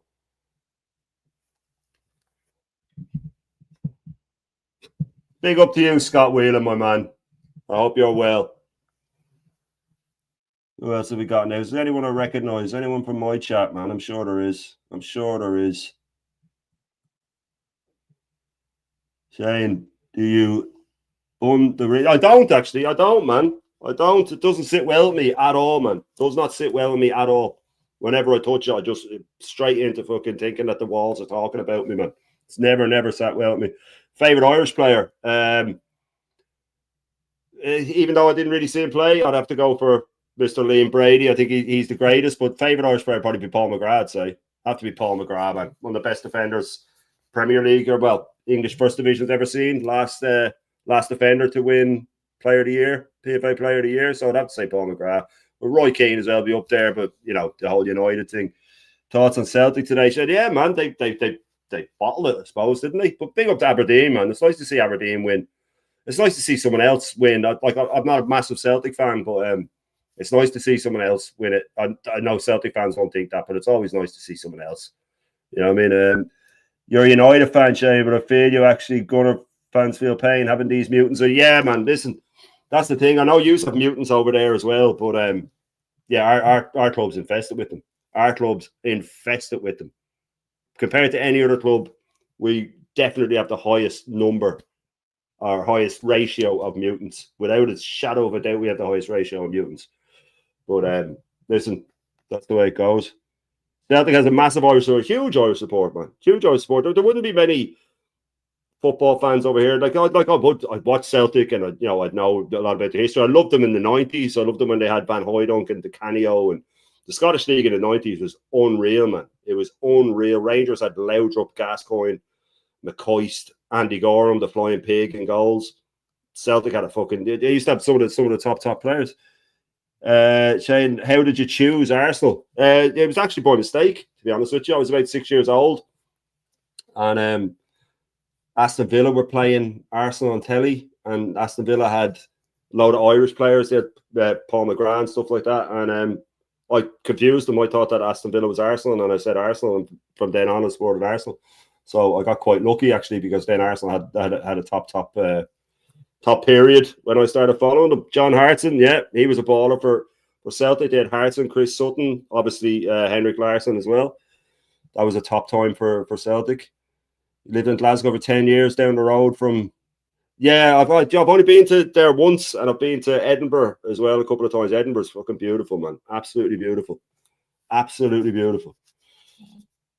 Grew up in Martin O'Neill's Celtic team. They were so close to winning the UEFA Cup that time, but Mourinho's Porto cheated them out of it, man. That was one of the most disgusting performances, as in dark arts, I think I've ever seen. Mourinho's Porto. Then they went on to win the Champions League, but that team were absolutely filth, man. They cheated Celtic out of that final. They cheated them out. What do you make of Evan Ferguson's club situation? I don't know if he is what people were thinking he is. I think he just had a little purple patch when he first broke through and people gassed him up. I don't know what he needs. Maybe he needs a fresh challenge, but is he going to be one of those players that just never lives up to it? You get the feeling he might. You get the feeling he might be one of those players that just never lives up to it. It happens all the time. We see it all the time. Players breaking in and then not doing well. I don't know. Well, maybe he should go to Celtic. Actually, that wouldn't be a bad move for him. Go to Celtic and rip it up in the Scottish League for a while. Might be good for both parties. Perfect backup striker for us. Yeah, listen, that's the thing. He's his confidence is shot, as Tony says. His confidence is shot, and it's very hard to get that back. The funny thing is that it's that fucking double-edged sword where you need to start scoring to get your confidence back, but you can't score because you have no confidence. So maybe he needs to go to someone like that, like I said, go to Celtic, bang a few goals in, and maybe it'll come back. Maybe it'll come back. Do I remember Paddy McCord for Celtic? Not really. No, I wouldn't be. No, it doesn't really ring a bell. Ferguson's been shocking at West Ham, but West Ham have been shocking all round, man. Ferguson's been, West Ham been shocking all round. You know what I mean? It is that be careful what you wish for thing, isn't it? With West Ham, I do have a lot of West Ham fans in my chat actually on my show, and they're just disillusioned now. They're higher standards than us. They already want Potter out, man. We've had the same game for 5.5 years. We had the same game for 5.5 years. League on for a long one today, man. Yeah, listen, the chap's gone for a piss. Leave him be. Thank God for Ireland. Get him McCabe. Yeah, world class. No, I didn't really know him. To be fair. Aberdeen, what was it, 25 years? Someone said 25 years, man. You have to be happy for them. Somebody said in my chat earlier it was only 11. They won a trophy in 14. Okay. Or 15. Someone put up 25. I just took a face value. 35, someone's saying now. Look, maybe it's since that competition then. Maybe. Since Fergie, people were saying 1990 last Scottish Cup. Fergie. Last Scottish Cup, yeah. Bro, Fergie. You were talking about Paul McGrath, bro. That guy is a bad boy. Unbelievable, man. He never gets his flowers, you know. He doesn't get enough, and they're like the last defender to win the PFA Player of the Year. You know what I mean? And that season, he didn't train. He just came in and rode a bike for a while because his knees are so shot. It was like Ledley King at Spurs. Like he was fucked, literally fucked. Yeah, they couldn't train, couldn't do nada. Yeah, he was a bad boy, bro. Yeah, he was a bad boy. See, I always go by other professional footballers when they say so and so was the best I ever played against, or so and so was the best I played with, and then you go, right, well then I'll take that on board because they know what they're talking about. And Paul McGrath and Ledley King are two of those players that you often hear other professionals going best I played against. Henri said about Ledley King was one of the best defenders he ever played against. Yeah, that wasn't Fergie. No, Fergie wasn't 1990. No, Fergie. Yeah, sorry, my bad. 86. Yeah, my bad. Yeah, when Thierry Henry said Ledley King stuff. Literally the fucking hardest defender he's played against, and the motherfucker was never fit, bruv. Yeah. That's how you know he was good, isn't it? Yeah. So he was playing against like the best of the best, bro, in that era. Yeah, a man's going, yo, Ledley King. Like Ledley, what? But when they asked Henri the best you played with, I just assumed he'd say Zidane, but he always says Bergkamp. And this is why, Bergkamp's mad disrespected, right? Because I think, even though he's praised, he's not praised enough for how good he was. Same with Scholesy, though. Yeah, somebody big up Graham. Scholesy the same. Yeah, David Ginola, another one. Bro, just go round football from our era. These kids don't even know about it, bro, and they don't educate themselves. And even if they do, Yeah, fair play to them for the ones that do. Yeah, but bro, I said this earlier. To put Kevin De Bruyne and Mohamed Salah in the combined best Premier League 11, you're tapped, bro. Shouldn't even be mentioned. Should not be even mentioned, man. I was only saying this today that back in the 90s, every team, regardless of relegation battle team, they all had like a Maverick or a fucking like City were shit, but they had King Clancy. You know what I mean? Wednesday, or Sean Goater. Sean Goater, feed the goat. Score. Yeah, man. Yeah. Feed the goat, bruv. Yeah, Darren Huckabee at Norwich. Darren Hooker. I was telling this on my channel. This is weird, man. When I finished school in the late 90s, or well, mid to late 90s, I did a art course. Right? I was good at art, but we had to draw models. Right, these naked models would come in. So Calafiori rocks up, lads. Yeah, no. They used to hit this big fat one. I think it's because of the folds. So you draw the folds. Men or women? Please don't tell me this is Esty back in the 90s. It was a woman. But this is the thing, right? Did she identify as a woman, though? She was the image of Darren Huckabee, man. The image of Darren Huckabee. So I used to draw her, and then when I was finished, I'd put the Huckabee number 7 on her back on the picture. And the art teacher was always going, man, that was a good picture till you ruined it, man. I just always put Huckabee on. Sign it off with Huckabee 7. Well, these kids don't know, man. Yeah, Kevin Phillips at Sunderland. 32 goals one season he scored, didn't he? 32 goals, I think he got one Premier League. Him and Noah Quinn up front, man. Little and large. Why did that stop? For Arsenal as well. Noah Quinn, he wasn't great for us there, but Sunderland, he balled out. And in City, he was great as well, actually. Yeah. Who was the other fucker up front for Man City? What was his name, man? Lanky. Well, I'll say lanky. I'm lanky. Oh, Paulo Wanchop. Nah, well, yeah, him. Yeah, that was Derby, but I think he played for City as well, right? He did play for City as well, yeah. Who was the geezer up front for Man City? Yeah, when they were 3-0 down. Oh, I know it too. Yeah. And it's just I think Joey Barton got sent off at half time. John Mackin, isn't it? John Mackin. Yeah. And they were down 10 men and 3-0 down, and they came back. 3-0 down against Spurs at Main Road. Yeah, I think Joey Barton got sent off after the halftime whistle. Yeah, and then they lost 4-3. Spursy. They've always been shit, mate. I swear down. They've always. Sorry, Graham. We had Gaza. Yeah. Don't talk to me about that prick, bro. He scored a screamer against us. Yeah, Arsenal got cocky. That's how he for them. Oh, facts. Yeah, Juve Rosler. Another baller. Yeah. See, that's why I know my chat's goated, you know. Yeah. Yeah, Fowler, Zola, Cantona, Latisse, Decania, Ravanelli. Yeah. But they one stage we had Ravanelli, Janino, Emerson, Mendieta. And Mendieta, that was a bit, but they all at the same time. They had 3 or 4 absolute fucking. The rest of the team was just dog shit, though. They had these 4 world-class players and just a load of scrubs around them. And then Frank Drew at left back. Although, to be fair, he was decent. And he scored that goal against Lehman as well when we looked like we were going to lose. I was at that game. My favourite ever Arsenal. Were you? I was at that That's my favourite ever Arsenal game. That's my favourite ever Arsenal game. It's Bergkamp as well. I swear down, yeah. I was at that game, yeah. Right?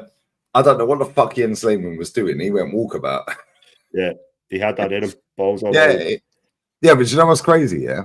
We were so good he could take the piss. He just got bored. But this is the thing, though. I always use that game as reference to how good we were and how much your chest was puffed out with your mates. They couldn't get near you. Because I remember, because my mates were just getting so sick of us not losing that I could just win every argument. You know, we're going to win. We went 3-1 down, and my mate texts me, "Finally, you prick, finally." Yeah, and that was the Egal Forest 42 record. Yeah, and 5 minutes later, I was texting him going, "What were you saying?" You know what I mean? Because I remember when we scored the third to make it 3-3, while they were showing the replay, Arsenal scored. Yeah, we didn't score again. While they were showing the replay, we scored 3 goals in about 9 minutes or so. Bergkamp took it, and Bergkamp was captain in the team that day. He took it by the scruff of the neck, made it 3-2. Then we made it 3-3, and then while they're showing the replay, Reyes pinged in the fourth, and I was like, "What were you saying, mate?" And he said, "For fuck's sake, man! Every time, been over a year now." Do you know what's crazy though? Yeah, that era of football for Arsenal, it'd never be matched, mate. Never. Can't be. You can't match that. Yeah, bless our Wenger for that. If we hadn't bottled the league in between the Invincible and the double, that would have been just cemented them, because we would have done 3 in a row, and we did bottle that league, man. We really bottled it. Tony Yeboah, what a player, man. Fucking Leeds United Tony want me. I like Leeds United, yeah, but I fucking hate him at the same time.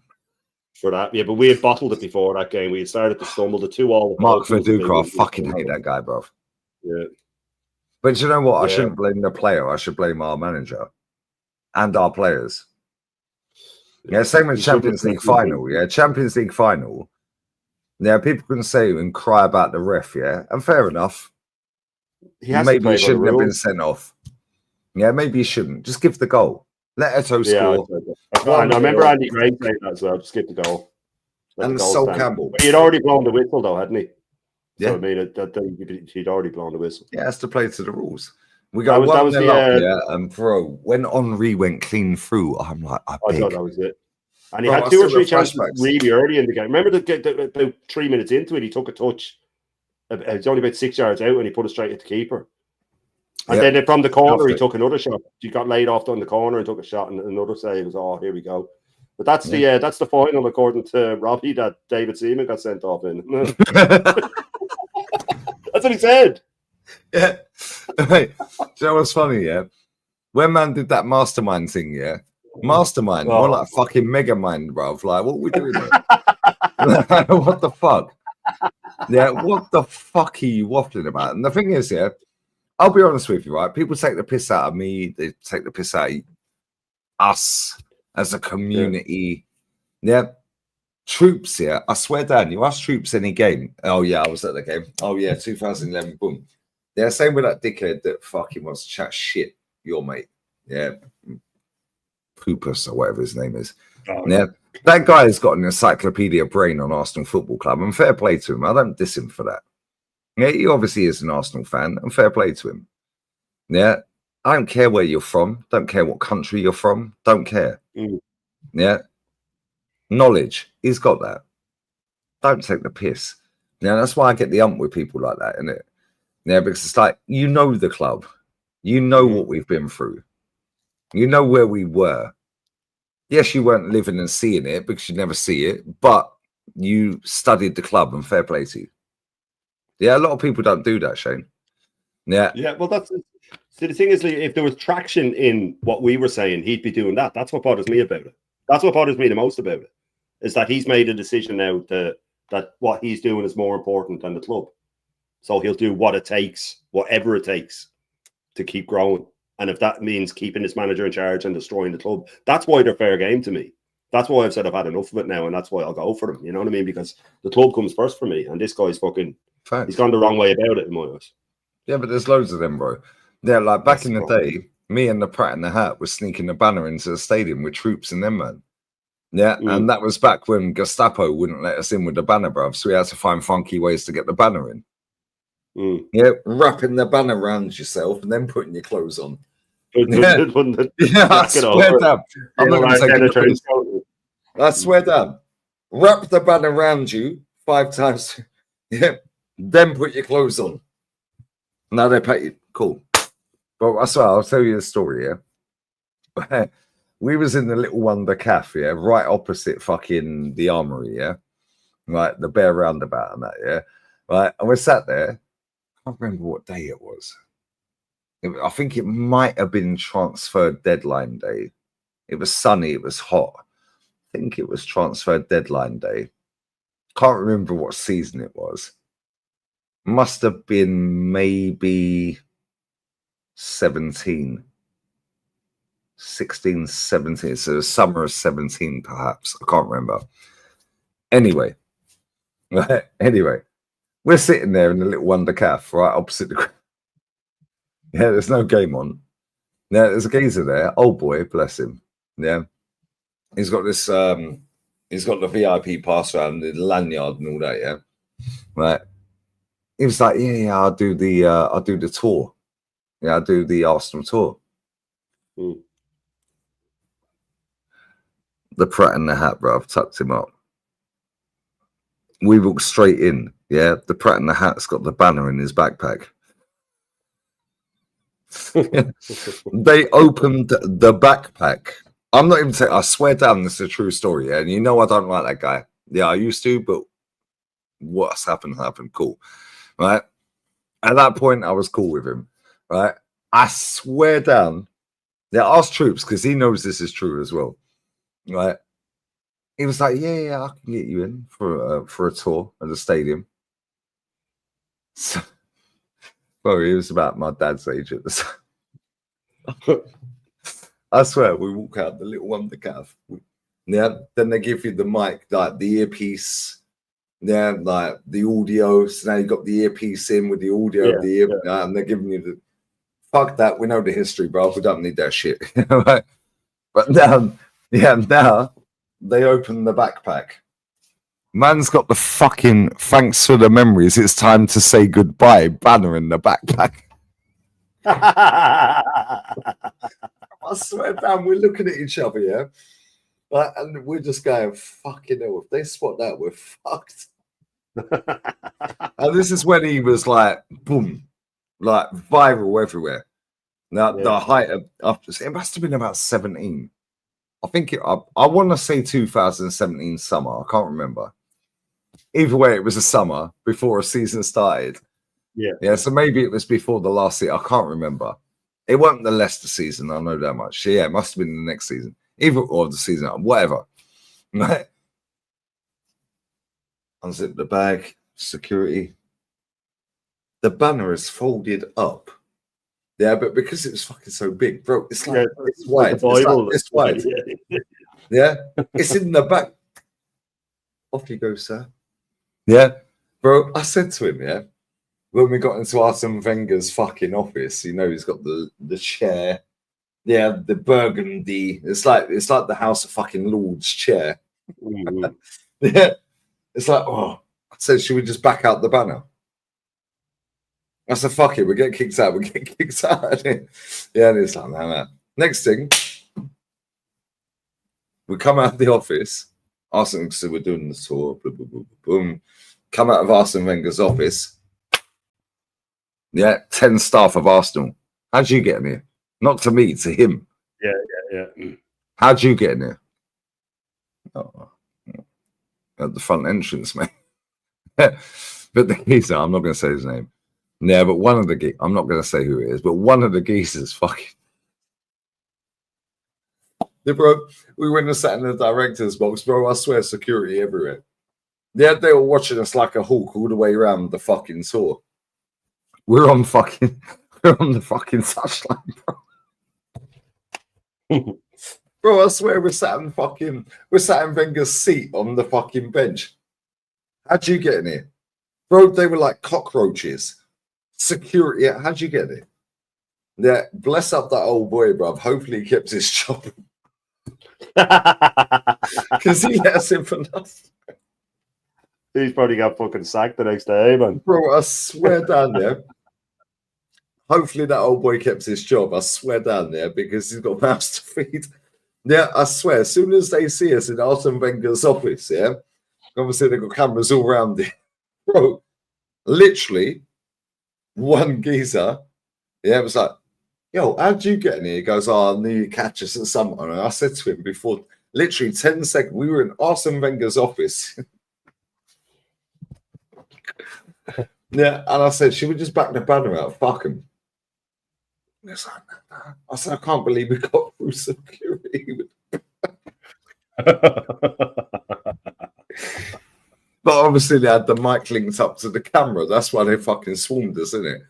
Yeah, I swear down. They let us finish the tour. We only went there for the banner. Yeah, I swear down. Yeah, we're sat on the bench, pitch side, 10 security everywhere. Like, bro, I swear it was crazy. Yeah, I swear it was crazy, yeah. That's mad. Bro, now that wouldn't happen. They wouldn't let you in. Yeah, but back then, yeah, from the funky ways to get, like I said, you had to wrap the banner around you 5 times. Yeah, then pull your clothes on. Yeah. Then you had to go to the bathroom. You got your backpack on. Yeah. Now you go bathroom at half time or 20 minutes to go. Now you're undressing in the fucking cubicle, unwrapping the banner. Right, should we back the banner out? Cool, let's do this. You can't do that anymore, bruv. No, not a hope. Can't do it anymore. Right up. Yeah. Can't do it anymore. I don't know if they would, though. You see, that's the problem. I don't know if there's enough people that would do it. There ain't, bro. And You see the AC Milan thing, innit? You see the AC Milan thing. Oh, it's brilliant. Yeah, I love that, man. I love that sort of stuff. High standards, man. I love it. Bro, they won the trophy this season. Yeah. They've been in a final this season. Yeah, not good enough. Not good enough. But these men are telling them, Ibrahimovic, fuck off. Like, what are we doing here? Mm-hmm. And we're being told that we're negative. Yeah, no, and yeah, and we were the ones saying, "Oh, if he wins, if he wins the Carabao if he wins the League Cup, give him another go." Yeah. These men are out here, the positive, toxic positivity mob. No, Champions League or league. Yeah. No, fuck that Then shit. Win a League Cup, prick. Win a League Cup. Keep him. Yeah. No, we're negative. And this is how you know, Shane, yeah? And the bigger your channel grows, the more hate you'll get. Right? Oh, yeah. And this is why I share my emails. Yeah, I shared that earlier. Yeah, $2.5 for a 2-minute fucking integration video. $2.5, hold that. They ain't paying $2.5. I don't want your money, mate. How many times do I tell people, don't donate? Don't donate. Don't want your money. Don't want it. Win. Not the dog. Frost. This club. No, I'm sick of this fucking bullshit. Look at these AC Milan ultras, bro. That's how you do it, man.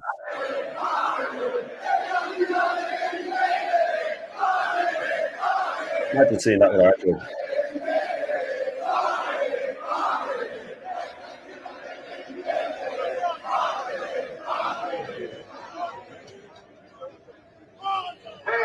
Ibra. They're calling Ibra. Club legend.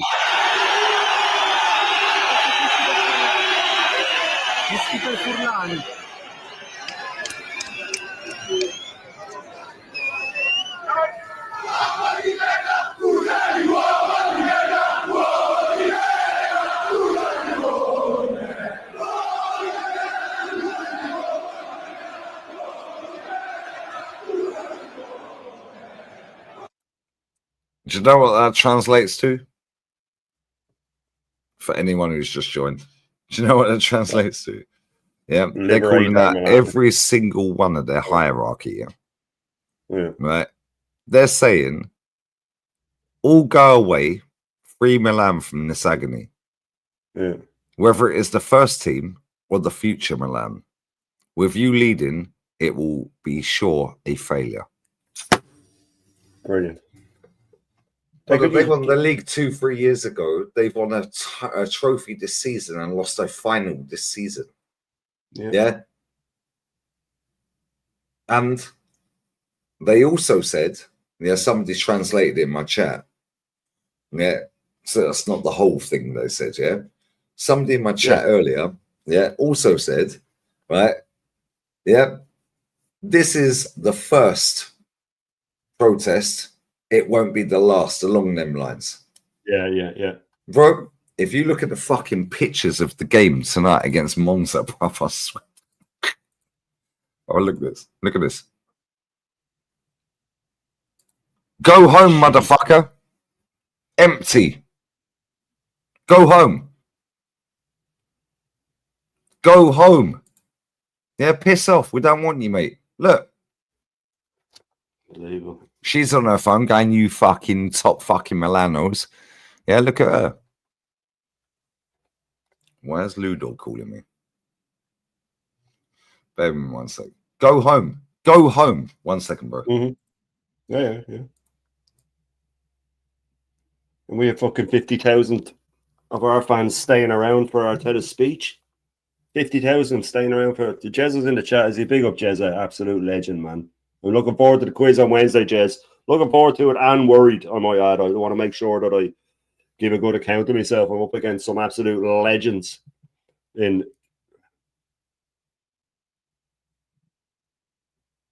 Difference is AC Milan isn't a tourist club, exactly. AC Milan is a club for the fans, Tony. It's a fan club. They are, proper fans. To a man, I might add, not just a little group.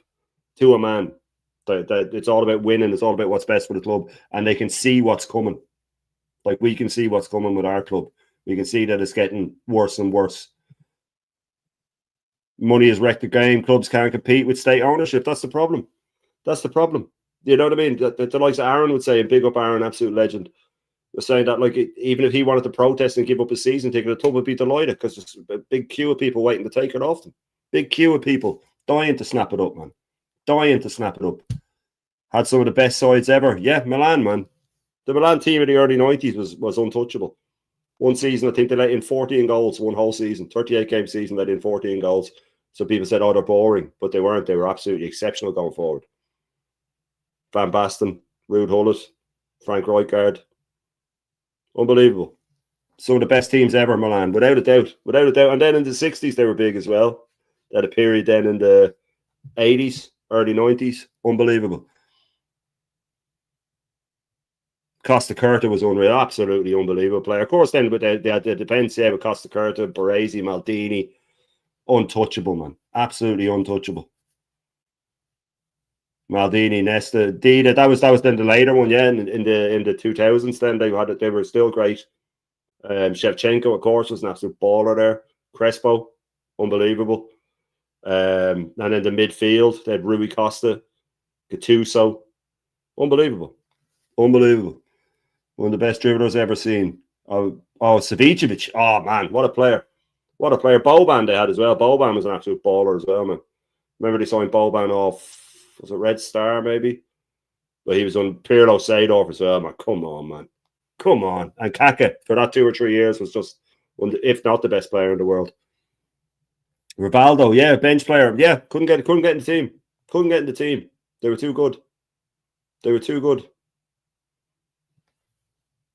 Ancelotti manager as well, yeah. Won a Champions League with them. One of the many he's won. Cafu was unbelievable there as well. They had Cafu. What a team, man. What an absolute fucking team.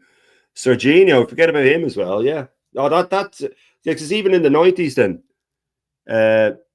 they had, like I said, they had the team with the Dutch legends in Van Basten, Gullit, Rijkaard, and of course then the spattering of the Italians, and then they reinvented themselves again in the Zambrotta era. Zambrotta, they had like I said, Seedorf, Kaka, Rui Costa, Shevchenko, Crespo.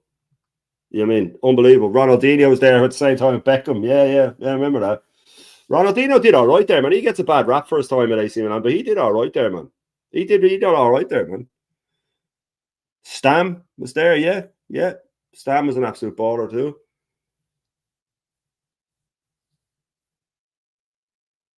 Zidane, top player manager. Zidane, man, I don't know. He has to be up there as one of the greatest of all time. One of the greatest of all time. They beat Barcelona 4-0 in the final. Yeah, that was against Cruyff's Barcelona, when Cruyff came out before and said, oh, Milan don't attack. They don't know how to score. And then Milan absolutely pasted them, man. Absolutely pasted them. I think Capello just put up the newspaper headline in the dressing room and didn't say anything in the pre-match speech. Just stuck that up, gave it a point. Look what he's saying about just saying you can't attack. Went out and absolutely fucking Savicevic just that when he lobbed the keeper. Unbelievable, man. To do that in the final. Yes, they were a few goals ahead, but still, man. Still, yeah, Barcelona got absolutely pounded in that final, man. Cruyff shouldn't have said what he said. But he thought that they were the betrayers of great football, where Milan were sort of defensive and stuff like that. But just because you don't let in goals doesn't mean you're a boring team. Some teams are like that. They don't let in and they're boring.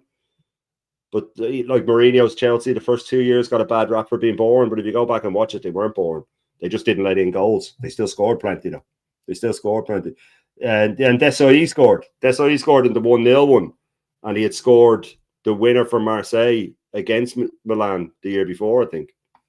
And then he went and scored the winner for Milan the next season. That has to be some sort of record. Man.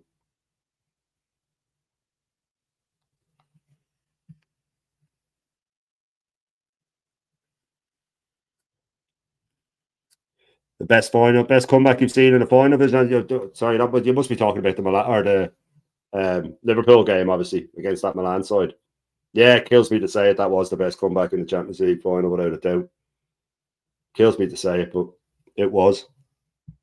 Oh, God, sorry, best comeback I've seen in it. Oh, Champions League game. Yeah. Remember the worst Champions League final in history, 2003. Yeah, it was terrible, man. That was god awful. There's been a few stinkers, but that was up there. Baggio, absolute baller. Yeah, man. If it wasn't for injuries, I can only imagine what he would have done. Man. He still had some top moments, but yeah. 05 final, yeah. The 05 final wasn't great either. No, that was the 4 or 5. 05 was the Liverpool one, wasn't it? Yeah. Yeah, because we were 06. Yeah.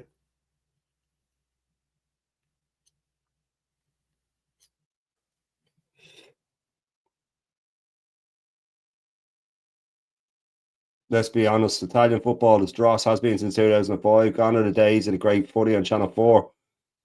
The league is dead old, everything. Yeah, nothing changed. Yeah, 90s and early 2000s, it was phenomenal. Especially the 90s. The 90s, it was untouchable. All the best players. Every best player played there. Everyone wanted to play there. That's why Gaza went there. Platt and all these lads went there. It was the league. Then La Liga sort of took over about 2005 as the league to be in. That's when Ronaldinho and all went there.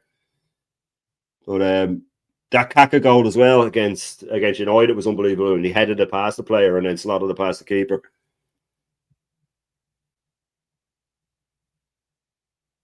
Yeah, that's right. And the Milan, yeah. The 05 one, they battered you and used one, and then the other one, you battered them. Yeah, that was the one where they went 2-0 up, wasn't it? And then Dirk Kuyt scored, I think, to pull them back for us. Chelsea's Champions League final win in 2012 has to be up there as one of the best backs to the ball. Yeah, man, they were getting battered in that, man. Absolutely battered in it. And yeah, they nicked it on penalties. Yeah, absolutely pounded. Sorry, bro. Just munching on my grapes. Sorry. You what? Oh, sure, I'm munching on grapes. Sorry. I didn't know what you were saying. No. Oh, I love a bit of water and grapes, bruv. Grapes, red grapes, green grapes, pipless, obviously. I don't like pips, bruv. Yeah, watermelon. Well, I love a bit of watermelon. I had this comment, though. I don't know if you answered that because I was on the phone. Sorry. What's the best game of football you watch live in terms of having everything? For me? You see, you have to put it into sort of, for me, it has to, what it means as well, you know what I mean? So that, like that Barcelona Inter game is up there. That's up there for having everything. Yeah, but he was saying watch live, so you were there. Oh, live. Oh. Live. The closest, but it just didn't get over the line, was going over to Munich when we had lost 3-1 at home and we won 2-0. And did you at that game? Nearly, I was there, yeah. Well, you been to the Allianz? Yeah. I was there for that, yeah. I was there for that. And Cole Jenkins in masterclass at right back. Yeah. I remember when we scored the second, when Koscielny scored, there was about 9 minutes left. And I remember actually thinking it mightn't be a good thing. I thought I'd have a heart attack if they scored. It genuinely felt like I was going to have a heart attack. I was like, if they scored third, or if Arsenal scored third, I'm going to just collapse dead here. But no, that was great because we went over with no hope whatsoever, and then came very, very close to. We missed some sitters in that game as well. We did. Yeah, when we went 1-0 up. Yeah, we missed very early. We went 1-0 up. Yeah, it was quick. Sitters. I remember they were shook. Yeah. Were shook. Bro, they were rattled. They didn't want it that day. Yeah, and they hadn't lost 2-0 at home in I thought it was years and years and years, never mind 3-0. And it was fucking away goals at the time. You would have taken the extra time nowadays. Yeah, facts. And I remember then in injury time, Oxlade-Chamberlain broke clear and the ref blew the whistle and he was breaking clear. And I was like, what has just happened? I couldn't believe it. But yeah, that's I suppose that for being there, even though we didn't win, it was just it had everything. You had, because every time they got forward, you're thinking if they scored, we're done, and yeah. But again, like today with the girls, with the women, It was like, you know, they can score at any point. But everyone was like on it. Cole Jenkinson in that game, yeah, I swear down. Man's playing right back, yeah. That was the best game he's ever played in his life. Without a doubt. Without a doubt. What's the best game? Rivalry, wasn't it? What's the best game you've seen that's been a win that had everything? Live. Man said the only time you didn't get bad. You might get blocked for that, Vinny. You carry on, mate. Yeah, you carry on, mate. We still went out. So essentially, we did. For me, that would probably be an Ireland game when we beat Holland at home to qualify. We beat the year Mick McCarthy was there. We qualified out of a group. World Cup 2002 qualifier. We qualified out of a group with Holland and Portugal in it without losing. It's not Roker Park. That was fucking insane. No, it's Lansdowne. Oh, Lansdowne Road. Yeah, come on. Sorry, we were down to 10 men as well. We were down to 10 men, and Jason McAtee scored. Hey, Jason McAtee, mate. Macha. Hey, Macha. Yeah, the Scout's fucking Irish, mate. Did you ever hear that story about him when they flew to America, Liverpool, for a pre-season game? And because of the time difference, wherever they were going, they'd left Liverpool, say, at 7 o'clock in the evening. And when they got to wherever they were going, it was 8 o'clock in the evening there. And when he got off the plane, he saw the time and said, Jesus, that flight seemed a lot longer than an hour.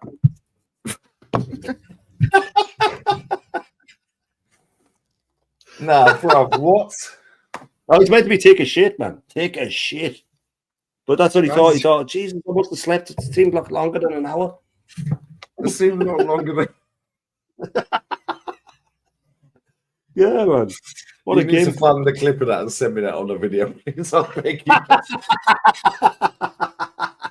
Man said that it seemed a lot longer. Apparently so. Apparently, I remember hearing that before. Someone, I don't know, it was Neil Ruddock or something, said it probably in one of those, you know, when they go around doing speeches. Stand up, yeah, after dinner speech. Yeah, man. There's loads of stories about him to say the stupidest shit. Yeah, Jason McAtee wasn't the brightest spark, was he? Let's be real. No, not at all. Not at all. Yeah, he was a little bit thick. Well, to be fair, so was Neil Ruddock, but I ain't fucking around with him. Yeah. No. Did you see Vinnie Jones in the crowd today? Was he there? No, not for the Arsenal game, but did you see Vinnie Jones? Yeah, for the Sheffield United game.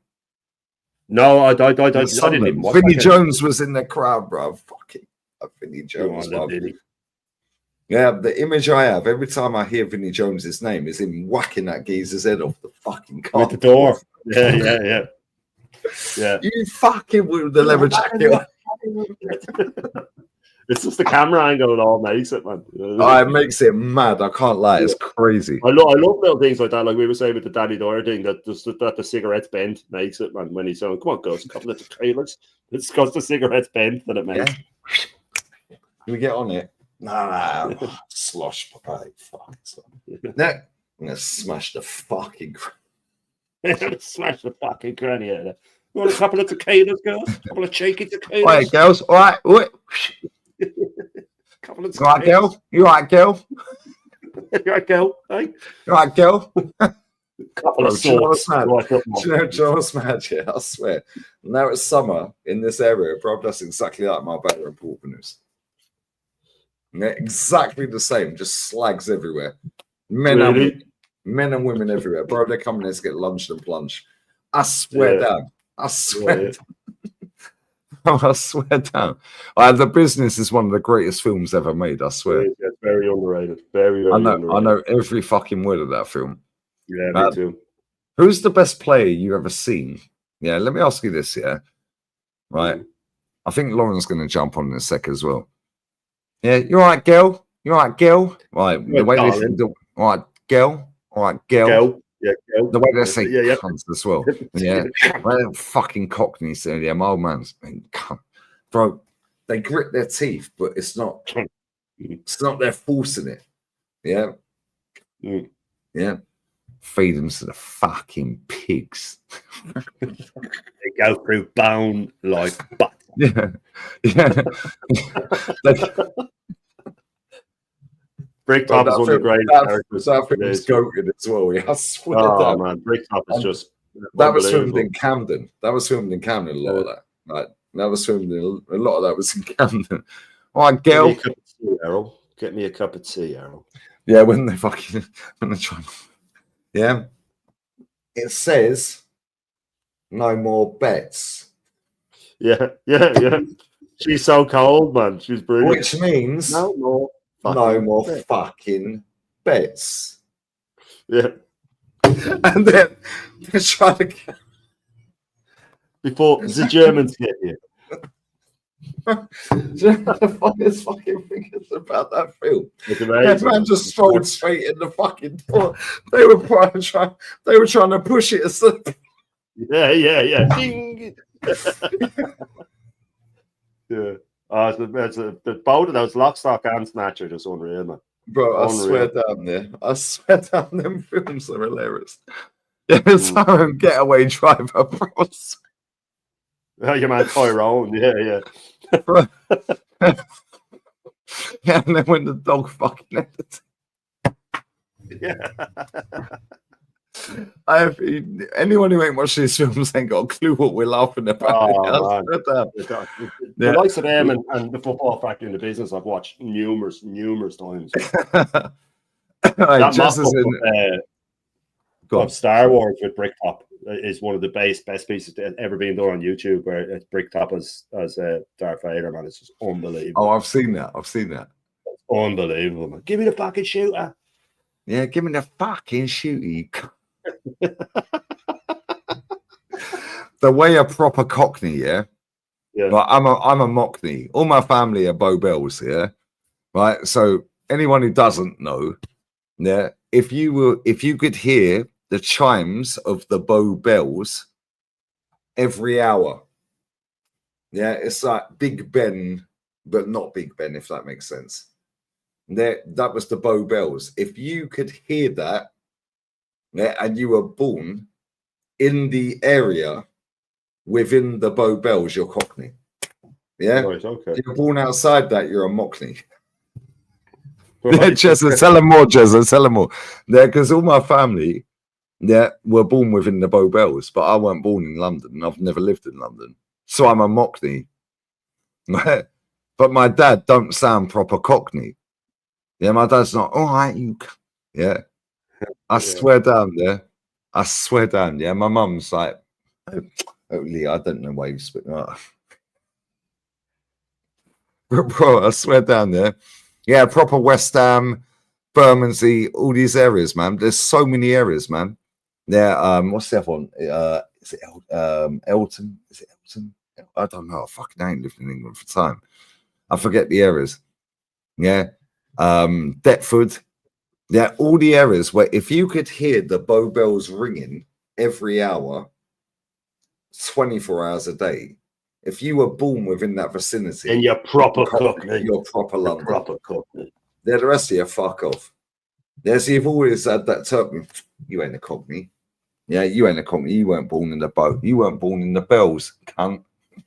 There is one thing that with London that I wish we had over here was calling people a slag. We don't use that, man, and it's just such a great thing to call someone. You fucking slag. It's so easy. That rolls off the tongue. It does, doesn't it? Yeah, bro. That's so insulting. Bro, do you know what? Yeah, but when you say it to a girl, yeah, not Egal. Yeah, but when you say, yeah, we'd use it for girls over here now. We would use it for girls, you see.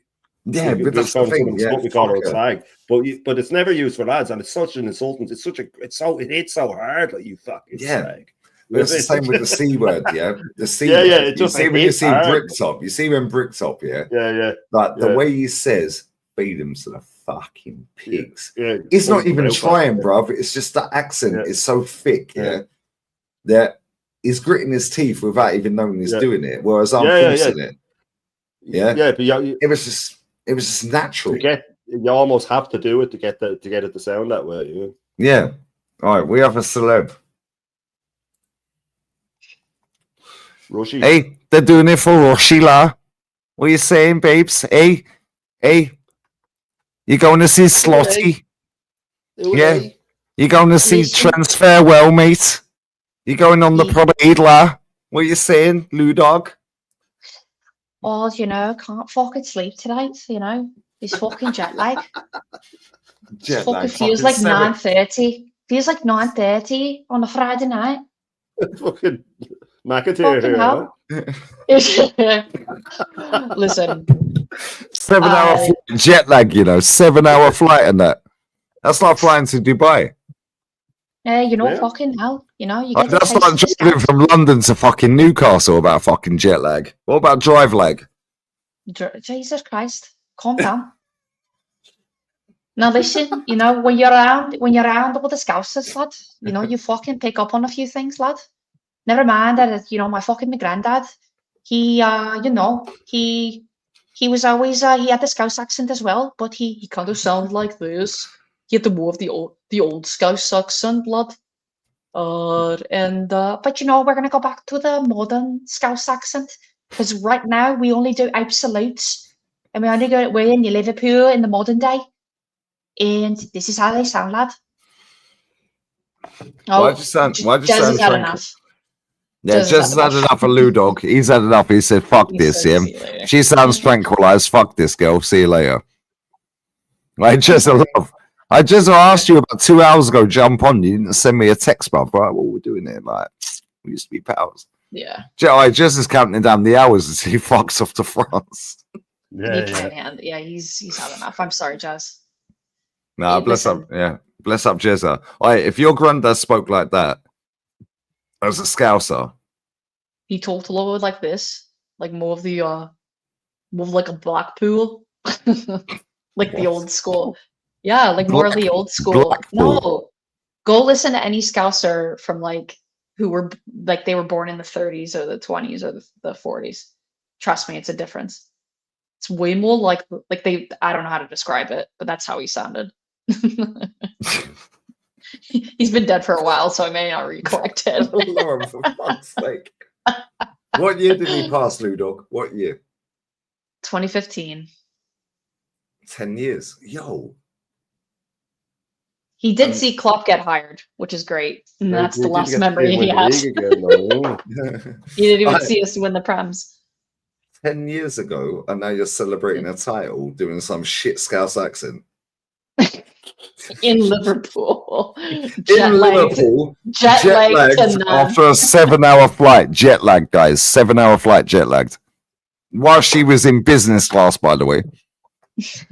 Yeah, jet lagged in business class. Do me a favor, turn it in. You sound like a top gooner. Oh, but I tweaked a toe now. Get out of it. In business class and you're jet lagged. The seat bed didn't lie back far enough. You said, and I have the receipts as well, because you know we come correct here. You said that you got a whole sleep package. Yeah. Yeah. That's how we know you were business class. Air Canada. Is that what it gave? Is that what gave away? Yeah, you said because it's a 5-hour time difference. No, she's McAteer, man. She's McAteer. She's getting confused by the time difference like he did. Oh, that seems like an hour flight. All right, Lou Dog, was you listening when he said that story? No, what's this about? Shane, tell the story again, because you probably ain't heard it, because I've never heard it in my chat. Say it again, Shane. Apparently, during some pre-season tour for Liverpool years ago, they left like Liverpool at say 7 o'clock in the evening. But when they arrived in New York or wherever it was like 8 o'clock in the evening their time. And McAteer's meant to have got off the plane and seen the clock and gone, really? 1 hour flights? Seemed a lot longer than that. What a fucking game. Oh my God.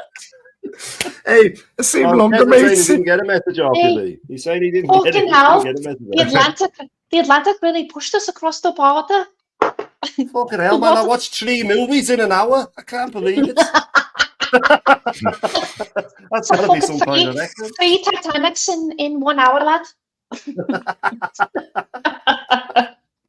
Oh my God. That's hilarious, though. But yeah, no, listen, I'm not here to, I am here to crash the party a little bit, but no. No, first and foremost, guys. Thank you. So I'll shout out. That game was electric today. That was awesome. They are ballers. Like the Barcelona team, they had nothing. It was great. No, they didn't threaten them at all, really. Nope. You guys stayed compact. Arteta would be proud, you know, in terms of the defense, you know, Yeah. but you know, you guys had, it was really cool though, because this sounds so patronizing. It's really cool that, you know, it was end to end, and you just don't see that in the Premier League as much unless you like watch, you know, Spurs or Liverpool, you know, the ones that play the high line. But no, it was great. But that would have been interesting for Berta to see, you know, the women's side win a trophy, let alone in like what was she hired? Like what, January, February? Can't remember. October interim. October, yeah, I think so. Oh, yeah, and then went on an 11-game unbeaten streak, got us to the quarterfinals of the champs against Madrid. Hired full time 17th of January, lost 2-0. to Real Madrid. They wanted her out. Slapped them. Yeah, they wanted her out. I'm going to find that tweet in a minute, because I shared that on the stream at the time. Yeah, when I did the watch along. Wanted her out, return legs, slap Real Madrid 3-0. Yeah, then played Lyon, lost 2-1 at home, absolutely walloped them 4 away. I think it was 4-2 away, so it was 4-3 on Ag. They were 4-0 up, weren't they? 5, oh, was it 5? Yeah, sorry, 5-3 away. They were like 4-0 away or 4-1 up away. Lyon are unreal. They've got the most Champions Leagues. Absolutely slapped them. Get to the final against the best team in the world on a three-peat for the champs. Hold that. Barca tears will always be lovely. And we know that Liverpool fans don't like Barca as well. Lovely stuff. And Arteta earns her yearly wage in 4 days. Some of the crosses that they were throwing into the box, no pun intended. Like it was, no, they got feet. Like it was just cool to see. It was Jesus Christ. No, we're not doing that, Lee. No, it's like some of the women's footy. It's really good. Yeah, first time crosses and shit. Yeah, one touch cross. And you don't realize this, but obviously I don't know if chat realizes this, but this is, you know, this might be brand new information. But women are generally shorter than men in height. And so they have to. Yeah, Aaron the midget. I swear down, any Danish G's in this chat, we're still looking for a XXX, the biggest shirt you can get from Midgetland FC. Oh my god. Yeah, we're looking for the biggest shirt you can buy from Midgetland. Ennis in my chat, I swear. Any other Danish G's in my chat, we need the biggest shirt from Midgetland. Me and Shane are going to go halves on it, and we're going to find Aaron's address and just send it there. You know what makes it funny is that he's not even that small. That's what makes it taller than both of us. This is outrageous. But he looks small on camera. Yeah, he does. We need to keep the gimmick going. Yeah, big time. Man. I sent him that clip straight away. Like. Oh man, I don't even want to know. No, but Ludo, real talk, yeah. Firstly, how you secure tickets is crazy. Yeah. We had to break the fourth dimension for sure. To Ludog's broken their whole bank account getting to England, to London. The future kids are not getting a trust fund. Let's just say that. Don't have kids. That's fair enough. Yeah, save your money, save your time. But anyway, no, I was just saying with the women's footy, like they have to, because they're shorter, they have to run that whole pitch. Like that pitch is designed mainly for, you know, like male like sports, right? It's like it's the same thing, like even with the nets and all that. I mean, everyone, I don't want to start a whole equality debate, but no, they hustle, and we gotta shut up. But I'm just saying, give credit. This is my drunken rant. All right, I'm jet lagged, and fair play to the you know, to Asna, the ladies, you know, the Poontang, the ladies. I'm rambling anyway. No. All right, big up Madawi. She's Scouse. She's a Saudi Scouse. Saudi Scouse is always good. Yes. Big up Madawi. Thoughts on Klopp back in Trent? Oh, great question. Listen, Klopp is gonna. You know what? I appreciated that he did that because I think the fans need to hear it. To be quite honest. Do you think though that your manager, your current manager, threw him out to dry because of the general consensus? Yeah, like obviously he's leaving, and a lot of fans have got the fucking ump because he played us for 2 years and all that. Yeah, I get all that. Yeah, cool, whatever. Yeah, for me, I blame your board because when he gets to 2 years, there's a contract, sign it in a month or fuck off. We'll send you.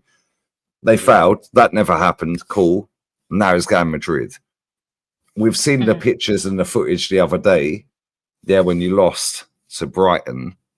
Yeah, and it was a party in the way. Yeah, we really cared, guys. Slots on fire. Yeah. No, but what I'm saying is, like your manager your current manager has then come out and said, he ain't been great in training. You text me, and I see it anyway, right? But he's played him 43 times, starts in all comps. So I feel in my head, and I want to get your thoughts as a Liverpool fan there. Like for me, he started him 43 times. So if he's not that good in training and his mind's gone elsewhere, why the fuck do you keep starting him? Also, why are you doing it now when you're celebrating a title in the last game against the team that are going to celebrate a title? It's a whole party. Yeah, Palace are rocking up as well. They might as well join us on the fucking bus. So why is your manager hanging him out to dry? That's what I'm trying to say. Okay. No, first and foremost, that quote from Slot was in reference. Big up, Jez. Big up, sir. That quote was actually, he was referring to at the beginning of the season and preseason. And he not only called out Trent, and they had and nobody is like going to acknowledge this, but Trent already talked about that. He had a conversation with Slot. He says, this is where you can improve. This is where you're really good. This is where you're going to, this is where you excel. And this is how I see how you play. This is what I want to see from you this season. And he had the exact same conversation with Salah. He basically said, like, you are jogging during training. I want to see you running, because when you jog, Salah, the rest of the young players jog. So you have to, that kind of thing. That's what Slot was referring to in that conversation. And people are just quoting the part where he says, he doesn't focus when defending. That's true. But also Klopp has even said that too. People have known this about Trent. And sometimes he just loses his focus. He's not a good defender at times when he loses focus. Well, according to Kvaratskhelia, he's the best defender he's ever played against. That's crazy, but whatever. Yeah. But yeah. Before I let you carry on, Shane's got. But I was just going to say it's taken out of context. That's all I was going to say. I got a bounce. Yeah, it's always out of context. Nobody likes context apart from top gooners. Yeah, and their context is bullshit. But Shane, always love my guy. I appreciate you, brother. Shout your channel out. Yeah, and, let them know where they can find you, bruv. Yeah, Shane Gooner. I'll be back tomorrow morning for the full Irish breakfast, of course. I've loads of other stuff lined up. I'll be on Jez's on Wednesday for the quiz, Jez, is it? Wednesday. I'm excited, but I'm excited but nervous at the same time, man. It's my first appearance on the quiz. I'm excited but nervous. If you're up against Kenny, just forfeit.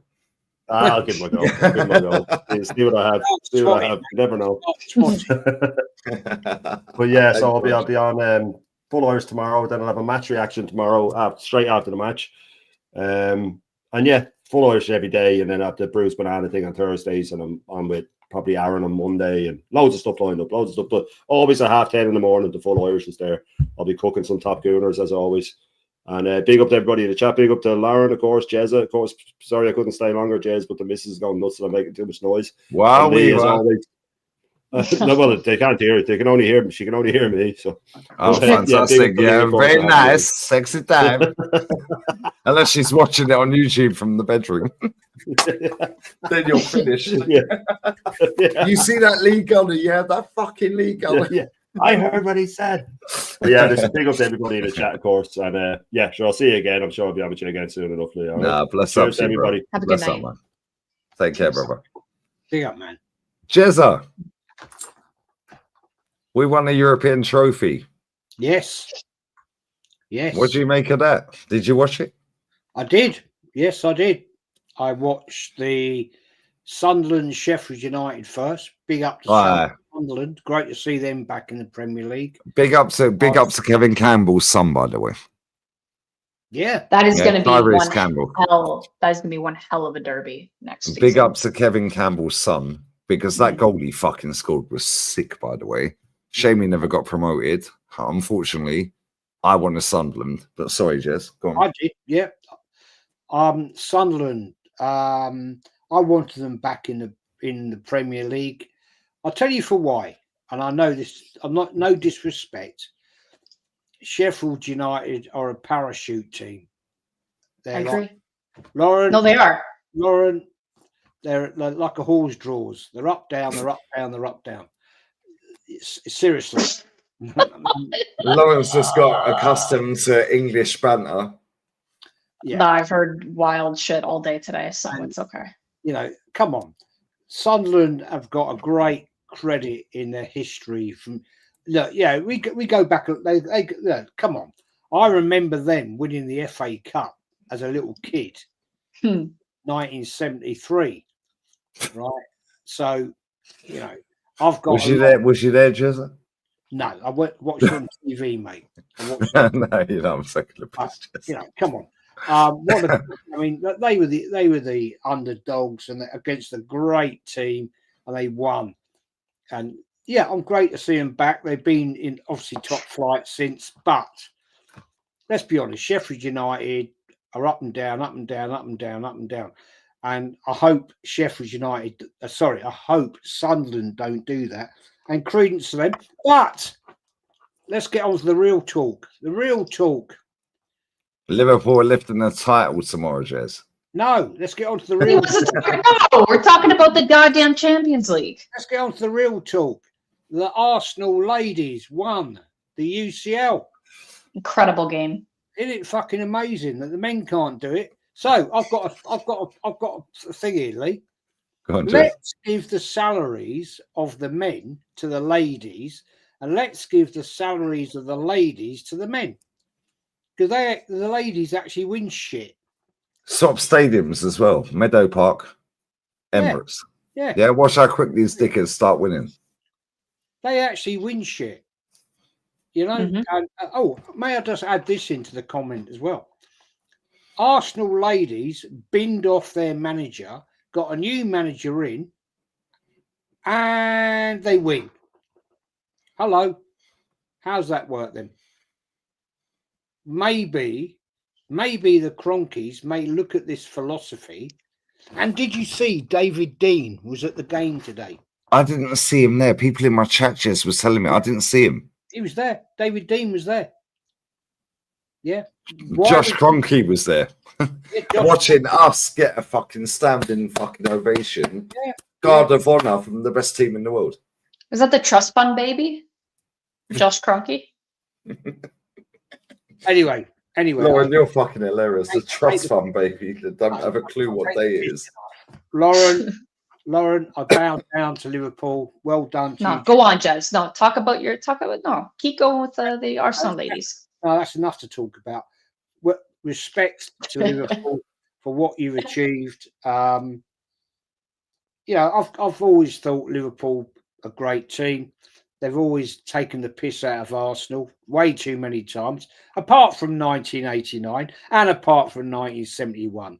But yeah. So, Jez, tell him what happened when you was in '89, Jez, when you left the stadium. Tell him, or before. Tell him, because there's 900 people in it, Jez, and a lot of them ain't heard it. Well, when we pitched up in '89 to the Anfield Road end, there was a great affinity. I mean, there'd been a tragedy, horrible tragedy, and there was no trouble. There was no argument. There's nothing going on, no nonsense. And back in those days, you still had the trouble, but all the fences had been taken down because of what had happened at Hillsborough. And I remember walking down to Anfield Road end, and there were Liverpool fans outside the ground, and you were sort of like, oh, what's going to happen here? No, it wasn't. It was an applaud because we were giving them respect and they were giving us respect.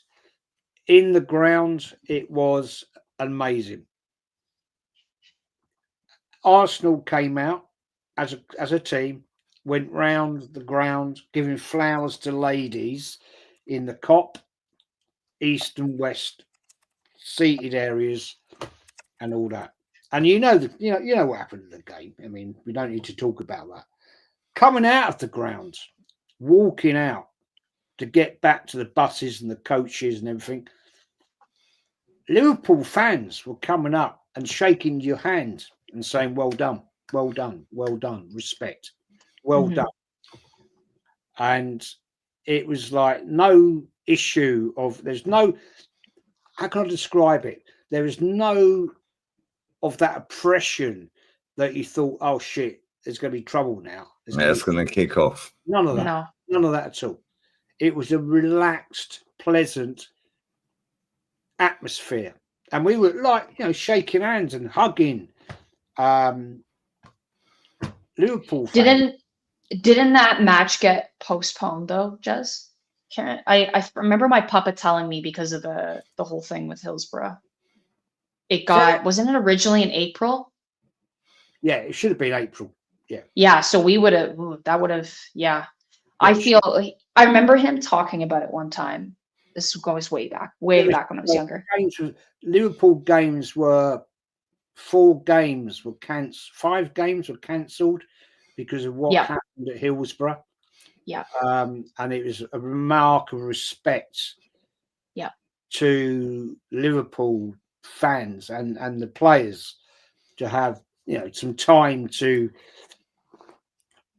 I don't know how you can put it, to reflect, and to absorb process the tragedy of what happened. And the reason, sorry, Jez, I don't mean to interrupt you. I was just gonna say, I remember him talking about it because I had asked him about it, and he said that at the time, because even though they had lost the league, they'd had nothing kind of emotionally left to give to, like, in terms of towards Arsenal. It was just, you know what, fair play, congratulations. They were so emotionally spent from those 4 or 5 weeks, right? Yeah. And of course, obviously, they all those matches got postponed, but it felt like they'd emotionally had nothing left to give. I remember him distinctly saying that. Like, at least that's how he felt, and that's how a lot of his mates felt. It was. I mean, I remember I was at Highbury, and back in those days, people used to have a little transistor radio. You didn't have mobile phones, of course. No. You had a little transistor radio with an ear thing. At half time, you try and get what results are going. Yeah. Mm-hmm. Of course, Arsenal at the time were top of the league, and so you want to know. And all of a sudden, this has started coming through. And I remember being there in the North Bank with people, and we thought, oh Christ, there's a major kickoff, major fight at Hillsborough between Nottingham Forest, Liverpool. It's just horrendous, and all that, and because that's what used to happen, pretty much back in the day, and then it started to come through different stories on the radio where the players had been taken off. So we thought, shit, this must be a major situation. And then the game restarted at Highbury, and then it all started like people were talking, and how can I describe it to you? The game became hushed because it was obviously going around that this was not violence, this was something else. Yeah, it was almost eerie. Yeah. And there were stories of all kinds of stupid stories about the upper tier had collapsed onto the fans below, which was all bullshit, but nobody knew. And it was like, fucking hell, what's going on? So now the game that you're watching don't matter anymore. Yeah, it did become unimportant because you suddenly got everybody's because trying you have a fucking heart, Jez. Well, you're trying to listen to somebody's radio. Like there might be 10 people around, and this guy would take his earpiece out and turn the volume up to max, and you try and hear it, and you're like, what the fuck? What's going on? No way. What? Who was we playing that day, Jess? Sorry? Who did we play that day when that happened? I think it was Coventry, I think, if I remember. At home. We were at Highbury, yeah. Mm. And I'm like listening, I'm thinking, trying to listen to this guy who's like 5 feet from me. I'm thinking, what the fuck is going on? And then it all came out. It all came out. And it's like, geez, man. It's like when I play. Go on, Jess. Sorry, I'll shut up. Sorry. And of course, then we all piled out the ground. I think I can't remember, was it 2-1 Arsenal win? I can't remember now. That's unimportant, because what had happened, we just in history, I did obviously not witness it, but heard about something so tragic. And I remember walking out, and we were going down Gillespie Road to the pub, and everybody as a fan was hushed. It was like, what's happened? What's going on? Nobody knew until, because don't forget, we had no mobile phones, we had no internet, we had fuck all. We had, we got to the pub, and the TV was put on, and eventually the news came up, and it was like this awful thing that was going on at Hillsborough with the Liverpool fans being crushed, and there was sort of snippets on the TV, not a lot of camera footage, and you're like, I always remember, and I'll never forget this day, right? The Nottingham Forest players were stood there. Yeah, and I they remember started this. to walk over. They started to walk over, and fans were ripping off the hoardings and using them as stretchers. Yeah. And trying to get people out. People were trying to get up to the upper tier, getting pulled up by people. And I remember standing in the pub that's gone now, sadly, one of my old locals, and we were watching it on this old TV up in the corner, like you had in pubs, right? And everybody was quiet. There was no talk about the game of Highbury. There was nothing of that. It was watching it and thinking, fuck.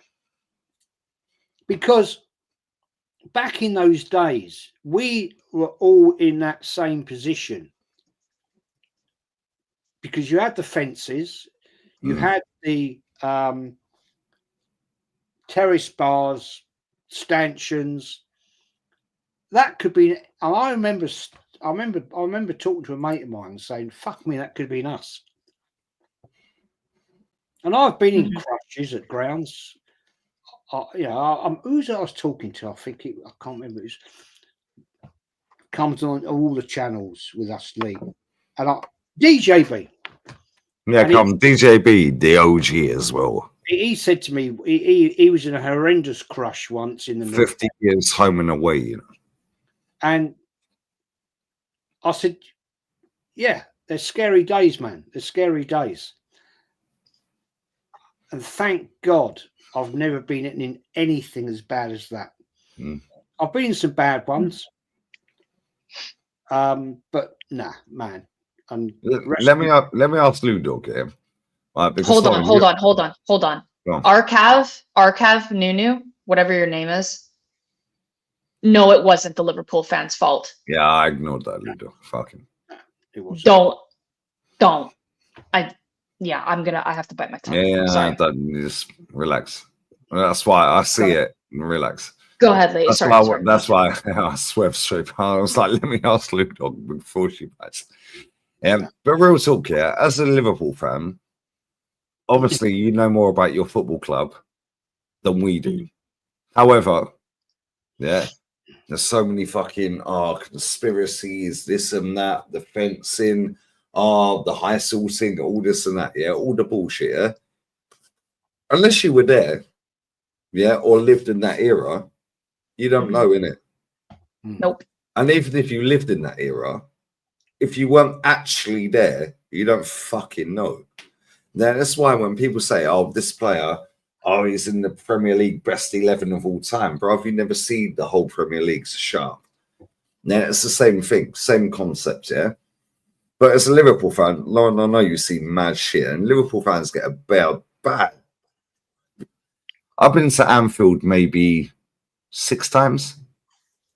I remember we got slapped. Do you remember when Bellerin tried doing the Cruyff turn and Salah on the whole Anfield? Ha ha ha. Yeah, it was funny, yeah? Cool. Yeah. We were singing, we're fucking shit, non-stop for 25 minutes first half. 4,000 of us. Yeah, some fucking geezer and his missus fucking camera got launched onto the fucking field. Yeah, full time. Yeah, anyway, my point is, how do you, like, because for me, yeah, when we came out of that game when Salah on the whole length, yeah, our fans are all fuming. Liverpool fans going, yo, feel sorry for you, mate. Feel bad for you. You need to get rid of this Arsene Wenger, mate. Cool, yeah, fair play. He's one truck and he needs a binning, mate. You're then driving down the motorway back. You stop at the services on the motorway. Gotta get rid of Wenger, mate. Yeah. I think you're the classiest club in the league. I can't lie. Yeah, but the perception of you lot online, yeah, is the complete opposite because of certain things. How do you see that? I think when someone makes, like a Liverpool fan makes that type of comments, Yuli, it's because we literally lived it and went through it ourselves. For me, I only saw like the tail end of the Hicks and Gillette era, you know, when and of course the Hodge and yeah, we had Benitez for a little bit, but he didn't get the same, you know, he got us the Champions League, but you know, it wasn't roses and rainbows with him, especially during our Premier League runs. But we knew, especially when Dalglish came back, coach for a bit, and it didn't have that Hollywood ending even then. We knew when, I think we'd seen like it didn't work for us and something's not working for you guys, and we didn't see you guys as a direct rival. Like the way, and I only say that in the way that we see United or Everton, of course, right? So it was almost like, yeah, you got to get rid of Wenger. And it's the same thing with Arteta. Like, why are you still keeping him around? And I know that conversation, we know where that is right now. We know how you feel about it and Jez feels about it. So I'm not saying I'm not reinventing anything here. But I think it does come from that perspective of like, we saw shit ownership and we saw shit managers that couldn't get us over the line. And then we brought someone in, and Klopp, that, you know, we thought, okay, we're actually building something here, but we're also seeing tangible results. You know, Europa final, yeah, we lost it. But then we get in the Champions League, yes, we lost it, but we were getting to finals, and then we got to the next final in 2019. And a lot of people don't know this because Klopp literally said if they hadn't won that 2019 final, the project would have been potentially done. Like it was done. They weren't getting over the line. And that win, that trophy, it's not just about the if buts, we're progressing. No, you have to have a trophy at the end of it at some point within a certain time frame. And we've seen both sides of that. So I think that's probably why we felt, you know, we could kind of like, maybe that fan could have said that to you, you know. But let me ask you this thing, yeah, because nowhere in the chat talking about Trent the way they do isn't very classy. What are your thoughts on Trent? For Trent, I've accepted his choice. Like he's just a player. He's not the club. And it's about what we do in reaction to that news. I guarantee you the club knew ahead of time his decision. And they clearly, as everyone can see right now, and what's going to help with the brunt of this is that they're going to get one of the best 10s in the world who is creative. And then we've already replaced him as a right back. And we've also signed Connor Bradley to a long-term contract. So we're gonna move on. Don't forget what he's done for us. We can be pissed off. Yeah, am I happy about the way he's leaving after all the things he said? Yeah, fine. Yeah, sure, whatever. But at the same time, people grow. And he said, you know what? I've been here for 20 years. I gotta go. I want a new challenge. I guarantee you, anyone in this chat, Jez, Lee, we've all felt that. Come on now. Like, let's not kid ourselves here. Have you been at a job for 20, 30 years? Maybe you've looked at it and like, you know what? I'm not getting that inspiration anymore. If you want to throw the buzzword in. And that's the fire in the eyes. That's why I started YouTube. I fucking hated my job. So it's partly that. And you know what? He's going to look at like what Xabi Alonso, one of his heroes, by the way. Let's not forget. Trent watched Liverpool in the mid-2000s, just like I did. Saw Mascherino, Xabi, and Gerrard in I don't know why I just gave his last name a French accent there, but anyway. Gerrard. I'm doing a Scouse accent, a shit Scouse accent. Fucking Gerrard, lad. What the fucking Gerrard? Right, that's actually not too bad, mate. Yeah, you're a woolly back. So fucking, yeah. But no, you're a Jedi. Yeah, you're fucking Jedi, mate. He's gonna go play for Xabi, and like whatever. That's his thing, you know. But do you think that, like, obviously he had a tough decision? Yeah, we've seen this, Jez. Yeah, we've seen this with Ashley Cole. Yeah. Right? So that's probably the best example. Yeah, fuck Van Persie. He never came through the academy. Ashley Cole won everything at Arsenal apart from the big ears. Yeah, but Trent has come through their academy and won it all. Yeah. 2 Premier Leagues, FA Cup, 2 League Cups, Champions League, Super Cup, Club World Cup. Like, if you want to throw a couple dinner plates in there, you can do that too. But he's got a mural on the side of someone's house as well, by the way. Yeah, bro's won it all, and I've accepted. Which is why I don't get the hate for him there, because like the hate, literally in my mind, what I see, I understand. Oh, he played us for 2 years. Oh, that's on your the ownership. club did too. The club did too. Let's but that's on your ownership. Yeah, that's on your ownership. Yo, you're down to 2 years, mate. You're one of our most important players. You've won it all. You come through the academy. You're born and raised around the corner. We're going to offer you a new deal. You got 1 month to say yay, no, or bollocks. If you don't, find a new club. Instead, he strung you along because the club didn't do what they're supposed to do. But at the same time, I understand. Oh, yeah, it means more and all that shit. I get all that, yeah. So I get it, but at the same time, he's a bigger club legend of your club than Steven Gerrard for me. that is debatable in terms of. Well, not really. He's won it all. No, but the thing with Liverpool is that if you are part of the academy, you're one of the Scousers. You stay with the Scousers. You know, you stay in the academy. You stay. You know, you don't venture off. You don't go abroad.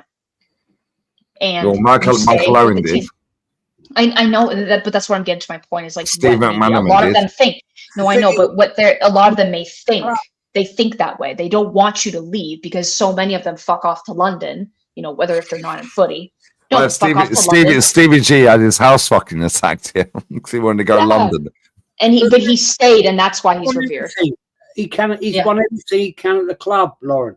He wants. I know. He wants a new target.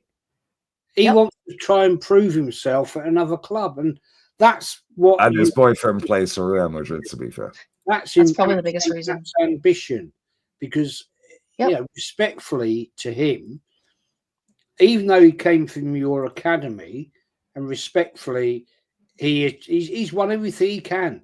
So he wants to challenge a new challenge, and you can't deny anybody that. Nope. I agree. Do you know what I think it is though with Liverpool fans? Yeah.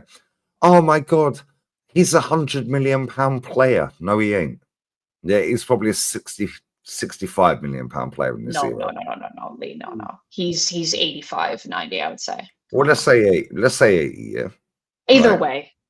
80 million. It's not his job to get you paid. That's the ownership. No. I guarantee you, my theory is he probably told them he wanted to leave after this season. And they said, okay, you know what? That's fine. You can go for free. Run down. Like you can't tell me. Stay for one more. Like run your contract down. Like they did with Cristiano. Fergie said, "Yo, stay." Exactly. And so they hoped in their head that they could woo him in. No, go on, please. Please. No, sorry, Jazz. It's the delay. It's the streamer delay. No, please say what you're going to say. I'm going to go totally off topic on another. Totally fine. Yeah. We'll do that. I will say I am on the camp of, you know what? Why would we hold back someone who is like, if he feels that he can't play for us anymore and he needs a new challenge, why would we keep him around? Let him go do his thing. We'll replace him. We already have two players. He's the easiest player to replace out of the three that you need to sign up. And I'm sure he knew that. Yeah, but this is why I don't get it. Yeah, and I know like Carragher comes out, oh, why are they giving it the big and they don't know what it means to be Scouse, brother. You're a blue nose. Hold that. Yeah, like have a purple bin. Let's relax here. Yeah, no. Yeah, but at the same time, yeah, it's like I look at it and I think like when Thierry Henry left, yeah, we got 16 mil, 12 mil, whatever it was. Yeah, he wanted to go and win the Champions League. We clapped him out the fucking stadium. Yeah, yeah. I hope we do that tomorrow. You won't though. There'll be a section that but I wish. Yeah. Will you clap him out the stadium? Yeah. Fair enough. It is what it is. Like it's like but thanks for everything, but like I'm not be against him and that'll ruin their day because they'll walk out that stadium when it's a celebration of winning the league title. When you know you've already got 2 or 3 players coming in, yeah, that will be etched in their head. Oh, Trent fucking Judas, and it's like, why is that your memory? Like he won everything. He came through the academy. He won you everything. He was a major part in that. The quick fucking corner, the free kicks, the goals. Yeah, he might not be the greatest defender, but he's been etched in your history for life. Yeah, and it's like I look at it and I just think Ashley Cole. Yeah, our fans were the same with Ashley Cole. However, that was our club's fault. The same as I look at Trent. Yeah, that's your club's fault. You let him do it. Yeah, put the money on the table. Tell him he's got a month. If you don't, find another club, bruv. Get 80 mil. You didn't. Then he flogged you along. Yeah, and now he's the problem. It's your celebration. Fuck Trent. I think this is my theory. By the way, I think Glasgow said he went to a rival. Yeah, he's going to a European rival, but Glasgow. No, first and foremost, Glasgow, it's Madrid. We can't. No matter how hard we try, that is the mecca of football globally. Yes, Liverpool are massive. Yes, we're one of the biggest clubs in the world. But if he was going to go to another team and you're a Liverpool player and you've won everything and could continue to win everything, the next step is only Madrid, Glasgow. The next step is Madrid. He wouldn't go anywhere else. He's not going to go to Inter. He's not going to go to Bayern. He's not going to go even to Barcelona. Yes, you could argue that, yeah, Barcelona has a larger global influence than Liverpool, but we're up there. And yes, and Klopp leaving didn't help. Yeah, of course. But that's the next step for players that play for a club like Liverpool and even won stuff and won everything. Yeah, and the thing is, this narrative, yeah, before I let you carry on, sorry. This narrative of Real Madrid are our rivals in Europe. No, they're not. They've won the same amount of Champions Leagues in the last decade than you've won in your entire history. So, and furthermore, in the last 10 times you've played them, they've beaten you 8 times, drawn 1 and lost 1. Yeah, so they're not European rivals. They're in their own stratosphere. Facts. Yeah. They're in their own stratosphere. Yeah, Liverpool's rivals in Europe are not Real Madrid. Nobody's rivals. Yeah, Madrid in Europe. Yeah, yes, you've done well and you have pedigree and you do. My team never well. Actually, hold that. We won it today. Yeah, exactly. Big up the Gilden. However, yeah, it's not like he's going Man City. It's not like he's going United or Everton. Yeah, Peter Beardsley went to fucking Everton. Now, Steve McManaman, by the way, won trophies at your club, went to Real Madrid. He's a Real Madrid legend. Mm-hmm. No Scousers care. They love him. Yeah. Yeah, he won 2 Champions Leagues at Real Madrid. Nobody cares. Yeah, but he's a legend. He can whip it out, windmill around the white side pools, no racismo, of Madrid. He is a Real Madrid legend. But he also won trophies when Liverpool was shit at Liverpool. Mm-hmm. He's doing the same. This is the same with Cesc, yeah? Right, and I know Jez Kenny's fucking rattled by Cesc, I swear. Yeah. Manu Petit left Arsenal, went to Barca, then went to Chelsea. Cesc left Arsenal, went to Barca, then went to Chelsea. But in Kenny's head, and it's not a diss at Kenny, yeah, oh, that's the way he left. No, they all took the same route. Yeah, Thierry Henry left our club, Jez, because he wanted to win the big ears. Yeah. Yeah. They want to win trophies, and it's like, I don't begrudge them, man. I weren't pissed off when Van Persie left. With him, pissed off with the club and the manager.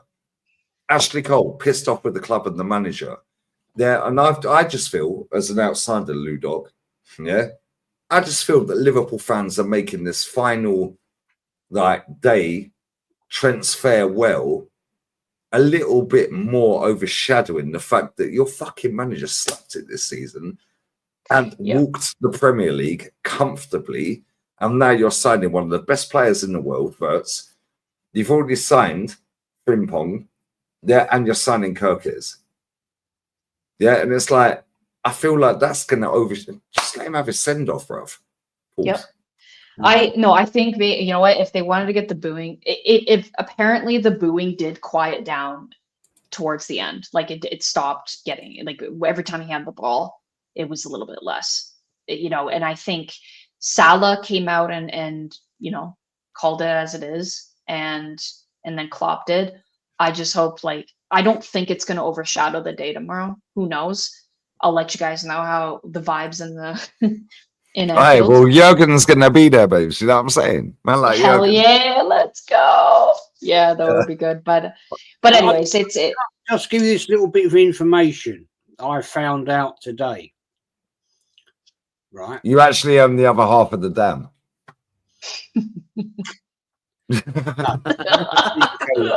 Don't fucking go there on that one. I'm sorry, Jess. Don't even go there on that one. That's amazing. That's amazing. Sorry, mate. Hey, this triggers him like fucking Cess triggers Kenny. Sorry, mate.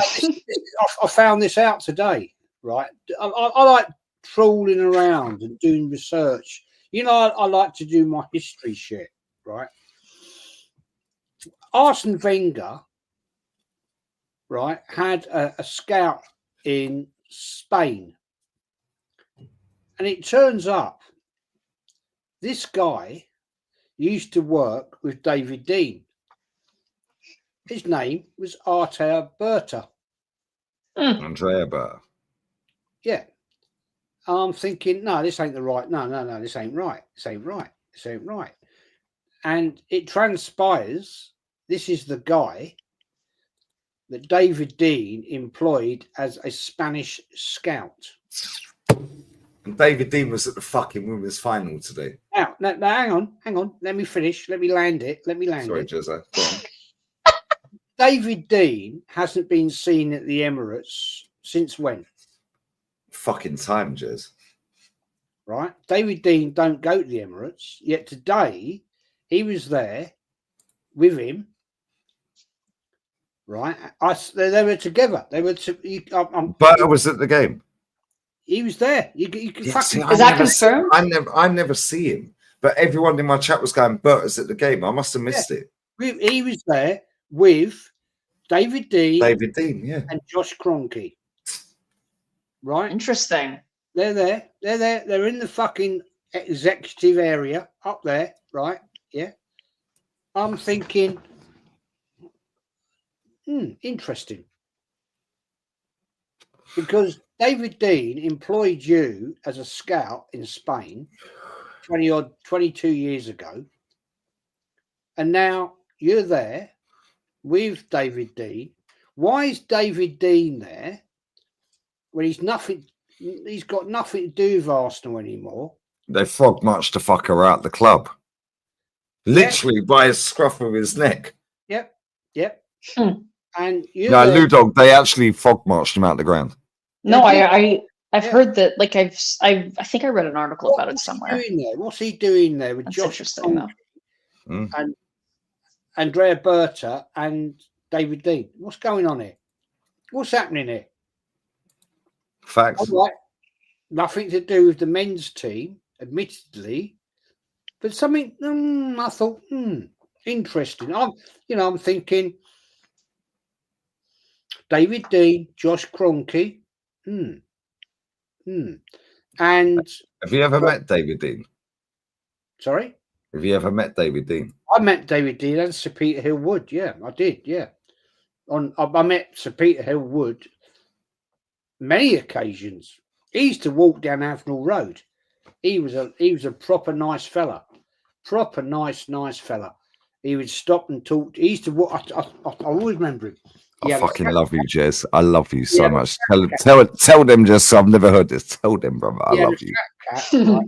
And he used to walk down Avenel Road, and he had his paper under his arm, right? And he had like a proper coat in the winter, proper coat. And he'd always stop and have a chat with people, and you walk up and say, "Mr. How are you doing?" And he'd go, "Yeah, how are you? Looking forward to the game at the weekend?" I'll go, yeah, we got whoever, it doesn't matter who the fuck it was. And he'd say, yeah, he said, "Who's your favourite player then?" I'd go, "Oh, well, it's so and so at the time of wherever." And he'd go, "Yeah, okay." And my granddad used to walk down with us sometimes and everything. And I'll tell you this one thing about Sir Peter Hill Wood. He knew the old boys. He knew them, because if my granddad was walking down, like my granddad used to take me to school sometimes. He'd go, "All right, Bill." My granddad would go, "How are we doing? Looking forward to the game at the weekend." And he'd go, and my granddad would take his cap off and go, "Yeah." He said, "You still smoking those rollies then, Bill?" The granddad would go, "Yeah." And he's like, those old fucking rolly things and everything. And Sir Peter Hill Wood used to get out. He'd get out. He'd go, "Yeah, you need to get on the cigars, mate." You get a cigar. He didn't light it. He never lit it. But sometimes they like just holding them in their mouth. Pause. But they don't do anything. They don't light the cigar or the cigarette. It was interaction with the crowd, It's brilliant. I used to stand there, right? They don't do that anymore.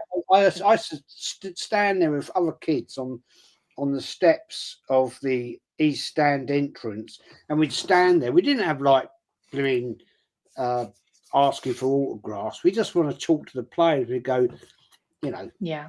I got very friendly with actually Charlie Jules as a little kid when I was 10, 11, 12. The only player I've been starstruck.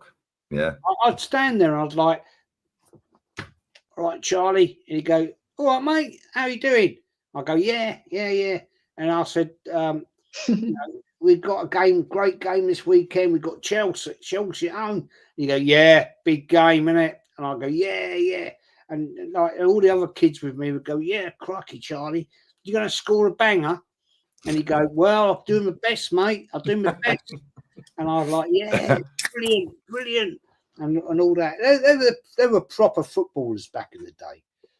Yeah. There was no driving around in Ferraris, Lamborghinis, and all that shit. It was they'd get the bus, 49 bus, to the top of Avenel Road, Gillespie Road, right? Or they'd come. I remember Pat Jennings, right? I used to remember him. He used to get on the tube to Arsenal. He'd walk past my granddad's house, right? Come down Avenel Road, and as kids then, the traffic wasn't as this is the 70s, right? We used to have a kickabout in the street, and he'd jump in. He'd have a kickabout of us, have a laugh. I've told the story up in Finsbury Park where he went in goal for us for like 15 minutes each way. Skins against. Oh yeah, it's always skins against. I mean, that was Skins like against bibs and that. Jumpers for goalposts, Jez. Sorry, yeah. Jumpers for goalposts, skins against shirts. Yeah, or bibs or whatever. We were up there, Finsbury Park, right? The tree trunks were the fucking goalposts. Yeah, we weren't allowed to play football up there, right? We used to get kicked off by the park guy. And we were up there one day. I'll rinse and repeat this. We were up there. It was five. We were playing five-a-side, right? And there was park benches, and we were up there having a kickabout. And this guy walked up, and he stood there looking, and it was Pat Jennings. And we were, oh fucking hell, it's Pat Jennings. Pat Jennings, look, man, it's Pat Jennings. And my mate Paul, who was a very, very good goalkeeper, had a Pat Jennings top on. And he said, Mr. Jennings, because he didn't talk to him by the first name. So he was called by the surname, respect. Mr. Yeah. And he said, oh, yeah, Mr. Jennings, and all this. And he said, right. He said, I'll give you 15 minutes each way. And we went, oh, fucking hell, bloody hell. It's fucking Pat Jennings, like the best goalkeeper at the time. He's like 6'4", right? We're all like 2'2", and you know what I mean. And he said, right, okay. So he said, right, this is like skins against colours, yeah. So tops off against colours, and we now he would not let us score. He was proper giving it the big one. He was diving, he was doing all this, and he was doing all that. And anyway, it went both ways and everything. Anyway, we all then said, oh, my mate Paul said, can I get an autograph? Can I get an autograph of my shirt? And he said, I haven't got a pen. I'm sorry. There's a lady sat on a park bench, just sat there, doing nothing, just sat in there. So he said, hang on. So Pat Jennings walked over to her and he said, no way. Have you got a pen? And she said, I don't know. And she looked in her bag and she came out, oh, yeah, I've got a biro. And he said, come on. And he brought my mate Paul over and he said, where do you want me to sign it? And it was the proper old green goalkeeper shirts, like, remember them? And he said, to Paul, Pat Jennings. And he gave the pen back to the lady and he said, nice to see you, lads. Take care. And he walked off, or words to that effect, and it's not probably, and he fucked off, walked off down Finsbury Park. And my mate Paul went home. I always remember it. He took his shirt off and he said, Mum, you're never going to wash this shirt. And she said, well, he's got grass stains on it. He said, I don't care. That's Pat Jennings. That's what it meant. That's amazing. That's what it meant. I remember that if you lived around Highbury grounds, like literally all my friends lived around Gillespie Road, Avenel Road. You used to see the players all the time in the season, and they weren't superstars. They were just like footballers. They were just people, Jez. They would talk to you. They'd stand there and talk to you in the street. Just so when they're hanging out, when they're in the baths and the showers, and they hang out the windows. Yeah, bless up KC, Kevin Campbell. Bless up Tyrese Campbell. He scored. I know he didn't get up into the Prem. What a fucking goal he scored today at Wembley. What a goal, bruv. Kevin Campbell's looking down at him. His son has just scored at Wembley. So amazing. But back then, they didn't give a fuck. Jez, I swear down. Yeah, back then you lived there, you grew up there. Just I'm only seeing it when I go there. Yeah, but they'd hang out the window. Yeah, they're in the fucking showers, the changing rooms. Oh, what you saying? Oh, yeah, I'll sign the autograph. No camera phones, nothing. No, you're there just living in the moment. You see him in the pub. Yeah, you see him in the bars, the clubs. Yeah, right, so on and so forth. You see him in the cafe. Like they're walking down the road, like I said, getting the tube, getting the bus. Nobody cares. I was gonna say my papa would run into Billy Little regularly, just randomly in the neighborhood, like around Bellwood. You know, like because he kind of worked in the area at the time, but yeah, he just casually, oh, there's Billy Little. Oh, what's up, Billy? I always remember he was just always like say things like that. But now they're all inaccessible, right? And so they live in these like echo chambers. With earmuffs on, pretending they're on their phone, don't even want to sign shirts, but then they go on a pre-season tour and they sign everything. Yep. So they protect them with, you know, what do they call? What is it, like wool, cotton, whatever they want to call it? Now that they're just all protected, they got a team. You know, they got a PR team. They got agents, and it's just the way it is now, unfortunately. Yeah, listen, I know you got to go as well because you're jet lagged. I gotta try to sleep. Mutant. 7-hour flight, jet lagged. No way, 7.5 hour flight. 7-hour flight in business class, Jez. Yeah, with a sleeping package with the blinds. I can't sleep on planes. I can't sleep on trains. I can't sleep. She had the whole bed. She had the dressing gown. It was a red eye. It was a red eye flight. Allow it. You want to had to pull an all-nighter. I flying from New Zealand, man. Fucking hell. Yeah, I can't. Wait, you want to try driving from fucking Alicante and Murcia to fucking where I live? Yeah, this is fun. No, Ludo, bless you. Drive on Monday, right? I've got 4 o'clock Channel Ferry, right, from Folkestone to Calais, which is an hour 50 minutes. I've got an 8.5 hour drive down to Dijon and then down half an hour down to Beaune. That's a killer because that's you got to. You're going to be in France, right? 2.5 months we're going to be there. Exactly. So you're going to be living La Vida Loca. Right, I might pull up as well because I can literally drive straight past Andorra, through Andorra, straight into fucking southern fucking France. You got to do that. How far you are actually, Lee? From where you are, do it. Where you are, right? By road, that's about a 9.5 hour drive. To Beaune. Beaune. No, they can't fly to Beaune. You've got. I'll drive anyway. Yeah, to Beaune. How do I spell Beaune, Jez? Is it B-O-N-E? B-E-A-U-N-E. Côte d'Or. It's in the region department. Côte d'Or. B-E-A. Just split it up. N-E. Find a halfway point. Oh, there we go. Beaune. Yeah, Jez, you remember this, yeah? You remember Hello. Jez, you remember that program on TV? Yeah. Listen very carefully. I'll just say this only once. They have found a boom. Yeah. Remember that program? Miss how far that is. Just to drive is 18 hours. What? It's 1,863 kilometers from where I live. It's a long way, man. That doesn't. Don't worry. How big? Yeah, it's 18. Well, listen, 18 hours, yeah? I'll be drive lagged.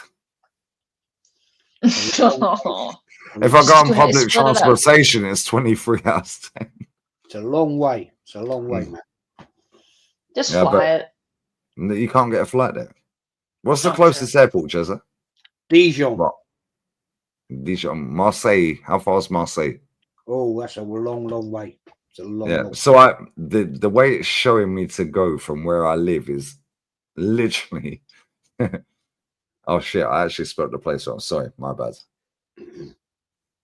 I got it wrong. Sorry, my bad. My bad. It's 16 spell it hours again? 10. It's 16 hours 10. It's 1,800 kilometers. Beaune in Yes. France. Côte d'Or, Burgundy. Oh, there we go. It's a long way, man. Yeah, from where I live, yeah, I rejigged wow. it. 16 hours, 10 minutes drive. Yeah. That's like middle of France, isn't it? Like Yeah, dead middle. It's south. It's damn near in More east, I think. Yeah. 16 kilometers from Germany. Switzerland. Yeah. It's just above Lyon. It's between Lyon and I mean, if you want to use Paris. It's near Geneva.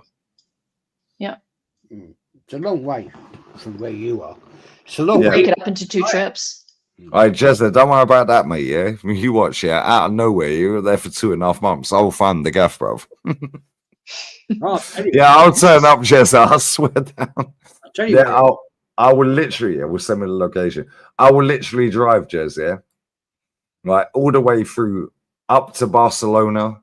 Yeah, through Andorra, up to Marseille. Yeah, all the way up to Lyon. Yeah, That'd be an amazing road trip. fucking yeah, I'll be fucking drive lagged. You're jet lagged after 7 hours. I Ludog, before I let you bounce, I know you're gonna bounce. Yeah, go on, Jezza. Sorry. Go to Malaga and fly to fucking Dijon, man. There's an airport at Dijon. Yeah, but these little tiny airports, Jez, it's a joke. No. We have done it. We've flown from Gatwick to Paris Orly down, and then got a regional flight to Dijon. They're not. You don't get jumbo jets and things landing there, but you get planes landing there, proper planes. You get put in a small cylinder, and you just pray. You pray that you don't propeller planes. Yeah. You don't get jet lag off them, Ludog. No, you just get claustrophobia. And you sit there and pray. They're double jet planes. They're small. They're only small. They're about 24 people on them. Boas or something. So it's like a private jet. Yeah, I look. You do an overnight train. Mine's on a private jet. No, Go on, not Jezza. private jets. Not private jets. They're called KLM and all that lot. Air France use them. Regional jets. They fly like locally and all Just that. do an overnight train. Overnight train. Do you know what's mad as well? Yeah, I don't know if they do this in Canada. Yeah, if you get a train out here from one city to the next or anywhere, train any station, you have to carry your passport on you. To get they do that. Yeah, like so. If I want to go from Malaga to Madrid, when I get off at Madrid, I need my passport. Oh no, that's weird. No. And if you ain't got it, you're going jail. Wow.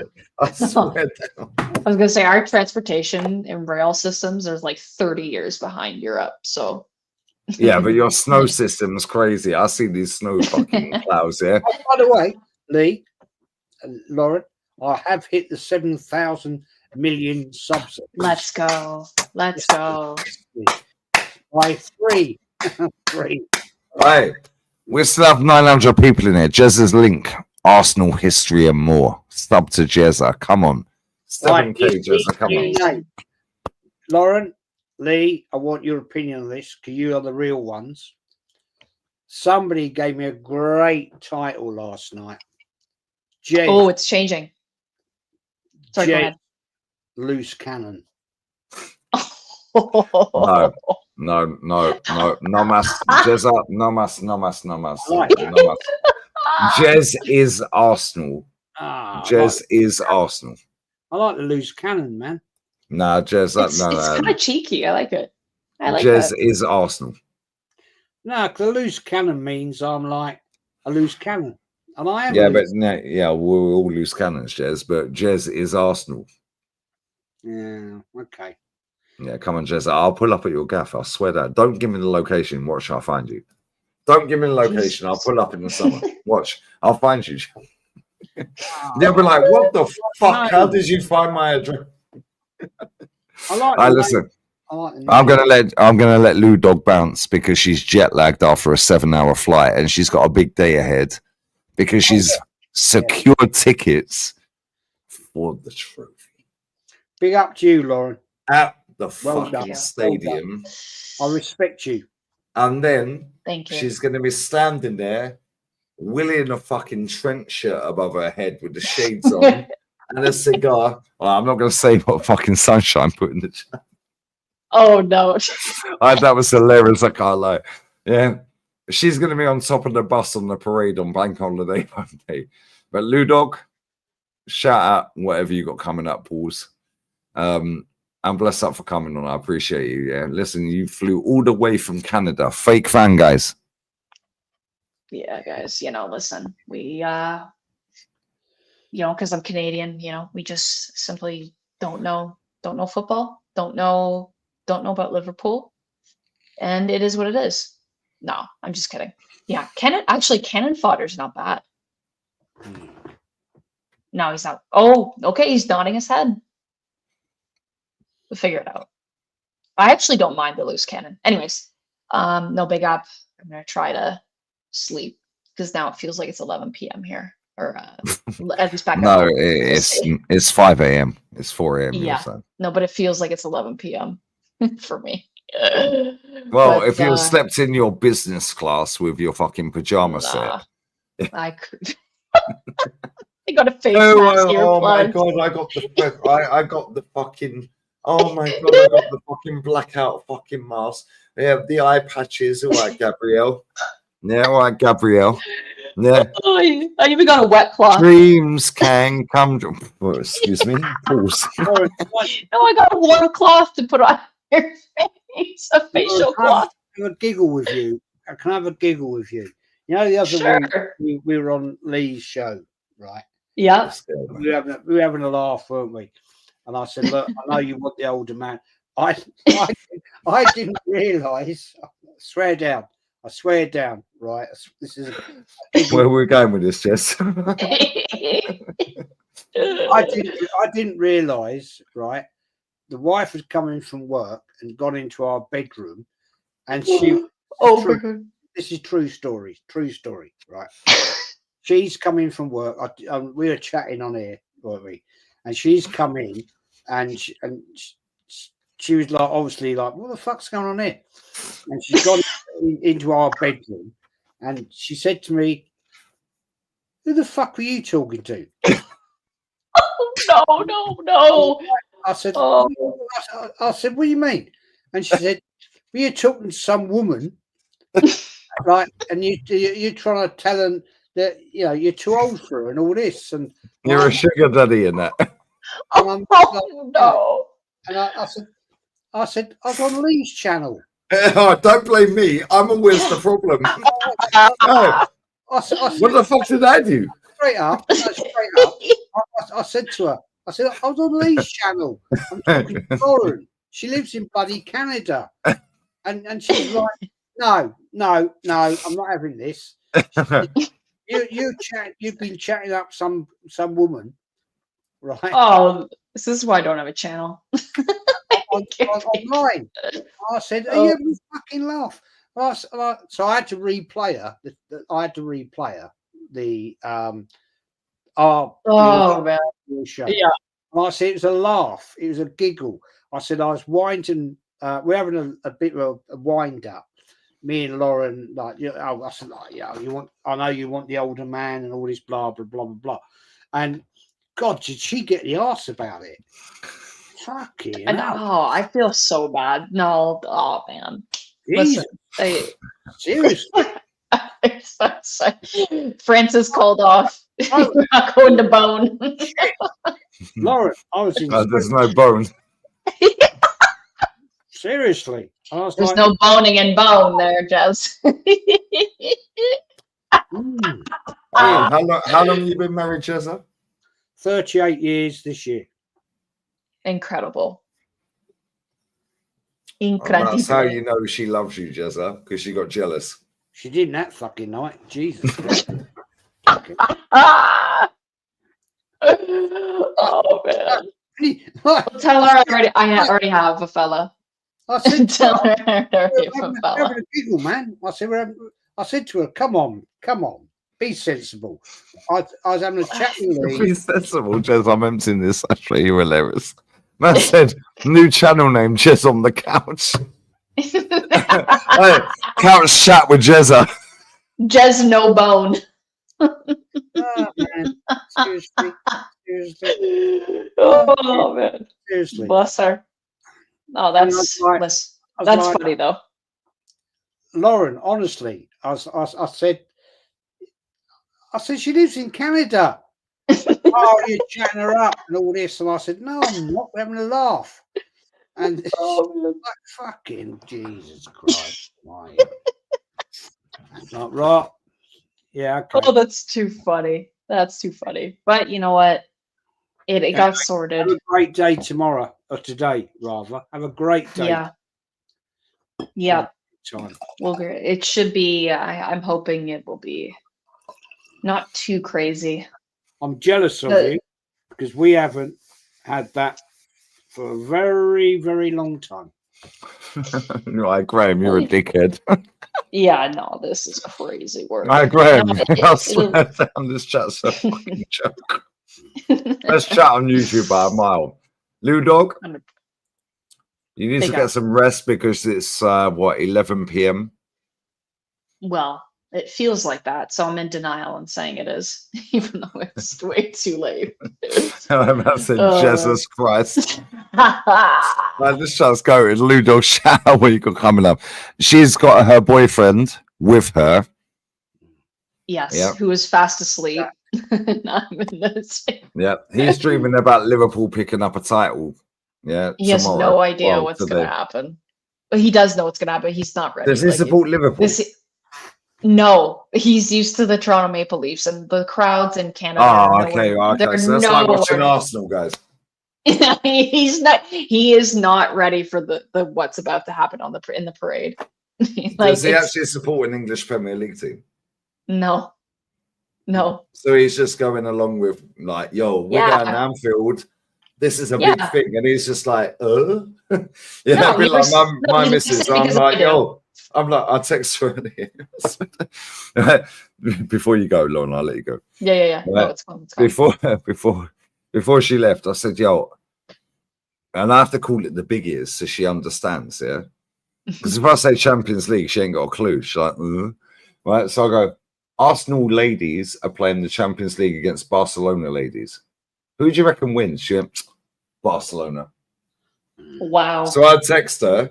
Yeah, I texted her. I said, the girls did it. She was like, question mark. I said, that's one way to. I swear down there. I said, I can't believe it. Arsenal women, won the big ears. I swear down her reply was, I'll take her out. That's incredible. Yeah. I was like, I can't believe, and I said, I was like, I'm gassed. Yeah, me and Matty were sat there gassed, and that is the best moment we've had all fucking season. Yeah, do you know why? It was a great game because their girls got over the line and fair play. But listen, your fella's gonna see tomorrow, exactly what that means to you when they armpits in the air. That's a first Premier League game for him, by the way. Wow, last game of the season. I mean, I've been to like 15. This will be my 16th. Fake fan, guys. Fake fan. But no, he has no idea. Like I said, it's not going to be any, like the stadium. Like he's been to like American football stadiums and college football, like American football. College football was rough though. I can't lie. It is rowdy. It's similar to like a footy match, but the parade, it's going to be nothing. They're expecting like almost 1 million people. I'm not going to be able to see you guys. Like we're not even going to be able to link up. You'll all be like little ants. Yeah, like everyone's seeing through the flares and shit. Like we're like, yo, I'm here, brother. I can't meet you because it's going to take me 17 hours to get there, and I'll be fucking walk lagged. No, real talk, Lou Dog. I love you. Bless up, hubby as well. Yeah. Now, I appreciate your time as well. Get some sleep because you're jet lagged. Off a 7-hour flight, jet lagged, you know. I enjoy it though, yeah. Enjoy it. And real talk, last words, I'll say. Yeah, don't let any fucking idiot tell you that you don't deserve it. PGMOL. No, I fully deserve it. Fully enjoy it. Watch it, drink it in, pause. Yeah. And I swear down, we need videos or it never happened. I don't want you to get done for copyright. I can't record the matches. No, I'll not the record match, obviously. Not the matches, but the parade. Yeah, fair. No, she's super jet. Go bed. Okay. All right. Good night, guys. Love you always. Take care. Yeah, take care, guys. All right, Jez, look how happy she is. Yeah, absolutely. Why not? And why shouldn't she be? Just won a Premier League, for fuck's sake. Got tickets for the fucking last game, Jez. Yeah, exactly. To lift up the trophy against a team that won the fucking FA Cup. You'd be gassing out, wouldn't you? Oh, I would be. We haven't seen that for fucking years, man. 21 years. Jez, me and Matty were sat doing the watch along for the fucking women's game today, and that's the happiest we've been all fucking season. Yeah. Jez, I'm not even taking the piss. Yeah, me and Matty were sitting there like, Matty's like, y'all see this? You know, with his smooth, sexy pause. Not sexy, but his southern accent's sick. It's like, oh, look how quick they move the ball, y'all. Then it's like, yo, okay. No, I swear down, that is the happiest me and Matty have been all season. And that's the first trophy that me and Matty have seen and shared on a live together since I've had this channel. Yeah. Yeah, me and Ola, you and I, Jez, Kenny. In fact, I think maybe Kenny was, can't remember, but Chiggy Chig, bless. I did the watch along with him. I was in Seville at that point, actually, when we won the FA Cup. Yeah, obviously I've known Kenny for time, but I do fucking fan cams back then. I don't even know. I don't think I did. It's like, I don't think, I know 100. Both of us have never seen a trophy together. I don't think me and Kenny we've seen a trophy together in the stadium. Yeah, but I don't think we've seen a trophy together online. And everyone calls us negative, Jez. Anyone who thinks we're negative, go and watch along for the women's game. Yeah. I've never done a watch along with you when we've won an FA Cup. That was the last trophy we won. During 2020. No. That was the last FA Cup, 2020. COVID, yeah. No fans, barely any fans. I've never done. And we weren't on streams at that point together. No. And that's what I'm saying, Jez. Yeah, like fucking people say I'm negative, I'm toxic, and you're negative. Oh, look at these old men. What do they know? Yeah, Jez, let me show you this right now. This is our reaction, yeah? This is the happiest I've fucking been all season. Just, I swear down. 800 people watching live. Clip this shit, motherfuckers. Yeah, clip this. Well, it's already been clipped. At least they put out a positive one. These dickheads, bruv. They were having this no context TV. Yeah, they always slag me off. Make me look a dickhead. Hold that. Oi, ball. Oi, get in, you motherfuckers. Hold that. What's a pass? Look at Matty. What's a pass? Watch Matty. See it. Oh, what a look at this. Matty, a fucking pass. Matty, that was Mesut Ozil-esque right there. Look how fucking happy we are. Yeah. Why? Because it's our fucking... Look at his face. Why not? Yo! Esque right there. Look at how happy we fucking... Yeah, that's the happiest, Jez, we've been all fucking seasons. You know what? It took the women's team to fucking do that. Yeah. Yeah, absolutely. It's a joke, bruv. Yeah, it's not a joke. Fair play to the women next year, not the men. Fuck them. Jez, I said this on the stream, yeah? At the end of that stream. I said, if these dickheads don't do what I want in the summer, yeah, fuck the men's team. I'll just do watch-alongs for the women's team. Yeah. Look how happy we are. Yeah. Look at us. And that's how we should. Look at Matty. We should be like that as fans. We should be. Not Jez, that should be standard fucking procedure for Arsenal, Jez. You get to a final. You're against the best team in the world. You hold your own. You defend like warriors. But then you get one chance back goal. Yeah? One chance back goal. Substitutes. Manager sitting there, legs crossed, arms folded. Not jumping around like a jack in the box. They're just sitting there chilling. Look at me. Look at me. I swear down. Yeah, and you see this green screen I've got, Jez, yeah? I swear, yeah. By next week, hopefully by Monday, yeah, that is going to be exchanged with the women's team, with the Champions League fucking trophy for the second time. Only English women's team to win the Champions League, and they've done it twice. Now, I'm fucking sick of this club, Jez, and I know you are, and I know it burns you and hurts you a lot more than it does me, because you grew up and you've like felt it growing up, yeah, right opposite it. And it does hurt me as well, not as much as you.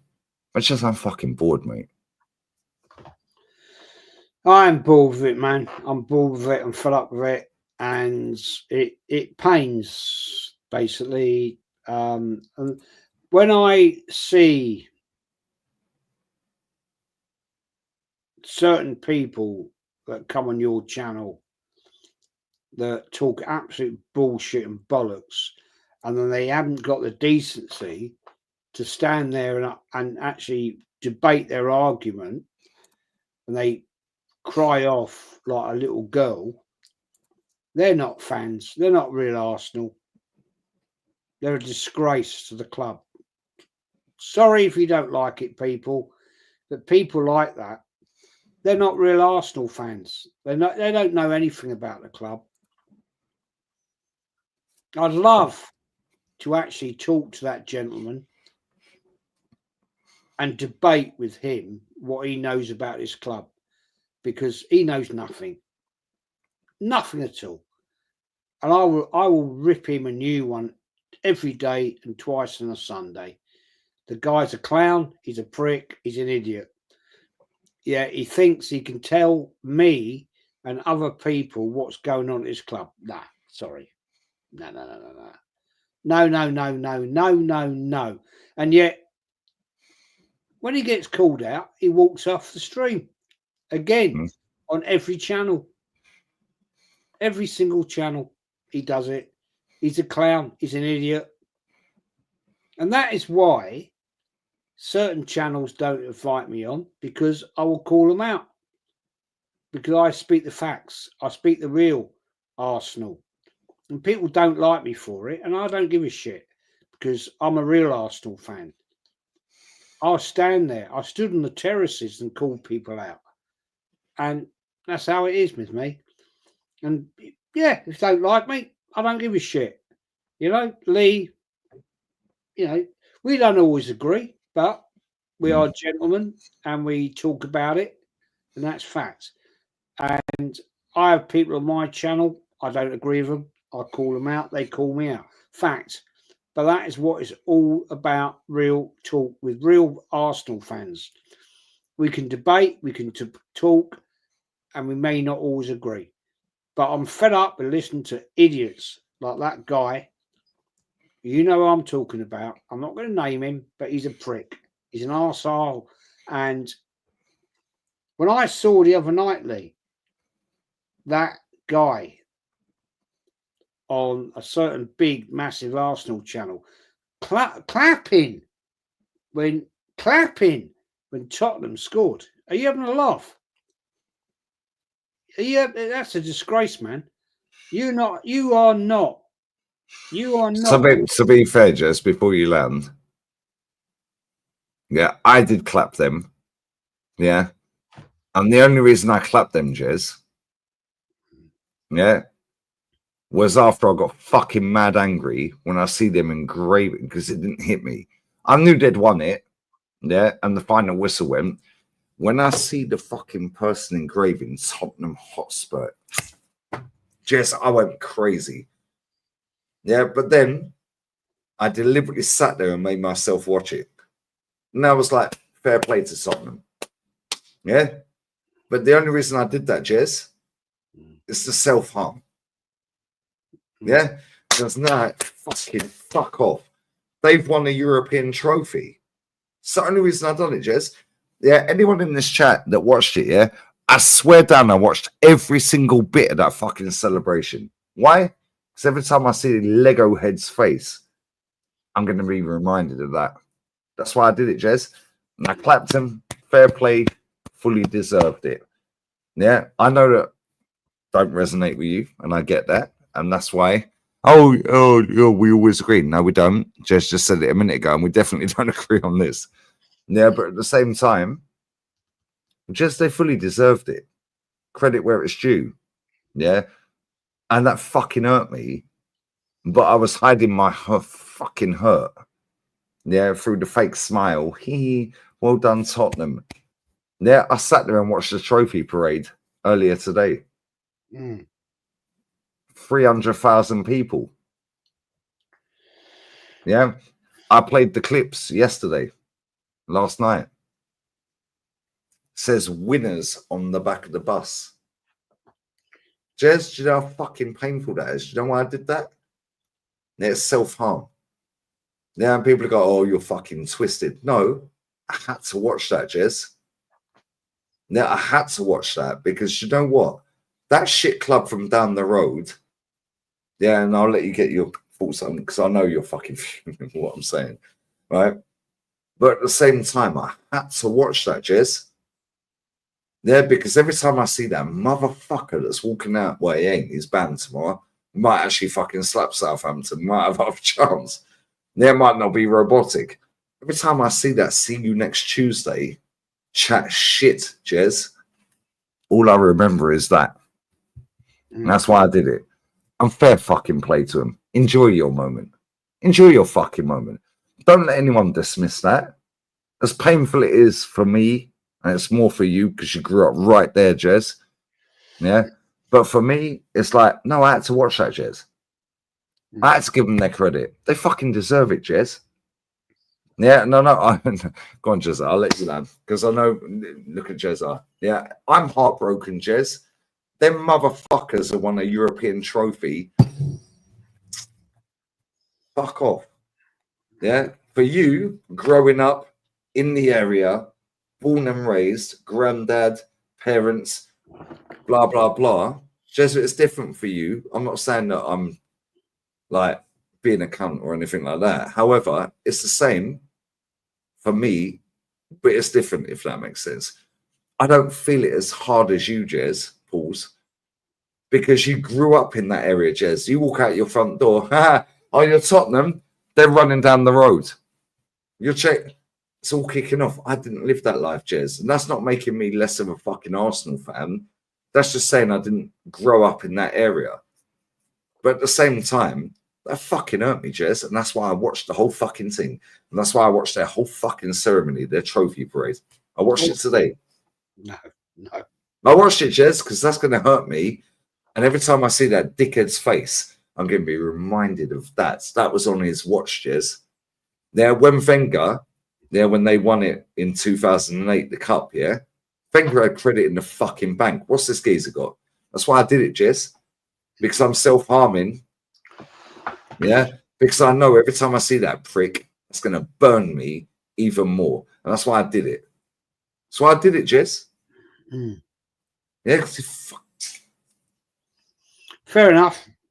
Now, say what you want to say, Jez. Say it, because I know you're fuming. Say it. I'm not fuming. I just think I come from a different side of the... Jez, don't hold back. We're pals. Say what you've got to say. I just said what I had to say. You say. Don't hold back, Jez. Swear, scream, shout, call me a prat, call me a dickhead. No. Do it. No, Jez, because I can see the look in your eyes, no fire in the eyes. Say it, Jez. Right. Okay. We're mates. We're buddies. Right.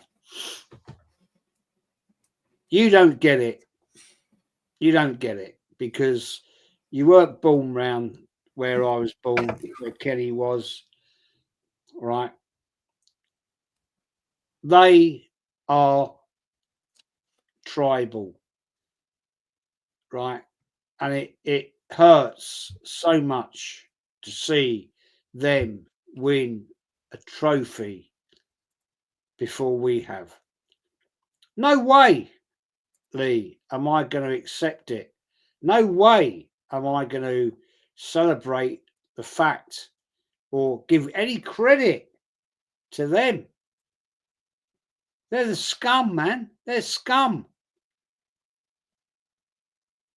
They are the worst shitbag team in English football to Arsenal. Why do you think that back in the day the trouble was so bad? Because they are the shitbags. They're the scumbags. They're the shithole. Right? They are the worst of the fucking worst to me. No way, man. No way. And I've been there, man. I've fucking had it with them lot. Right? No.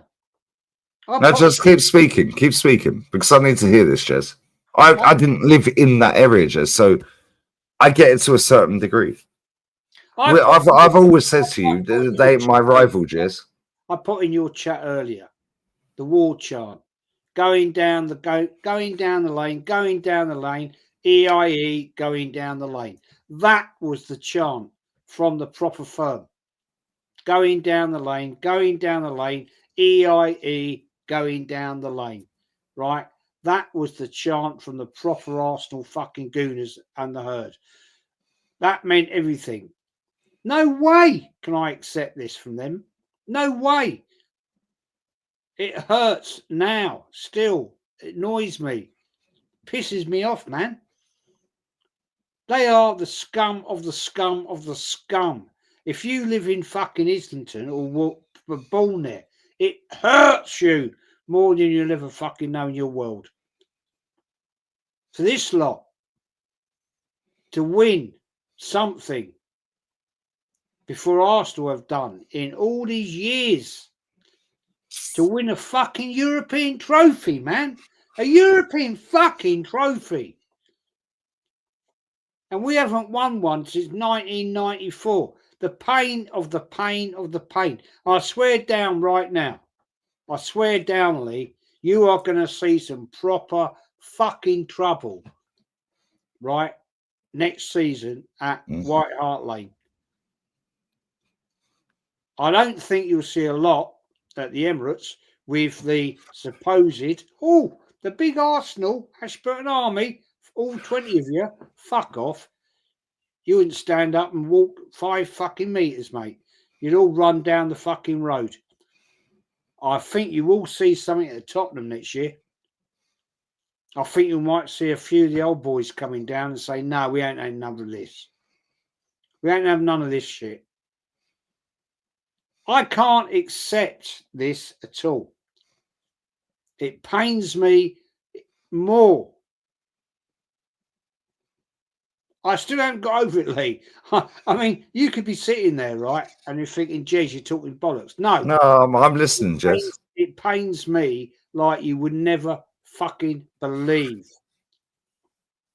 Seriously, I did last night. I did at 2:30 in the morning. I did a stream about. I was just like so annoyed. I was up. I couldn't be. I couldn't sleep. It still annoys me. That's how much it pains me as a true Arsenal fan that I actually had to fucking sit at 2:30 in the morning and do a stream to get it off my chest. It hurts that much. And I don't think a lot of people that go to the ground get that. They don't understand the pain as a born and bred Islington Arsenal fan. And I can't describe it enough. I honestly, I can't. I'm going to fucking leave it there, man. Seriously. I hear it. That's why I let you go. Yeah, and you're being respectful to me, but I said what I wanted to say. Say what you got to say. Yeah, we're not going to fall out over it. Yeah, but at the same time, Jess, you literally fucking lived there. Yeah, and I don't rate them anyway. They've never been my rival. I know we disagree on that. Yeah, but at the same time, I get why they're our rivals. I get it. That's why I watched it, Jez. That's why I watched. As soon as I see them engraving their fucking name in a fucking European truck, Jez, I swear it flipped me up. And that's why I watched the celebrations. That's why I watched the confetti. That's why I watched the parade back today. I didn't watch it yesterday. I was busy. But I watched it today. Do you know why? Because as much as I don't believe they're my rivals, you fucking do. Yeah, and that fucking manager has blood in his hands, mate. He should have been sacked at full time in that game. Yeah, and if not, he should have been sacked at full time in the women's game tonight. Should have been sacked. Yeah. Why was he right there today? What the fuck was that cunt doing? Sorry. What the problem? No, to be fair to Righteous, yeah, he has dragged women's football out the gutter, to be fair to him. It's the only thing, other than being a great player for us, that I'll give him credit for. I can't stand him. But to be fair, he's been front and centre for women's football. So I understand it. Yeah, but that's your opinion.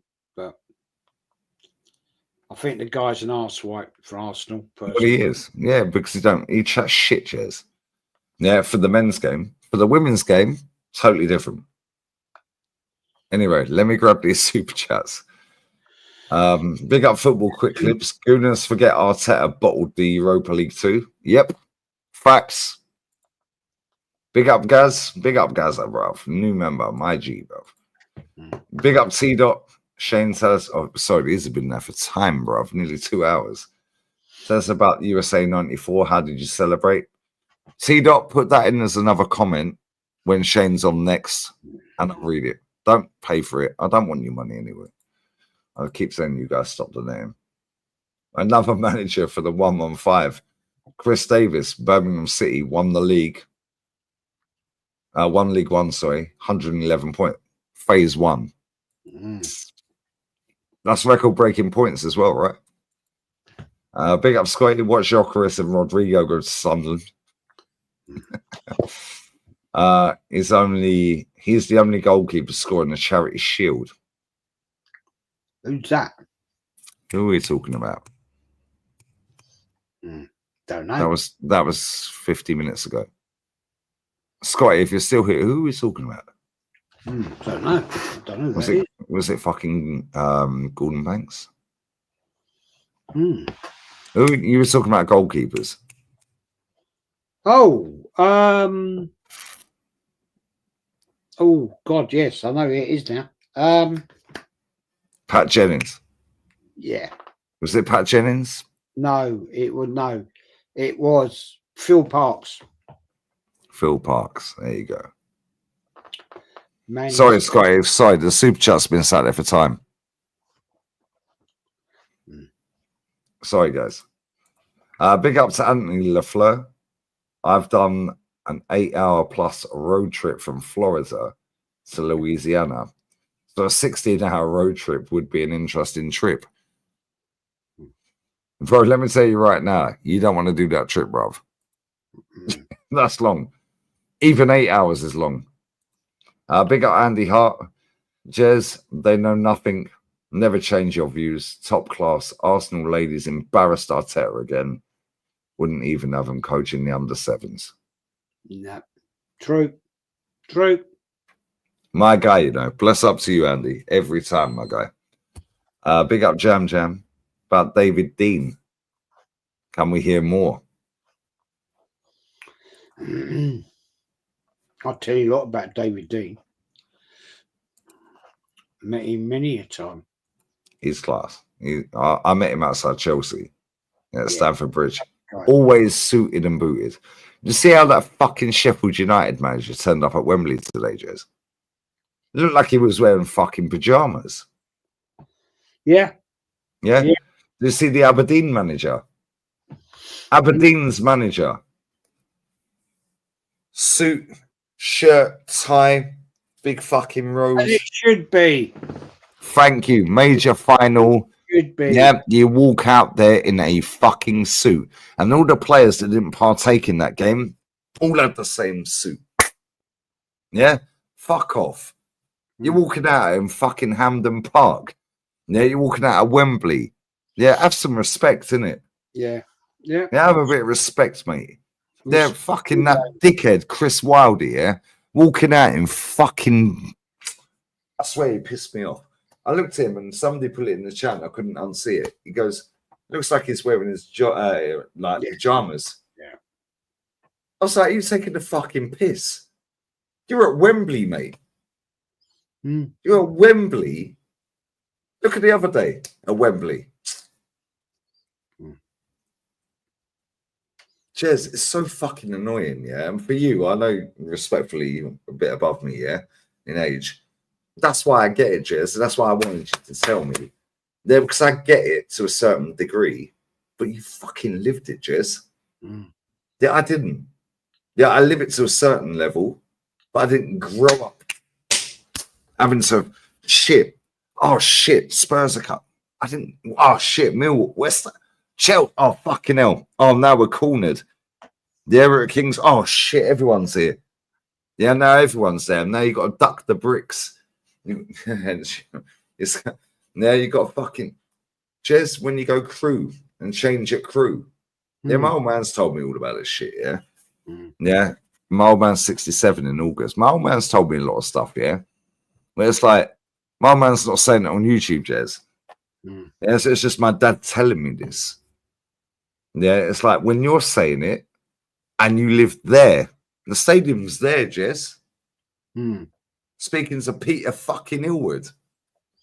They're David Dean, the players, granddad in the 20s and 30s going, Jezza, that's why I wanted you to fucking cuss me out. Yeah, because I don't get it like you do, Jez. Yeah, and people that watch me only listen to what I'm saying. Yeah, because I'm here front and center every day. When you're on, obviously they're listening, Kenny, so and every guest, yeah. But I'm the front and center. It's my channel. Yeah, so when you're spitting, I'm like, no, Jez, fucking cuss. I see your face, Jez. That's why I said, no, Jez, say what you got to say. We ain't falling out over it. It's your channel, man. That's how it should be. Yeah, we ain't going to fall out over it, Jez. That's why I see your face. You like no. Yeah, because, Jez, it kills you more than it kills me seeing them fuckers win a trophy. Yeah, it kills me. But it fucking ruins you. Look, it is what it is, man. Look, it's hard for me to sit here and say my piece because... Nah, say it, Jezza. Nobody cares. We ain't getting cancelled. I've got the... Look, come on. I've got the utmost respect for you. You know, we've been going like 6 years on your fucking channel, whatever, and I get it with you, Lee. You don't get the tribal thing. I hear you say they're not our rivals. I hear that. I get it. I understand that. But it's more than that. It goes deeper than that. It's tribal. And when you go, you've been up the lane, yeah. It's long. Right? You've been there, right? You know what it's like. You know what it's about. But when you've lived around there, right, and you've lived around there all your life, and even if it's not a match day, right, on a Friday night out, you be in a pub and you get a pub raid. Yep. It happened. It used to happen. You suddenly get like 30 odd Tottenham turn up in a pub and have a kickoff. Storm the boozer. Yeah. We fucking took over their boozer mugs. And all that. And like the Gunnersbury used to be up in Gillespie Road. It's gone now, sadly. Great pub, long gone. And then we'd do the same. We'd like 30, 40 people say, fuck that. We'll go up there then. Yep. And we'd go to the White Hart, their home pub, and kick the fuck out of it, smash all the windows in. Yeah, cue ball in the sock. Break everything up, smash it up, right? There'd be 30, 40 Arsenal. You had the whole herd there, like, and some, more than that, right? And we used to sing up the road, give them the warning, right? We'd give it to them, yeah? No. Let me ask you this. Sorry to cut in, Jez. Like, because I've watched all these football factories and all this. Like, I know that I don't fully represent it. Yeah, probably don't even do justice, like 10%. But they always had the spotters. Were the spotters always young kids? Like on a bike and like, oh shit. Yeah, they're coming that way. Was it always kids, like young, like teenagers that wanted to be part of the first? Because that's what I'm asking. Yeah, it's like TV stuff, man. That's all Green Street, man. Shit and all that. But was it? I know a lot of it was organized, and like the top boy and the top boy. Yeah, fuck you, you prick. Yeah, let's meet here then. Yeah, and obviously they got wind that the old Bill was turning up, so you'd relocate. But was there always a spotter? Nah. That's all TV shit, man. Forget all that shit, because what happened was, right, when it was gonna be a meet, right, it was nothing. It was not organised. It was where you were at the wrong time or the right time. Look. I'll tell you this one, right. This was an occasion when we went to Millwall. Right. Oh, good luck. And we were going down Cold Harbour Lane, and we walked past the Carpenters pub, their home pub, right, which was a mistake. That wasn't a planned route, and it all went a little bit south because out they came, and we just smashed the fuck out of their pub windows. It was bricks, everything going in, and it was just carnage, absolute carnage. And the two boys at the time who were I won't mention the names. No, don't name them, Jess. Don't do that.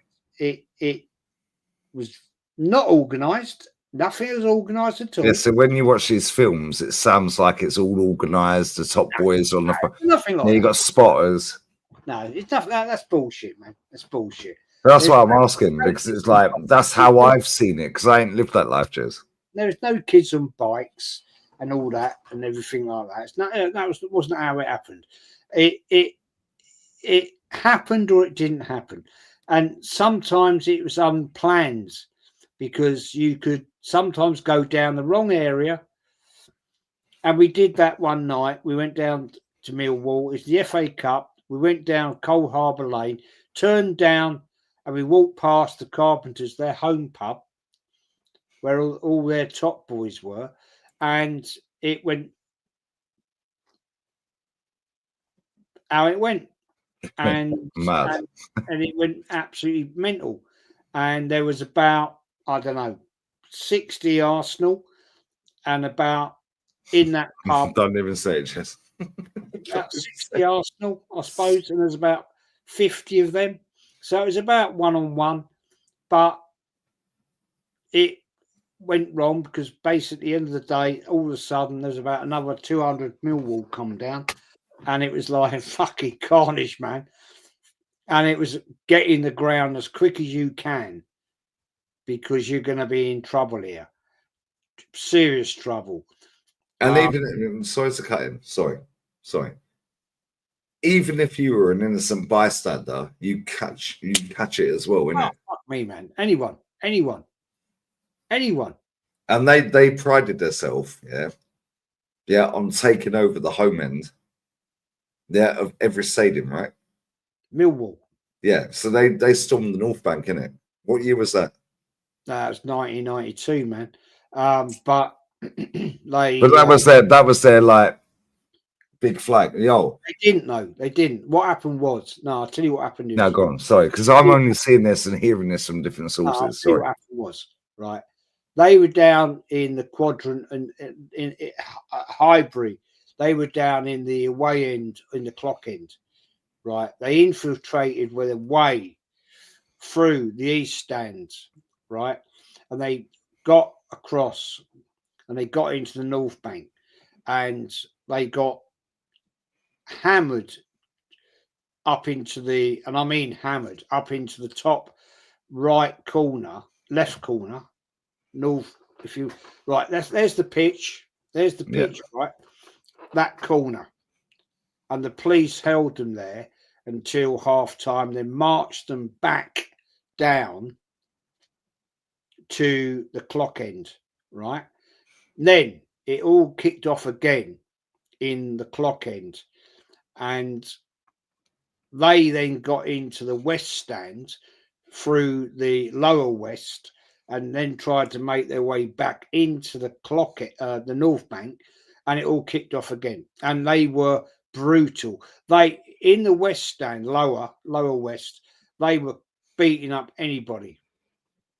And it was brutal, absolutely brutal. I mean, they were punching up pensioners, old guys, and everything. And what happened then was, they got into the North Bank. It was almost like the police couldn't hold it. They got back into the North Bank, right where I was, and that's when it went seriously, because the herd were like standing there waiting for them, and it went absolutely mental, seriously bad, and they got kicked out again by the police, taken back down the clock end, down the side of the pitch. They opened up the security gates to get them out, get them back down. After the game, down the end of, they had to get up towards the tube station at Arsenal, but they were being watched up at Gillespie Road, and that's where it all kicked off. It went absolutely tits up, seriously. And I wouldn't say anyone won it, but they seriously had a bad day out that day, the Bushwhackers. They didn't have a good day out with whatever firm you want to say. But see, you've got to remember, there was not just the Gooners and the herd. You had the NBA, the North Bank Army. Cheers. Yeah, back then there's no cameras, no CCTV, no phones, mobile phones, camera phones. No. Yeah, all of a sudden, you just all bump into each other at fucking King's Cross or Euston or Crewe. Crewe is a big changing spot. Yeah, Crewe. Yeah, my old man's told me this another time. That all of a sudden you're at Crewe train station, North meets South and Midlands.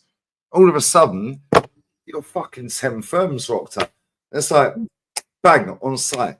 That's carnage. Blue Ball Services on the M1. Fuck me, man. We got done there bad. That was against Stoke, right? Was that Stoke? That was Port Vale. Port Vale, man. They were coming south to play Orient, Division 4, Orient, and there's about 4 coaches of them on the opposite side, on the south, going south. They came over the bridge, and we had our minibus thing, whatever little. It was a transit coach thing, minibus, and they fucking wrecked it, man. They absolutely wrecked it, and we didn't 12 of us, 14, and but now you're fucking outnumbered. We were going to Burnley. We were going away to Burnley. Oh, why do you ever go Burnley, Jess? Fuck that. I gave my ticket away every season. Well, it's an away game. You have to drive, yeah, but you have to drive past fucking Manchester to get there. It's an away game, you know. You fucking did it, and they just wrecked it. And you know, we couldn't do anything about it, and there was a fight and a scuffle and everything, like it was. You know, yeah, came home. But yeah. Let me ask you that. We're going to wrap soon, yeah? Right? But people are loving this story, Jez, because you've got so many stories to tell. And this is why I love my community. That's why I love you. Yeah? And I appreciate your time always, Jez, yeah? But the chat appreciate you as well. Yeah? Zulus. Yeah, you don't want to fuck with him, by the way. I had run-ins with the Zulus. Yeah. You don't want to fuck with him. But the whole Chelsea Smile thing, yeah, because you see it on TV, on the films. That's bollocks. That's absolute bollocks, man. Thank you. Never happened. Never happened. That is Green Street elite, man. That's bollocks. Never happened. The Zulus definitely happened, though. Sorry? The Zulus definitely happened, though. I had a fucking big run-in with the Zulus. Fucking big run-in, man. Seriously. I put a bloke down there. I'm not a big guy. I'm 5'7", right? Weigh about 12 stone, but I can fight. I was brought out. If you lived in Islington, right, at school, you had to live to fight. Yeah, I'm not Kenny Ken. I'm not as big as him, but I can fucking hit some of them. And yeah, the Zulus. Yeah, we had some run-ins with them lot, the Birmingham lot, and Everton's, Cardiff, Portsmouth, County Road, all that lot. Leeds. Yeah, they're fucking Leeds, man. Leeds, Cardiff. Yeah, Cardiff, all in Portsmouth. I'm not gonna say I'm proud about it. I'm not proud about it. As a younger man, yes, I did end up in a few cells at police stations. Naughty boy, I did it. But yes, I went up in front. Fucking hell. No. Let me ask you this thing, Jez, yeah, before you get yourself in trouble. Let me ask you this thing, yeah, because that weren't why you went to football. You went to football because you wanted to watch football, but you get caught up in it because it's like shit. We're being shit. Everyone defend yourself, yeah, man. so you get caught, yeah, and now people are fucking running at you. They're trying to punch you up as a young one. So you're like, oh shit. But you don't get the charge, the buzz, yeah, how they portray it in these movies that we watch, yeah.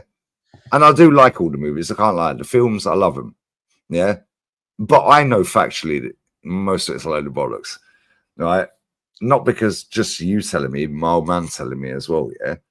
But it's like at the same time, that wasn't why you was going to football. No. You was going to football to watch football because you enjoyed live football. But then when you get a fucking brick thrown in your face, and Jez, I asked you this before when we played Walsall. Yeah. And I said to you, I've been told by 2 different people, and I asked you that, and you said, yeah, that's true. Yeah, I'm not going to say. The guy that got dragged out, yeah. Yeah, with the fucking fire extinguisher. Plonk. Yeah, kit on the tube. We'll drag you on the tube. Threw him off one stop before Walsall. Yeah, and that was what, 81? I don't remember. That was 81, 82. It was a cup game. 81, 82 at Highbury. FA Cup it was. Yeah, we lost. But yeah, it's true. It happened. Yeah, but I got told that by somebody that you know. We won't mention that particular person. We'll talk backstage. Yeah, but I asked you that, and I've been confirmed by 2 other people. Then I asked you, and you was like, yeah, that happened. So I'm like, yo, imagine walking out of a football stadium and getting swanged in the head with a fire extinguisher. Yeah, now you're getting dragged on the fucking tube to get on the fucking train back to Walsall. Yeah, they put you under the seat.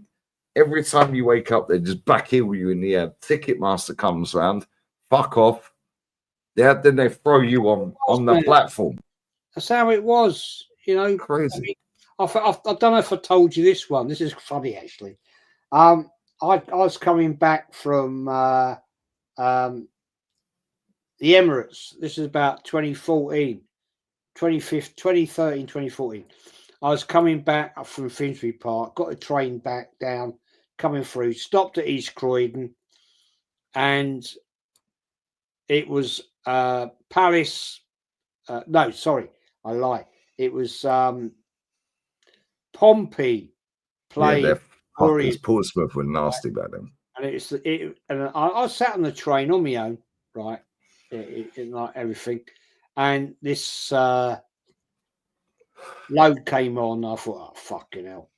And it's a 657 crew, and I thought, oh yeah, right, okay, I've seen you lot before.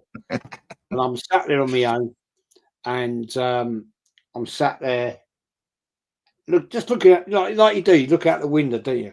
Like that. Yeah. And you don't want to look at them because then there's trouble. What are you looking at? I'm on my own, and I'm like fucking hell. And these two right lumps sat right opposite me, and another fella sits next to me. Because this train's going like to where I live, and then down like all the way down to Portsmouth. And I'm like looking like that, and this guy, right, he's a fucking lump and a half. He says to me, "How's the game then, mate?" And I went, "Hey," and he went, "How's the game?" I went, "What game's that then?" And he went, "How's the Arsenal game?" I said, "I don't know, mate. I don't know. I don't know. You might, what are you on about?" And he was like, "You were at the Arsenal game." I said, "Nah, not me, mate." And he went, "Why you got a red and white scarf on?" And I'm like, "Oh, fucking hell." Why you got a southern accent? No, you used to on my line, Jez. They go, "You got the time, mate," because they want to get your accent. Well, what it was, right? I when I get on the train, right. When I get on the train, I always wrap the scarf around my waist, around my neck. That's how we got the fucking thanks for the memory spanner in. Right. and of course, right, I'm sitting there like that on the train, yeah, and all out the bottom of my coat, you can see red and white tassels. Biblical stinker and hooks. And I'm like, oh, fucking hell. And there's like him sat next to me, 4 guys there, and I'm thinking, oh, fucking hell. And I've gone, yeah, no, oh, well, yeah, it's all right, like this. And I said, it was a draw. Right, you Arsenal? I said, well, obviously. I thought, oh, what can I say now? Yeah, you're fucked. 'Cause if you lie, it's a bigger beating, isn't it? I'm done. And I'm thinking, yeah, I'm going to get the shit kicked out of me right here, right now. And he went, and if you lie, it's a bigger kicking. This guy's a right lump. He's a right fucking lump. And he went, I like Arsenal. Never had a problem with Arsenal. Right, you're right, son. And I thought, you're calling me son? I'm fucking older than you. I ain't going to argue with you. Fair play to you. And I'm like, yeah. How'd you get on to? I said, all right. How'd you get on today at Orient? Yeah, it was 0-0. Shit game. I went, oh, fucking hell. That's all right then. And I thought, at least you didn't lose, mate. I've got a right result here because I'm thinking, wow, I could get fucking my shit kicked out of me here. Right, you know what I mean? But that's how it was, Lee. That's how it was. And there's no cameras, Jez. No CCTV. No mobile phone cameras. Yeah, like literally fucking every man for themselves. Now, I know this, Jez, because my old man lived there. Yeah, I'm not going to say what club. Yeah, however, Jez knows what club. Yeah, and Rolfie, big up Tony Rolf. He knows what club. I know Tony Rolf. Yeah, exactly. Thank you. Yeah, we're not going to say why. However, yeah, at the same time, it was a free-for-all, Jez. Yeah, and like you said, yeah, and this is why I knew you got the ump with me earlier. I didn't grow up in the area, Jez. Yeah, so when I'm saying this and this, you're like this. I didn't get the ump, yeah. Hey, you didn't get the ump, but you're like, oh, fucking hurts me when he's saying I clapped Spurs, blah, blah, blah. That's why I said, just say what you got to say. because I want the people to hear it. No. I want to hear it. I think like look, Lee, let's get it right. If I disagree with you, right, I'll fucking disagree with you. I ain't fucking around with you, and I know you're in bone. Pause. Look, if I've got something, if I've got something to say, I'll fucking say it, and people will disagree with me, and that is why certain channels don't like me, right? Okay, because I will call it, I will say it, and if they don't like me, then fuck them. I don't give a fuck. Facts. I'm 64 on the 31st of this month. Which is the Champions League final. Oh, we're not in it. Sorry, guys. However, the girls won the Champions League final. Bless them. Look, I've earned the right to say what I want to fucking say in my life. And if people don't like me, then fuck off. I don't care. I really don't care, because it is what it is. And I will say it as I see it. I'm not here to make friends. Facts. Right? I respect everybody in the chat. I'm listening, Jezza, but I'm gonna wet myself. Go on, keep going. I'll be 90 seconds. Sorry, Jezza. Go. I'll talk. I will talk. Because at the end of the day, I'm not here to make great love with people. I've been around this fucking football community for way too long. I've been there, seen it, and fucking done it. Right? Yeah. I've been in fights. I've had the shit kicked out of me. And I really don't give a shit what people don't like about me. If you don't like me, you don't like me. I mean, okay, fair play. That's how the world works. But the one thing I can say, I've earned my credit. I've been on the terraces, right? There's not many people can actually sit here and say they've been and fought on the terraces. There's not many people can sit here and say, yeah, I had it out with fucking Tottenham. Not many people can say I've been down there to Cold Harbour Lane. Not many people can say I've been down and had it out at the Bullion Ground. Not many people can say I had it out at fucking the Victoria Ground. Yeah, I've done it. I've earned my stripes, and I don't need people to try and call me out and say, you don't know what you're talking about. I've been there. I've fucking seen it. And that's what annoys me with these little pricks that think they can tell me about Arsenal. Yeah? Egal, you've never fucking stood on the terrace. You've never been there, man. You ain't done it. I can call out a lot of other fucking YouTubers. Never been there. Never been a scrap in their fucking life. Never done it. Because they are not real Arsenal. They think they're fucking YouTube fans. Great. Big up to you. Stand up for yourself. Stand up now and call this club out. Because you ain't fucking Arsenal. And I'll call all the names out. Dan Pops, you ain't a fucking Arsenal fan. You're a fucking weak little boy. Right? I'll call you out. You ain't. You like to go on fucking AFTV. I like to do this. I like to do that. Yeah?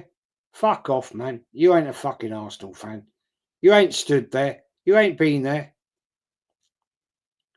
Piss off. Fed up these people. Think they're proper Arsenal. No, you ain't. You never stood in the fucking North Bank and give it all the large.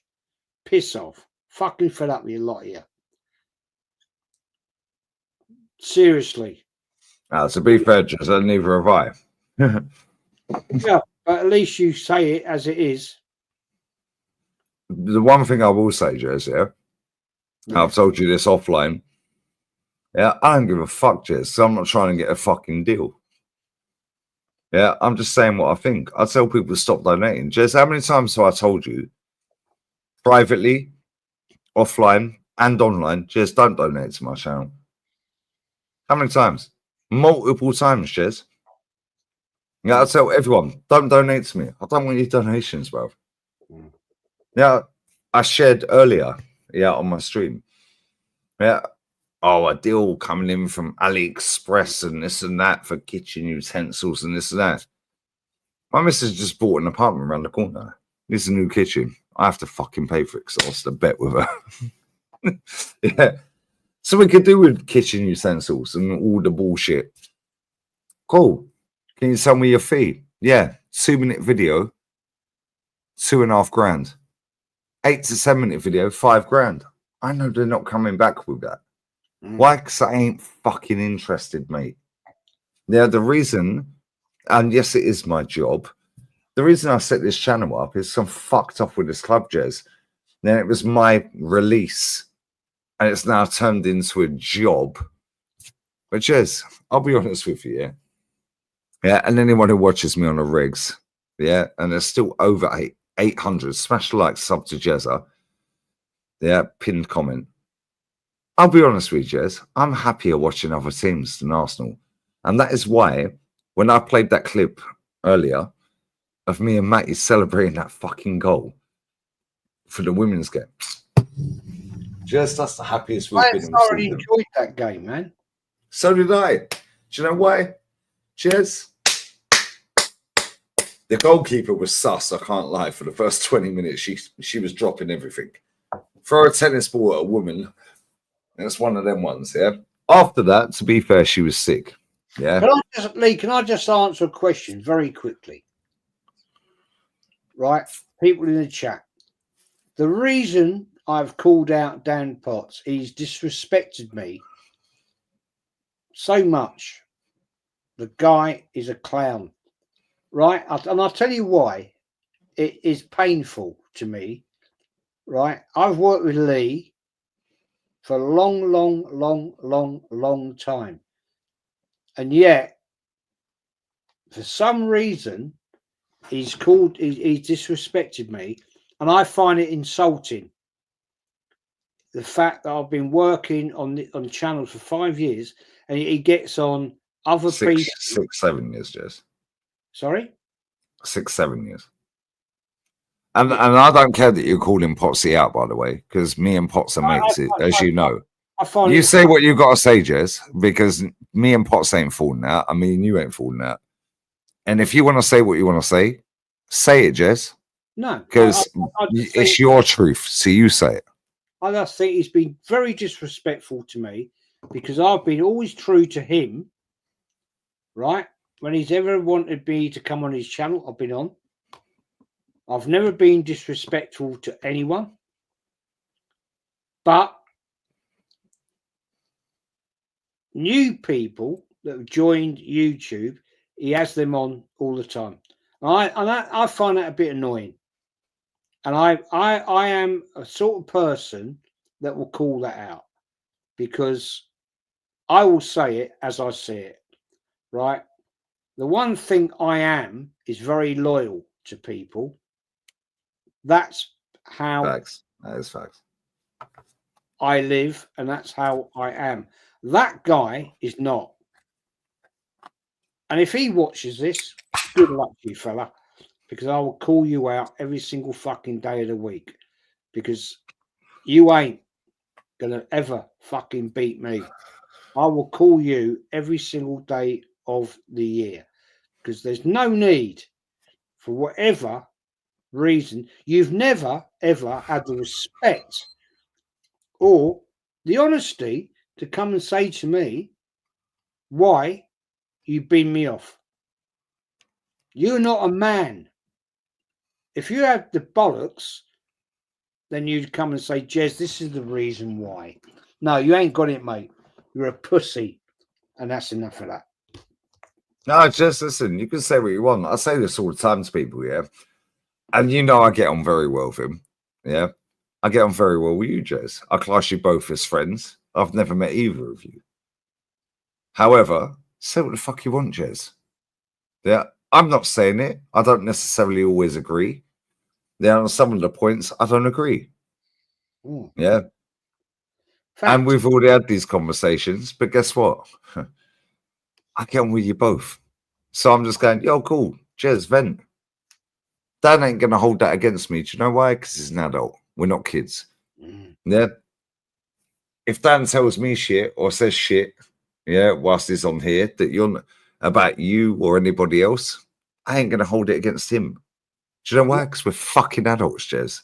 Exactly. Yeah, and this is the problem with a lot of social media world. Everyone's trying to backstab each other. Yeah, everyone's trying to get a leg up. Yeah, there's loads of people, and this is why I deliberately shared my fucking emails. Yeah, yeah. Oh, cool. Sofa score. Chat, you remember this? Sofa score. We'll give you 30 cents per euro for every sign up. I was like, I don't work on commission. 1,500 euro, mate. Yeah, for a 1 minute, 2 minute thing per thing. I shared the thing. Yeah. AliExpress. 2 minute integrated video. Yeah, cool. 2.5 grand. Why? Because I priced them out the market, Jez, because I ain't interested in a sponsor. You get other channels out there. Stocks FC. Get your stocks in them. You're promoting gambling, mate. Yeah, the same people then sit there and have the audacity to chat shit when they take every single fucking sponsor deal, Jez. Jez, you know I get paid good money. Yeah, I'm not like that. I'm not a flash fund, bro. Come on. Yeah, at the same time, I'm not going to sell my chat. The people that have been here for 6.5 fucking years, I'm not going to promote bullshit to you for the sake of a pound note. If I want to promote something, I'll promote it, and you guys know it's a legit thing because I feel it. Pause. Yeah, or I think you guys would like that. And I've done it twice in 6.5 years. And I swear down, that Emma Sleep mattress, best mattress in the world. Best mattress I've ever had. But it might not be for you. Yeah, you might get one and go, oh, yeah, fucking Lee promoted this, yeah, and it's fucking shit. Yeah, it might be shit for you. However, for me, it's sick. Yeah, therapy, mental health. Everyone knows my thoughts on all that. Yeah, we're not going down that route again. However, I promoted that. Why? Because I know a lot of you guys in the chat do suffer from mental health, depression, ADHD, autism, so on and so forth. So I'm like, even though I don't necessarily, my chat are like that because that might help them. Cheers, I get emails every day. And this is why I share my emails. Then I go, look, I priced them out the market. Chat, am I lying? I told them for an 8 to 10 minute fucking video, yeah, 5 grand, and I want it paid in 30 days. There for a 2 minute integrated video, 2.5 grand. I know they're never replying, Jez, and if they do, they'll say, no, it's not in our budget. Thank you, not interested. Cheers. Do you know why? That's not what I'm here for, Jez. I'm here for the club that I started supporting in 87. Yeah, to do what they fucking smashed that stadium down for, Jez. And people go, oh, he profits off a loss. He does this. It's all about the money. No, most of these people are doing it for the fucking wrong reasons. The people like myself, when have you ever seen Rants promote a product or a company? You haven't. Rants has never promoted a product or a company. I've never seen him do it. People don't like Rants. Oh, he's moody. He's fucking low energy. So he is, bro. Yeah, Rants, when you get him going, he's fucking hilarious, yeah? But at the same time, he ain't going to sell his soul, yeah, for a couple of fucking £100 for it. Oh, stop. Oh, yeah, by the way, yeah, get your Kobe Mino stocks in, yeah? Well, because you're getting £300 for it. No, fuck off. You don't need the AAA pass. If I want to get accreditation for media, Jez, you can get one as well. We can all get one. I can get one. They ain't going to let us in, though. But we can both get a fucking accreditation to be mainstream media. Jez, I'm verified on YouTube, 100k subs. Yeah, I can get discount on fucking so much shit. But going, oh, I'm a social media influencer, yeah? Discount. Jez, I fucking hate the word influencer. I'm not influencing my audience. Do you know why? Because that makes them sound like they can't think for themselves. I don't give a shit about all of that. I'll tell you for why. I do it. I do my little channel for the No, fact your big channel, Jez, 7,000. Big channel, Jez. I do it for the enjoyment of doing it. Right? I enjoy it for trying to interact with people that want to listen, want to learn. Maybe I don't know. I'm not being disrespectful when I say that, but I'm trying to put what I know out there, and I get people on like yourself, Kenny Ken, DJB, other people to try and interact and educate the younger fans. Maybe Thank you. that's what I'm doing it for. I'm not Because that makes you happy, right?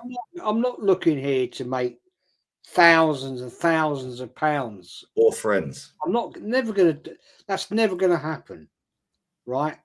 Never gonna happen. It can, but carry on. Sorry, I'm not. If that's I not your that's not your motive. No, it's not.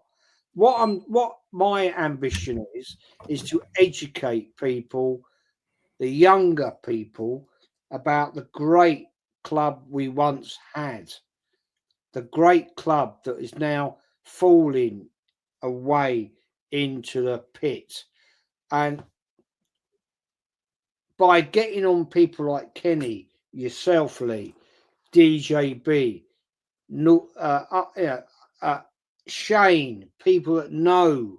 Yeah, Northside as well. Yeah, fucking Cole. Yeah, Northside. Yeah, I need to get him on more. Normski. Yeah, all these great people that have the history of the club. That's my ambition. This is what I wanted to fucking do, Lee. This is what I offered it to the club. I offered it to them bastards, and they said to me, right, this is 6-7 years ago. I offered it. I'll do it. All I said to them was, you set me up with the equipment to do it, and I'll do it for free. I'll do everything, and I'll do a stream once or twice a week for nothing, for free. You host it. You do all the niceties of Yeah, I'll just turn up and I'll educate. And I'll do an hour stream about the history of the club for free, for nothing. They said, at this time, we find it irrelevant. Do you reckon Liverpool would have said no to that, Jez? I don't know. I don't think they would. Because you've got a museum bigger than fucking Arsenal Museum and it's fucking stadium, Jez. Now imagine, you say to Liverpool as a Liverpool fan, or even Chelsea, not this Chelsea, but under Abramovich, Real Madrid, Inter Milan, so on and so forth.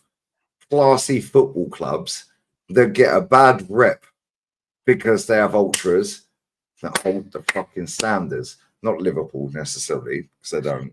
And my point is, if that was if that was Luton Town, they go, yeah, come on, Jez, come in. Yeah, come in. If that's fucking Leeds United, wow, this guy's got memorabilia from fucking, we ain't even got that. We'll tap into his knowledge. The problem is, this club has fallen from grace. And that fucker, Josh Kroenke, yeah, as much as he stands there fucking smirking with a smirk on his face today, yeah, remember that man sat there and said, I would like to interact with the fans more. Well, he still ain't jumped on the podcast, Jez. Yeah. And we've invited him enough times. Cool. And I know they watch, and if he don't directly, the media team at Arsenal do. Yeah, and I'll tell you how I know that. Because Matty sent me a picture of them engraving Arsenal on the trophy today. I posted it out straight away. What phase is Slegers in? My manager. Yeah. And it was that. And he said, don't post it until I send you the picture. Boom. Yeah. 2 hours later, Arsenal ladies team official Twitter page posted out a little 13-second clip of them engraving the fucking thing on it. I know they watch everything. Declan Rice follows me. Why? Unfollow me, bruv. Unfollow me. I know that Arsenal watch everything we do, Jess. Why? Because they've got a dedicated social media team. And they don't want to know about your history with all the merch. Sorry, not merch. My bad. Memorabilia. You have a better museum in your fucking attic. Yeah? Your fucking attic, Jez. Your loft. I know I have. Than Arsenal fucking football club have in their fucking museum, Jez. And they said, nah, not something we're looking to do, mate. Do you know why? It's not fucking interested, Jez. It's all about selling t-shirts. And do you know what? Do you know what the maddest thing is here? Jez, I single-handedly dragged La Liga out the gutter.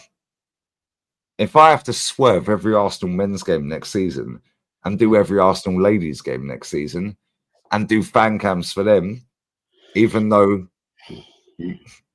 we're all gonna watch the men's game. Well, actually, I fucking won't. Fuck it, I'm watching the women's game. Yeah, Kenny will be at the men's game. Yeah, I'll do the fan cams.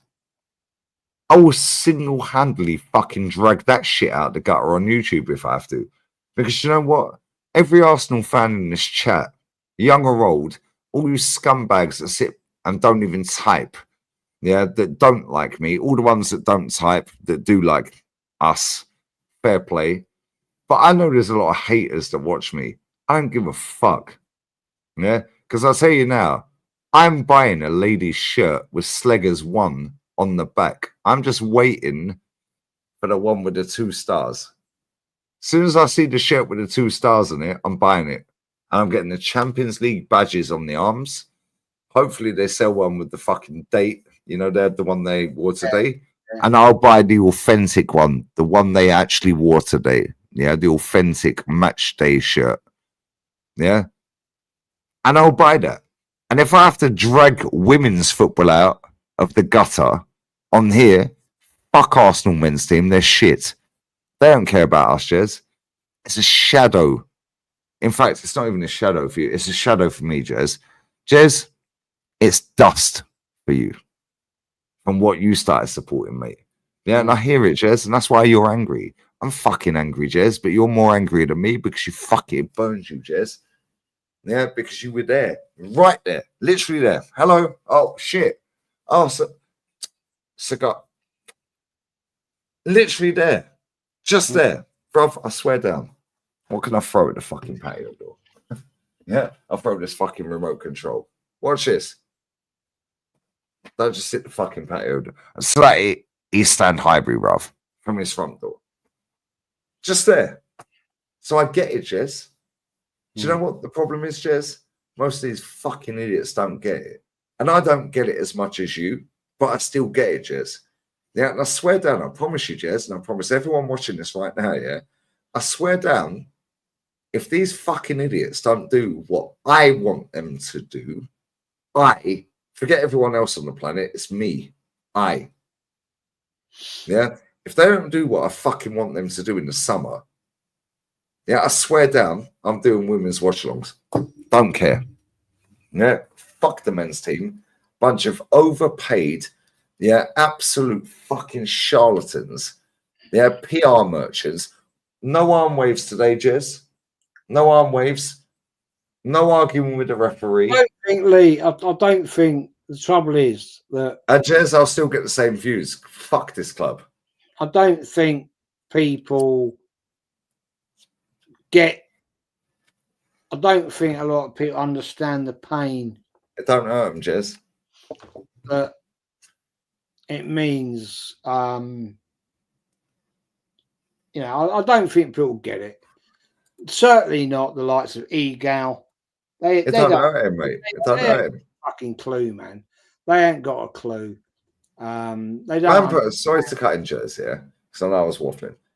He deleted his tweet, right? So there's an account that's blocked me that said, "What a player," and it was Luka Modric on his send-off with 29 fucking trophies, Jez. For most decorated player in their history. the biggest and best fucking club on the planet. He's the most decorated player, in their history. The manager's leaving. He's the most decorated in their history, Jez. Right? He quote tweeted Luka Modric with all the trophies there and said, "Oh, it's easy to win at Real Madrid." What? Oh, go and do it somewhere else. Oh, I can't. Motherfucker won 6 trophies at Dinamo Zagreb. Did a 3-peat. That's why I cussed him when he came on. Yeah, and I like Egal, but at the same time, he is a typical social media fan.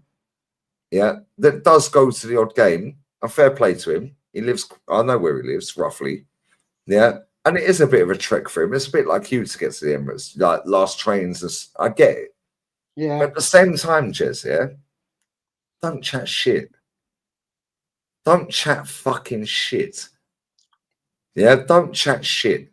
Yeah, don't sit there talking about a manager that's won fucking 1 trophy in nearly 6 years when there's multiple. That's what I'm doing. What phase is this guy in? What phase is this guy in? Just there's been fucking Robbie King, Baron Kavos in Hungary, first season title. Naby Keita at the same club, played for Liverpool. He won a title today at Ferran Cavs. What phase are they in?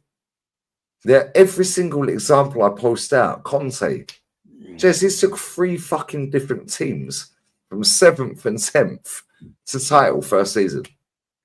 Yeah, we're sitting there sucking off this manager. Nah, these men better fix up here, and I know they watch this channel. So I swear down, you social media fucking lovies, yeah, the media team, relay that to that fucking dickhead.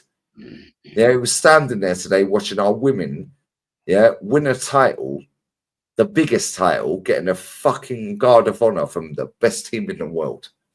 Yeah, I swear down. Josh Kroenke, you better fix up, my G. Next, if you don't, I swear down, I ain't promoting it. Yeah, I'll just go and do the women's team. And Jez, I'm not even taking the piss. Yeah, I swear down from the pit of my fucking soul, bruv. Yeah, I will not watch the men's game next season. I will just watch the Arsenal women. Yeah, because you know what? Bless up the zone of Spania. I get every fucking women's game for every league in the world for free with my package. Yeah, fuck the men. Pause. Yeah, they don't want to do what we want. Cool, say less. Yeah, you man keep backing Super Duper Mick. I ain't watching it, mate. And I'll do a fan cam for the women's game. Man said this Lee tipsy. Chat my tipsy. Nope. Fed up, mate. However, I'm happy with the girls and I'm fully going to buy a shirt. I'm getting Slegers 1 on the back. And I swear down there, when I post the link out, you man better buy it as well. Just get the next size up. So you can wear it. So it'll be a little bit smaller if you get the right size. Medium. Medium ain't fit me. Get large or extra large. But Jez, it's boring, isn't it? Jez, you can actually go on Meadow Park and go and watch the girls' game. Yeah, fuck Arsenal, bro. Just go and watch the women. At least they have a go, innit? Be honest, mate, it's more entertaining. Be quite truthful. But it's funny you were saying. I know where Egal lives. Don't say it, Jez. Let's not dox him. I'm not going to say it. I know you won't. I know where he lives. I actually said to him, "Do you want to have a meet up? Have a coffee? Let's have a coffee, man." I know he's not far from me. I said, "Nah." He didn't reply. But hey, whatever. That's life. But yeah, me move on. But Lee, the season's done. It's another dusted waste of time. Now, Jez, we see Arsenal ladies lift the European trophy today. Yeah, well, that's great. I loved it. I watched Only English team to win a European trophy, Jez, twice. Yeah. 2 stars. As soon as that shirt comes out with 2 stars, Jez, I'm buying it. The fucking men can't do it. All right. Beating Real Madrid ain't for everyone, guys. They beat Real Madrid after losing 2-0 away in the first leg. Yeah. Slappage 3-0. Yeah, it's bollocks, man. Anyway, mate, I'm going to bounce. I've got packing to do today. Yeah, come on. I love you, Jezza. Thanks for all your time. Jez, real talk, it's been a long season, mate. Yeah? Yeah. And do you know what? Probably won't. I won't be around for Monday for the podcast. No, just do your thing, man. You're driving to Boone. We're driving. We're driving. Yeah, you're driving to Boone. Driving. I might just pull up in Boone at some point. Yeah, Boone. Boone. B-A-U-N-E.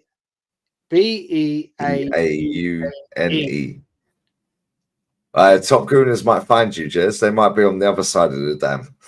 Man, come and find me. Come and find me.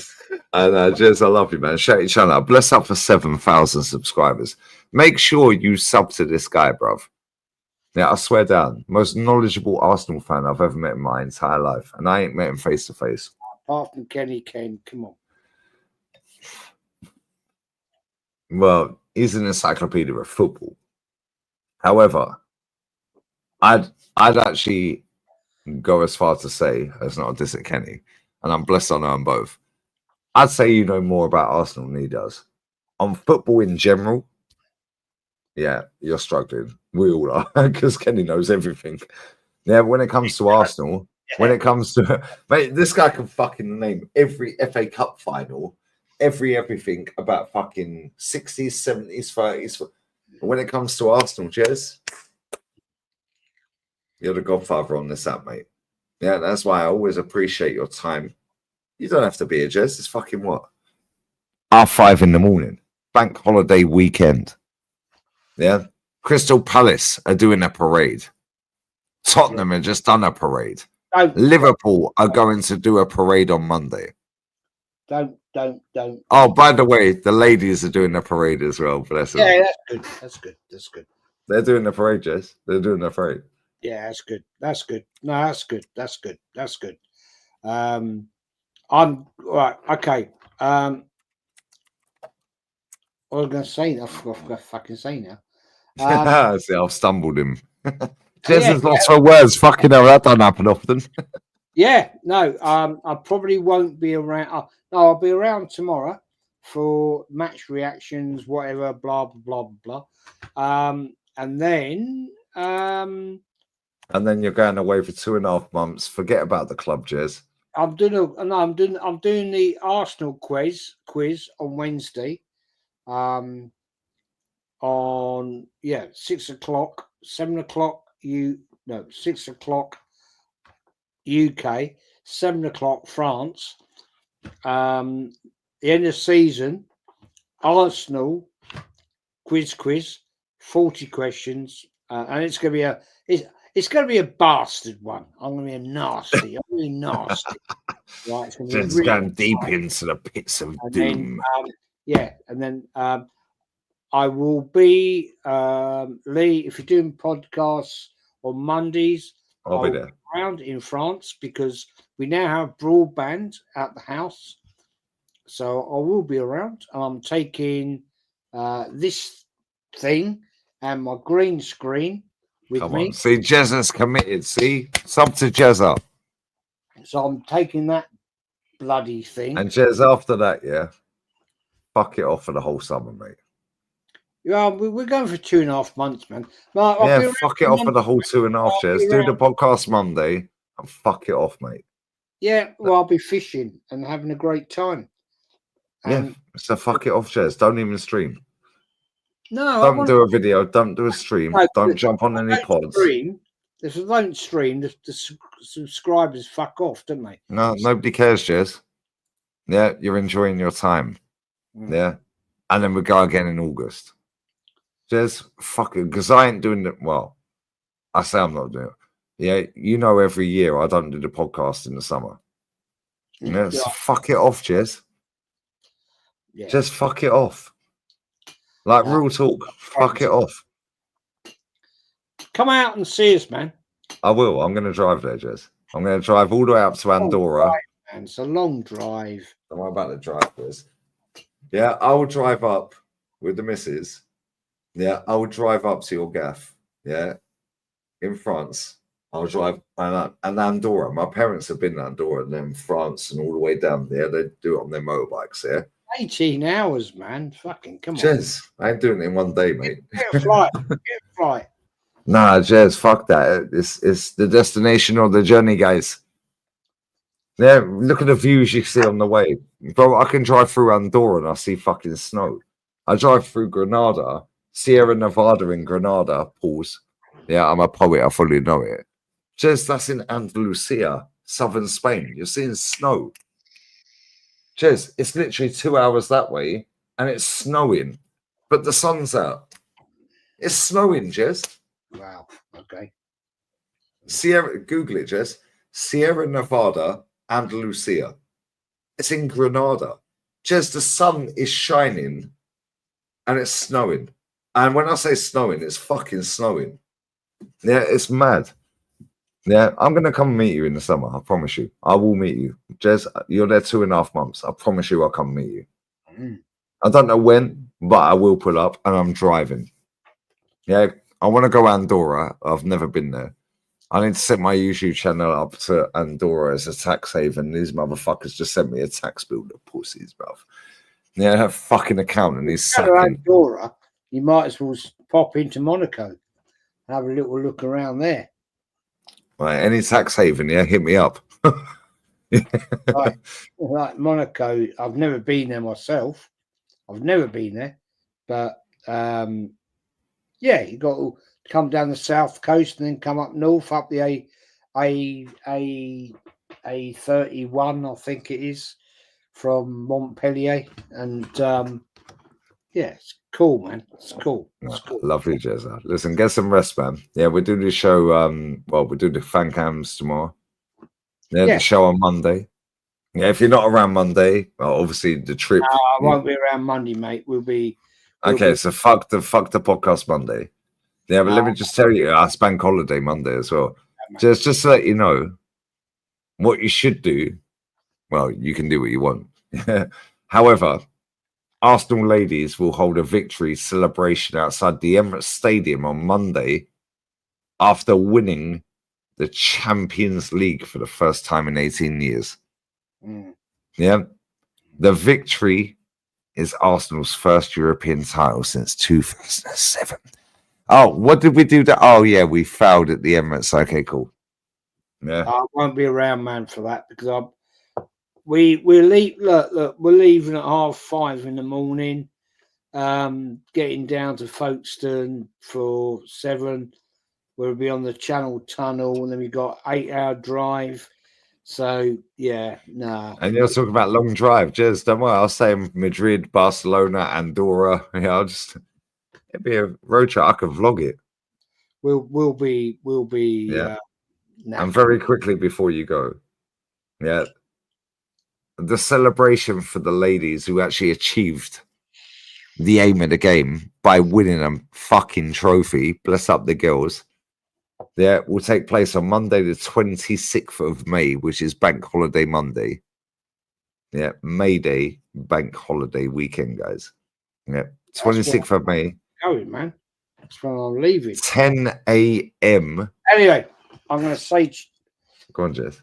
I'm just going to say 31st of May, right? Fact, 31st of May, I'm 64, and I've been supporting this club, right? Yeah, 31st of May, 64. I've been supporting this club 56 fucking years. No wonder you need 2.5 months holiday, Jess. It's worn you out, mate. Done me out, but no, I love it and I'll never leave it. It's in my heart and I'll never leave this club, even though we've got Arswipe as a manager and all that shit that we go with it. But Lee, you're a fucking real one, legend. No, you're a real one as well, Jess. No, honestly, you're a credit to my channel, mate. Yeah, you're a credit to me as a person anyway. I say this all the time to you. Yeah, you're a fucking real one to me, Jez. Yeah, online, offline. Yeah, you're a credit to me, mate. Yeah, and I appreciate all the time and hours you give up. Jez, you don't take money off me. I offered you money, you said no. Am I lying? No. Thank you. Yeah. He said, nah, just jump on my channel every now and again. I do, because I love That's doing what you said to me. You said, yo, I don't want the money. Just jump on my channel every now and again. That's what you said. I'm not lying, am I? Am I lying, Jez? Oh, you're true. No, absolutely, you're a true one. You're a true one. Nah, get some rest, man. I'll see you after the fucking Aaron Ramsdale derby, which have bored the shit out of us for a fact. And then after that, Jez, get some rest. Yeah, and enjoy your 2.5 months, and I'll meet you there at some point, unexpectedly. Yeah, Don't even send me the location, Jez. I swear I'll pull up. I'll tell you what, I will take you to a lovely little bistro. You can sit out in front, sip some. You don't drink wine, do you? I like a bit of rosé, if I'm honest. I'm a bit zesty like that. I don't like red wine. It stinks like vinegar. White wine gets me hammered. You have to. No, they don't do. No, Burgundy. Rosé, I'm cool with. No, Burgundy. You have to have white wine then, and lovely Cluny Montrachet. Up the road from my house, right, is Poluni Montrachet, and they make one of the greatest white wines you'll ever have in Burgundy. And then you got Chichan Montrachet. Up the road you got Echeveau, and then you got Vaume Romanée, and then you got Beaune, and then you got Dijon up the road, Echeveau. Yeah. No, they don't do rosé. They do great. They don't. They do. No, man, come on, man. Nah, Jez, I can't. Do you know what it is? Because I'm so used to sipping little cans of beer, 33 CLs. When I drink fucking champagne or wine, I drink it like I'm drinking beer, Jez. So I get hammered real quick. No, come on. Poluni Montrachet is one of the greatest white wines you'll ever have in your life, man. Say that again. What's the name? Poluni Montrachet. It is. Poluni Montrachet. Poluni Montrachet. Puil. Oh, fucking hell. I found it. Montrachet. They are the big white wines of Burgundy. They are beautiful. Don't do rosés. Poluni Montrachet. Fucking hell. Jesus Christ. Jez, I swear, if I have a glass of that, Jez, because I'm so used to drinking little cans of beer, yeah. And people go, oh, all you do is drink beer. No, I don't. I fucking cane water like it's nothing. However, I do drink a lot of beer, and I do it every day, so I probably shouldn't. Yeah. However, I go for a shit every day. I'm a shitaholic. Yeah, but at the same time, yeah, Jez, when I drink prosecco or champagne or wine. Because I'm so used to it's like smoking a cigarette. Because I'm so used to doing this, and I'm so used to doing this. When I drink a wine, and I can't drink red, but the smell of red wine makes me feel ill. Oh. Yeah. I know that's your fucking favorite subject. Just the smell of it smells like vinegar, bruv. Yeah, but because I'm so used to doing this, when I have a drink in my hand that is not a beer, I start drinking it quick. So now, pause. Somebody's clipping that, Jess. Yeah. So now, when I've got a champagne or a wine in my hand, I'm just like, boom. So now I'm hammered inside of a fucking hour and a half. With beer, I'm cool. Now I can just sip these beers all day long. Yeah. But a wine, which is a lot stronger, yeah, or a champagne or a prosecco, so on and so forth, yeah. Jez, I swear, I can't fucking sip it. I have to fucking down it. Because I'm sipping a beer. No. You're a connoisseur, though, Jez. And this is why when you come here, pause, there's a restaurant around the corner. Next time I go there, in fact, I actually fucking took a picture. I'm going to send you that picture. Yeah, of their fucking wine rack. Yeah, I swear, Jez. Yeah, Jez, I swear down, they have Galician steak, yeah? Right, and Tao's Zimbabwean, yeah? Austrian Zimbabwean. Bless up Tao every time. Best steak he's ever had in his life. Galician steak in this restaurant around the corner from where I live. It's like 3 kilometers away. But they have a whole fucking thing I said to my missus, I said, you see that there? I swear I've got a picture. If I find it, I'll send you it, yeah? And I know I've got a picture. I said, you see that there? I said, Jez's got a whole fucking attic 10 times bigger than that. Yeah, and I know you have, and you've never shown me a picture of it, but I already know you have the way you're passionate about wine, Jez. Yeah? But anyway, I'll let you go. I'll wrap up. I'm going to bed in 22 minutes, you motherfuckers. And I may or may not be there for the fucking watch long. Nobody cares. They're shit. But go on, Jez. Love you, brother. Appreciate it, man. And I'll see you in June. You're actually a fucker, actually. Because I looking forward to going away. I went down and opened up one of my big bottles of wine tonight. Zoom in on it, Jez. What's the bottle? It's a 2020. No, show it up to the. Oh, it'll go out of focus and all that shit. It's a 2021 Cote Rôtie, and I'm really enjoying it. Actually, thank you very much. How do I spell that? Yeah, thank you very much indeed, and I'll see you, gentlemen, tomorrow. I love you, Jez. Take care. Take care. Nah, bless you, man. I appreciate it, brother.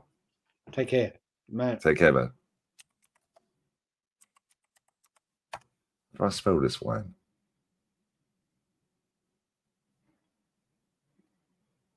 It's 2021. Yo, they do 1978. Fucking hell, that must stink, bruv. Like, I don't get how wine ages. The older it is, the better it gets. I don't get it.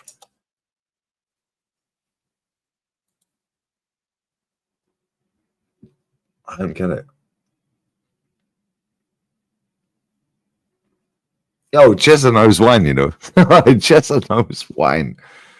Now, I swear down, Jezza knows wine. Fucking hell, that's the exact bottle. Jez loves a bit of wine. I can't lie. Bless up Jezza, man. Make sure you sub to Jez as well.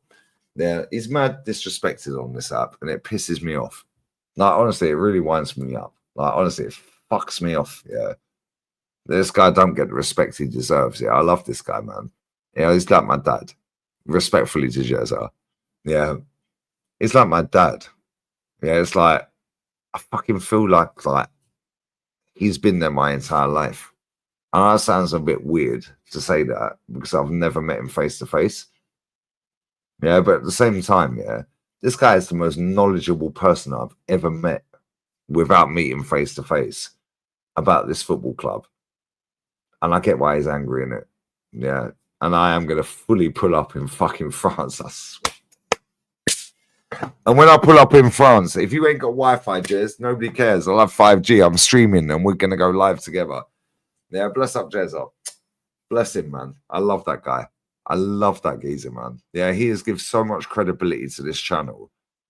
Yeah, and you guys listen to everything. Like, some people don't like it. He gets sloshed some nights. I get sloshed. He goes angry. Blah. Cool. We're all angry over our football club because you know why? We're fucking shit. And I'm not even setting an alarm. And if I don't wake up for the watch long, nobody fucking cares, bruv. Nobody cares. The Aaron Ramsdale derby failed, mate. Big up Jam Jam. Who's live that I like, by the way? Man said Buckfast. I was like, White Lion, then you're a fucking idiot, bruv. Now, here's the OG. Do you know what? The only person, yeah, that I've ever met that comes anywhere near close to Jez's knowledge of Arsenal Football Club, and I genuinely feel so guilty that I don't remember this guy's name. Yeah, it's a guy that lived in Stevenage, or maybe he still does. Yeah, and I knocked on his door for double glazing, and they cooked me a fucking whole. And he was like, yo, and he dropped the fucking, they had a loft. Then he dropped the fucking ladder down. He was like, support Arsenal, son. I said, because I recognised the cognac. I was like, from London? Yeah. I said, what team do you support? I'm in his house. His missus is cooking. They're an old couple. They're like 70, 80 years old at this point. Yeah, I swear, I even posted out. I don't even know if it's on my Instagram anymore. Yeah. And I posted out, and it was the magazine. I can't remember the name of the magazine. It had the caricatures of the players like Brady, and it was the little bobbleheads, but it was a caricature in the magazine. And I swear, you see how Joe shows his memorabilia online? This guy, he goes, so who do you support, son? And when they say son, yeah, I say, what are you saying, son? Yeah, he said, who do you support, son? It's just natural. So I support Arsenal. Like you, mate. Yeah. And he goes, I'll show you something. I was thinking, what the fuck have I got myself into? I'm fucking shitting myself. Yeah. This is before I did YouTube. This is years back, yeah. This is maybe 10 years ago.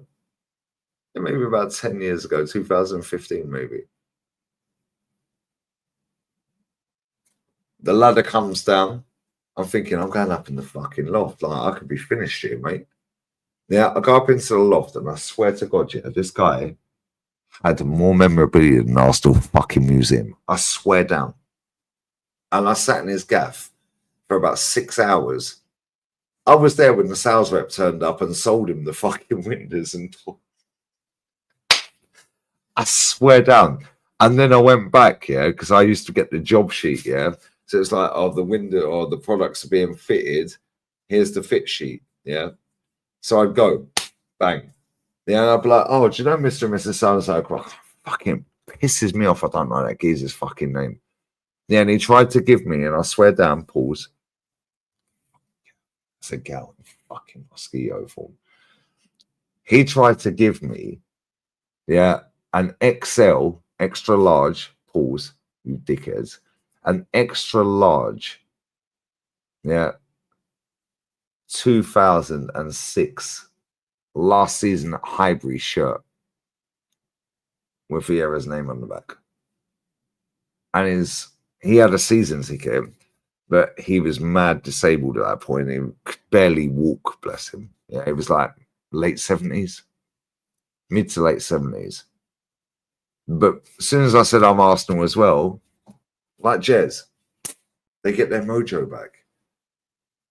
Yeah, it's like all of a sudden he don't care if he can't walk. He'll go through the pain barrier, and he was in his element. That's why I sat there. I ain't getting paid unless they fucking get the sales rep in the house. They don't get 50 quid. Who gives a fuck, bruv?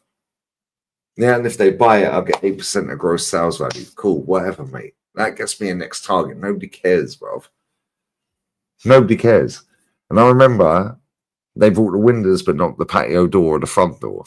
And I remember I got the job sheet and I went back. And he still tried to give me the fucking shirt. You remember when TZ kissed the penalty spot? I was like, brother, I'm not taking this fucking shirt off you. I don't want it off you. I was like, nah, come on. And that guy, I swear down there, in 2 visits to that person's house, I know exactly what street, I'm not going to say the street, I know exactly where that house is. I know exactly where that house is. And his wife cooked me dinner. Because I was there fucking. There, me and him were. The sales rep's selling her windows, and he's just sitting there chatting to me. The sales rep's in the gaff selling. That's obviously Burkham. And I swear down, they brought windows, and I went back there. He tried to give me the fucking shirt the first time, and he tried to give me the second. I was like, brother, I'm not. And he said to me, because of his disabilities, like, hopefully, bless him, hopefully he's still alive. And it jars me. I can't remember the fucking geezer's name. Yeah, it pisses me off. Same with the geezer. Do you remember? Like, all you proper fucking OGs, the OGs, yeah? Do you remember the guy that fucking was in my chat? Yeah, do you remember the guy that was in my chat? Yeah, in lockdown. That said he had a motorbike accident. It fucking winds me up. I can't remember his name either. Yeah, and he lost his legs. Then his wife and kids fucked off and he lost his job. Do you remember? And he put a donation in. This is time. All the OGs, proper OGs, remember this. He then sent me an email, and I swear for the life of me, I can't remember the geezer's fucking name. Otherwise, I'd reach out to him. About 6 months later, Chiggy Chig was still alive. This is how old he is, yeah? Bless up. That's not my G. Keep shining. Keep shining. Yeah, and I swear down there, he sent me a fucking message on email, and I swear for the life of me, I can't remember his name. And both of them people, yeah, I'm shit with names. Both of them people, yeah. Yeah, come on, Abhijit knows. Come on, my G, you know. Yeah, Abhijit, I remember. I have facts. But I don't remember the fucking guy's name. It pisses me off. He lost both of his legs, his job, on a motorbike. Yeah, he lost his legs on a motorbike accident. He then got a new girlfriend. He got a new job. That was in COVID times. Big up, not good enough. And it pisses me off. I can't remember the geezer's name. Same with this old boy. Can't remember his name. Yeah, but that guy reached out to me and made a massive long email. Literally, it went on for about, I could read it for about 10 minutes straight. Thanks for everything. He then put a super chat in saying, you changed my whole life. Big up to you in the community. Blah, blah, blah. I got a new girlfriend, needed a shorter version, but he wrote a whole fucking book, bruv. Yeah, and when I read that email, I fucking cried, mate. Yeah, it's like, oh, but don't worry, you're toxic and negative. You do it for the pound note. Yeah, good one, mate. Cool. Do it for the pound note, says the person taking Stocks FC Manscape. Anyways, before we get into all that bullshit again, I'm going for a cold shower and I'm going to bed, mate. The discussion was Berta and Dean in the stadium. Yeah, apparently they were.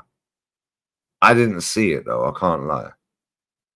Time for another beer, yeah. All right, bro, I can drink as many beers as I want. 2, 4, 6. Shall I go and get another 10 out the fridge? I don't even care if I don't turn up for the watch along, bruv. Nobody cares, bruv. Like, I genuinely couldn't give a fuck. I'm just gassed at the women's team fucking won. That is the most fucking fun, yeah, I've had on a stream all season.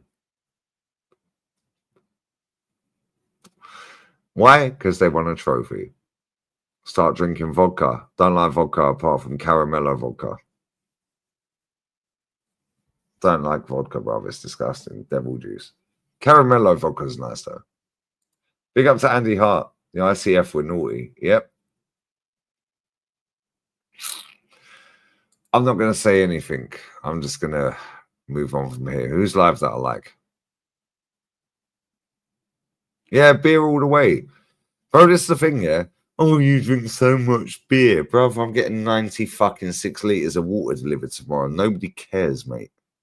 Yeah, and that'll last me, yeah, for a month. That's over 3 litres a day. Thank you very much. Cheers.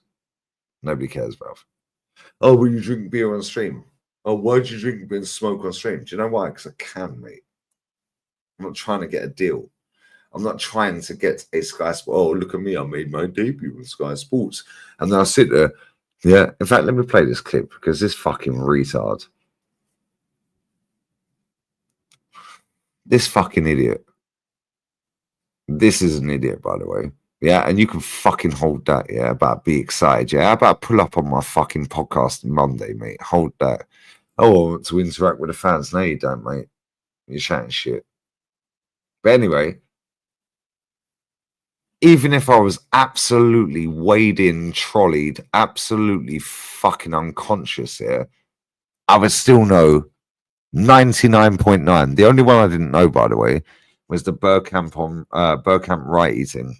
Yeah, as soon as he gave the 3 options, I just went straight down the middle. Pause.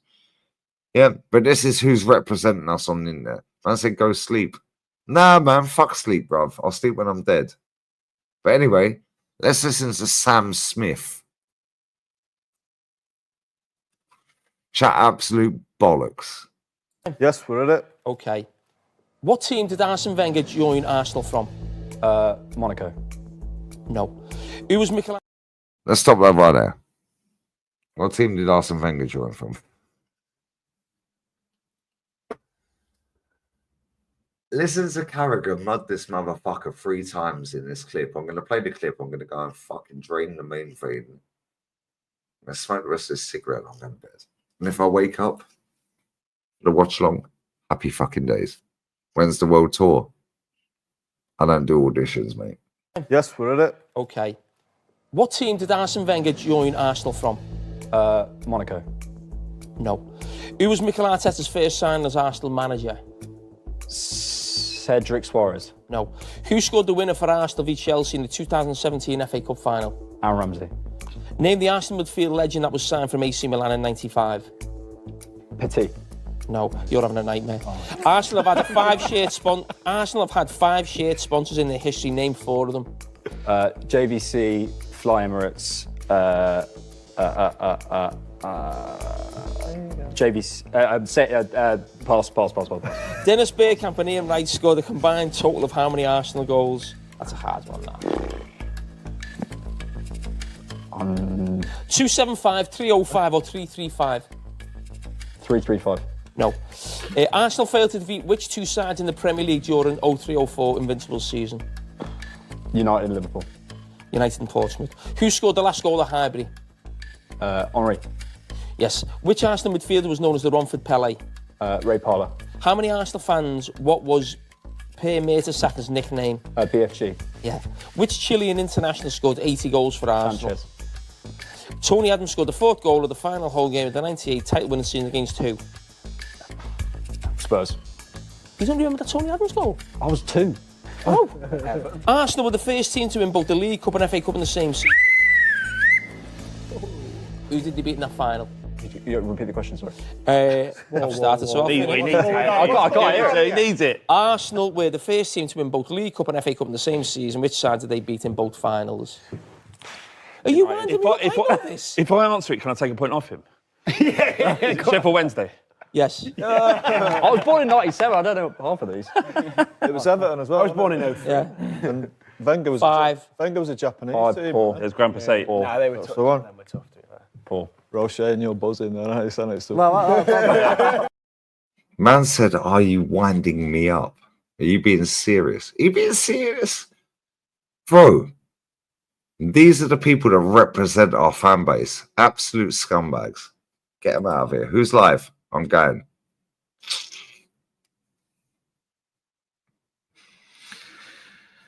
Showing you. Big up, Chester. Make Arsenal great again, bruv. Joking. Nah, that's a fucking piss take. And do you know what it is here? Right? People like that, yeah, use social media to get into the mainstream when they set up their social media to be against the mainstream because they wanted their voice. Then they realized they could get a pound note off of it to get into the mainstream. See that fucking idiot right there? Like, real talk, yeah? You see that fucking idiot right there? Brother, make the most of it for the next 3 years, because as soon as they change the demographic, you're finished, mate. Yeah, however, I'm not, which is why I outlived the fucking lot of them. Yeah, hold that. Yeah, the Spurs fan knew more about Arsenal, yeah, than the Arsenal fan. Crazy work, you know. Crazy fucking work, bruv. Yeah, and this is why Jez gets the ump. This is why DJB, Kenny, myself, Northside, because these men are fucking disingenuous, bruv. They use Canton and all these men. They use social media to get into the mainstream, but the mainstream can just chop them off at any time because they changed the demographic. Sorry, bye-bye. What are you going to do now? Because you binge your channel. That's on me, obviously. You binge your channel to get into the mainstream, but now the mainstream binge you. Now nobody cares. Fuck off. Yeah, fuck off. What time on later? Big up DA. Whenever I wake up, mate, what time do Arsenal even play? I'm bored, bruv.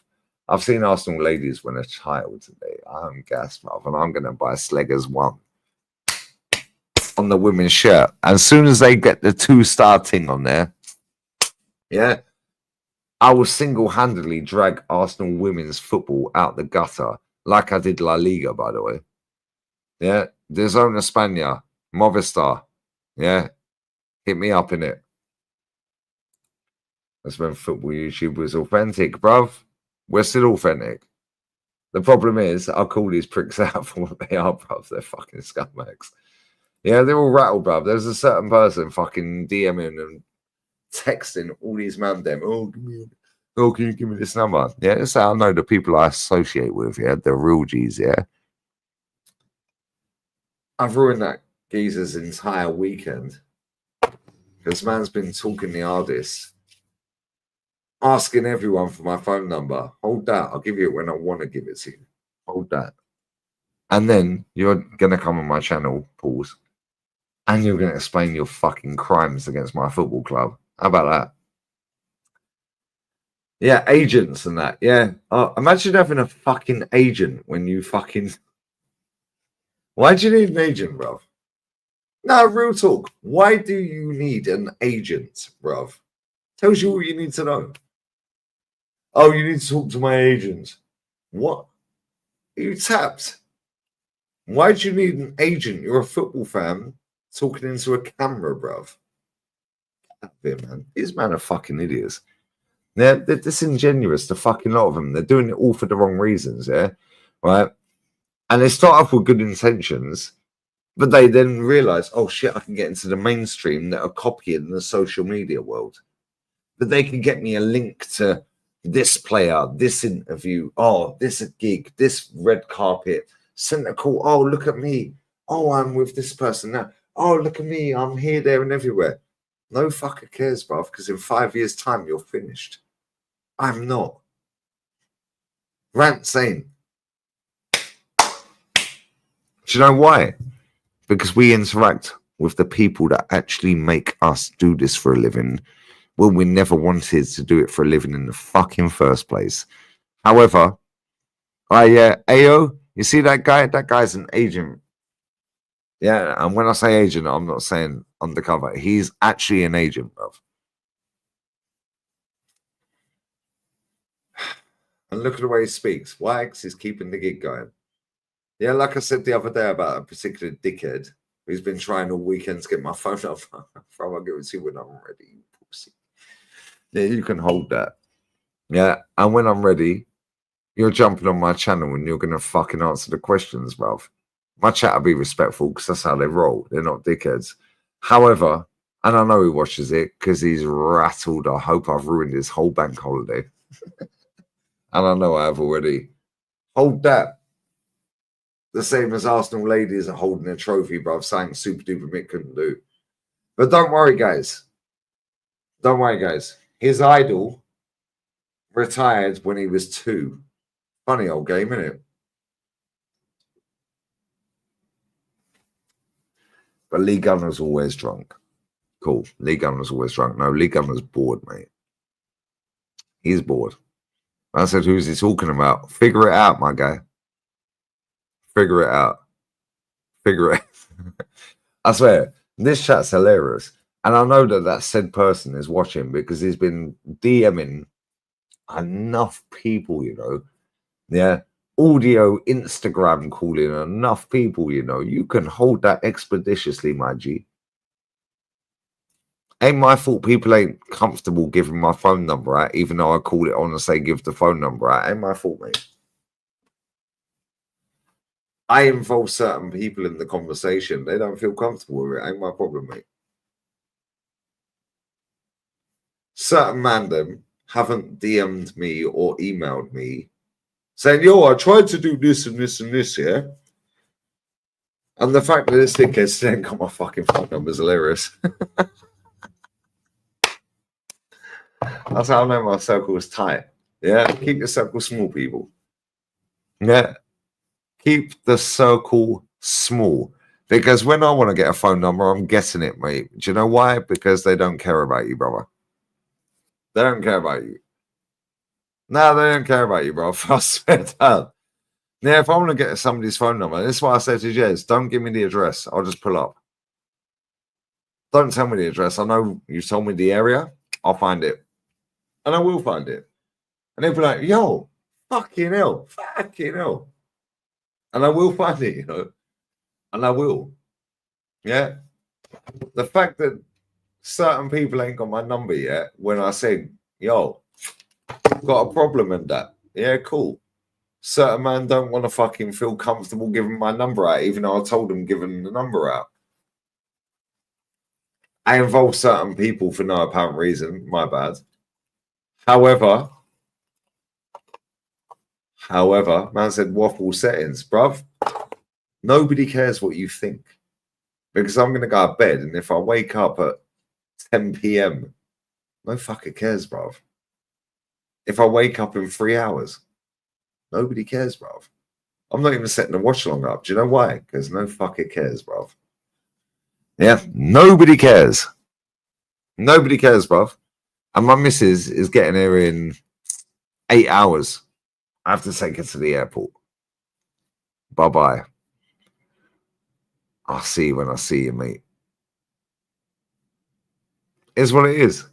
Yeah, but I've told enough people, give certain people my phone number.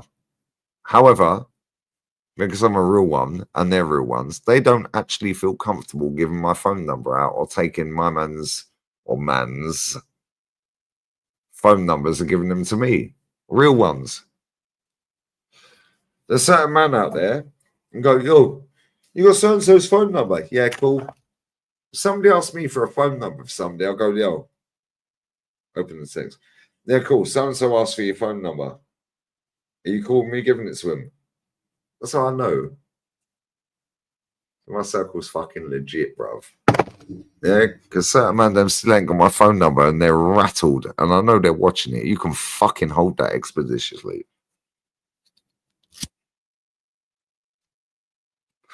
And you see when I drop wifey at the airport, yeah, 3:30.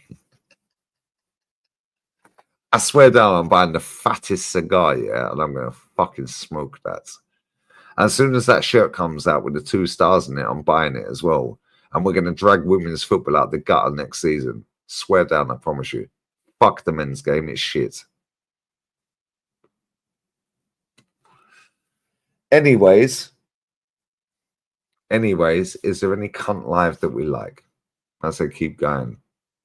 And don't get, bro, I don't give a fuck what anyone thinks, and I ain't giving up anytime soon. These men can't stop me, bro. I literally sat there today watching Arsenal ladies on a watch along with 2,000 people watching me live. And you think I give a fuck about Aaron Ramsdale derby tomorrow? Get out of here, bro.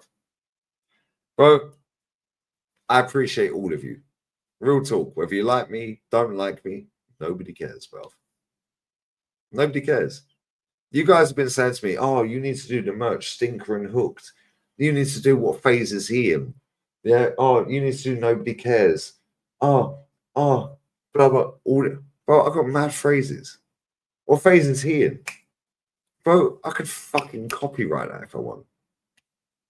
I haven't, and some other cunt will. However, it's what it is. Certain channels out there have to change their name, innit? Ain't my fault, mate. Ain't my fault. That eagle's on my patio. That eagle is on my patio. I can hear it. Guess what? Can't make me change my name, mate. So bless up the club. Bless up the club, because on my birth certificate it says my name, mate. Certain other channels had to change their thing. My bad. Is what it is, isn't it? However, bless up my pops. Bless up my pops for the surname he had. Can't make me change that, innit?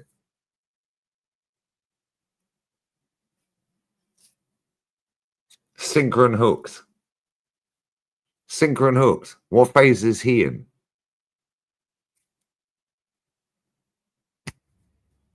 Phase is he in? Bro, I got so many phrases. Like, I swear, why have I still not done merch yet? Because I could do merch like that. Why have I not done it yet? Because I'm waiting for the right time to do it. Because I'm not going to sell you fuckers down the Swanee, bruv. Yeah, and I'll do it when I want to do it. If I wanted to do merch and I wanted to take all these sponsorship deals, bro, I swear down. You think I'm sitting here for fucking 7.5 hours? I would have earned fucking more money this month off of sponsorship deals that I get emailed every day that you see and I price the fuckers out of the market every day. $2.5 grand for 2-minute video. Oh, yeah, no, but oh, bollocks. Cool. Cheers, mate. Cheers, mate. Oh, he's always drunk. Nobody cares, bruv. Generally, nobody cares. Why am I not getting sponsored, bro? Because I don't open my emails, and when I do, I just price them out of the market. Yeah, and for anyone who's just joined, I'll share it one more time for the cheap seats at the back there just joined. Sorry, my bad. My bad, guys. Just in case you didn't know. Now you will get to know. You will get to know. And this is verified as well.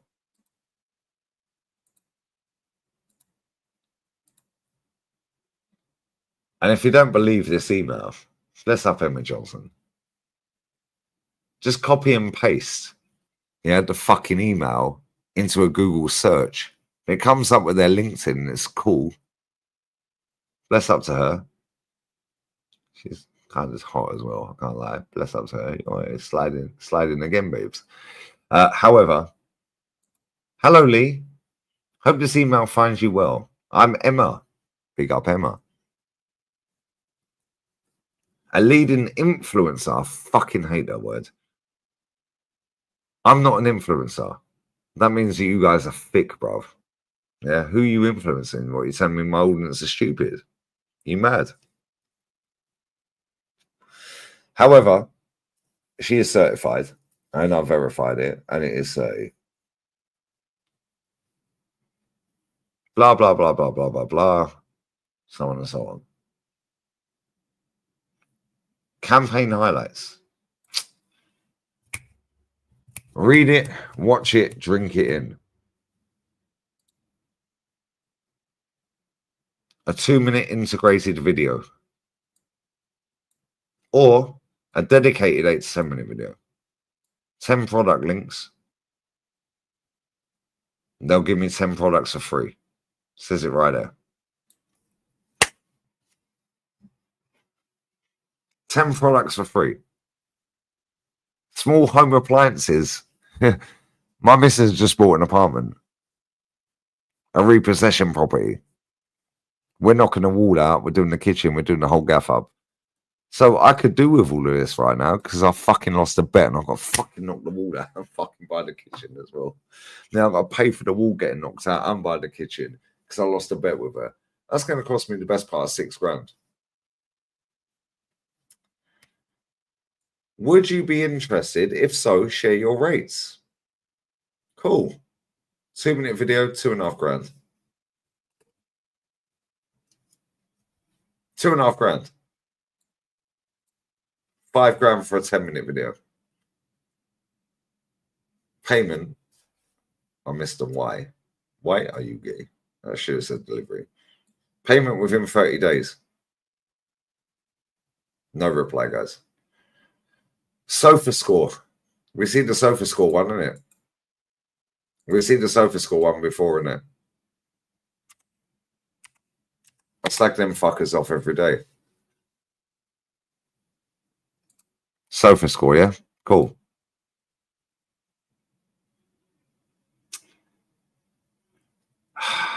Sofa score, yeah?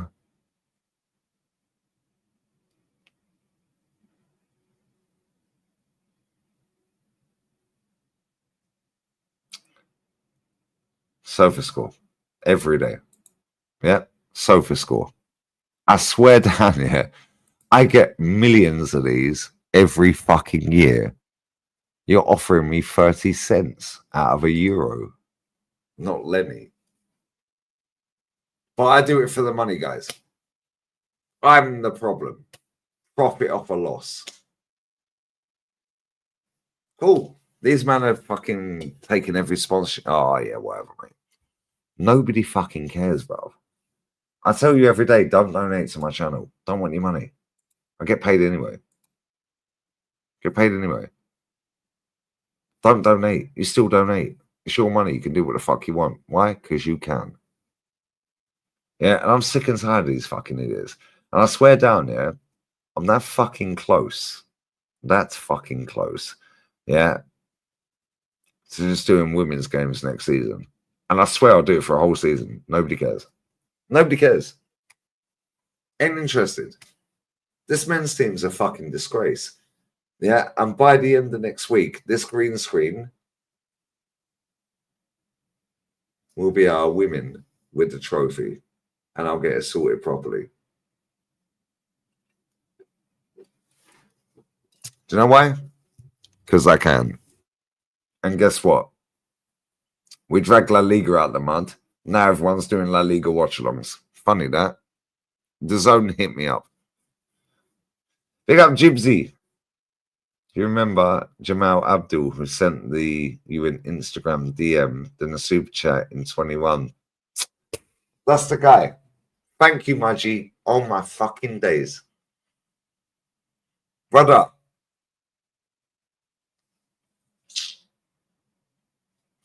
Brother.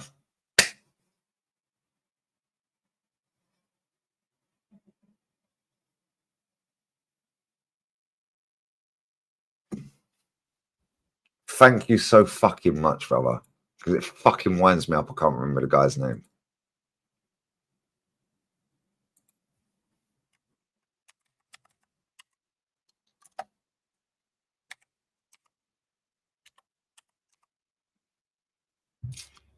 Brother, I swear down. I fucking love you, mate. Thank you very much for that.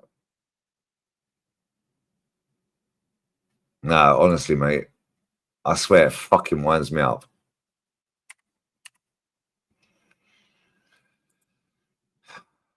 Bruv.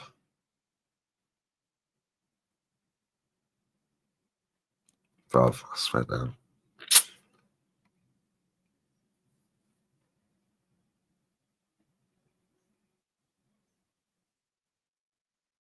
It was, yeah, it wasn't his leg. It was his arm. You're right.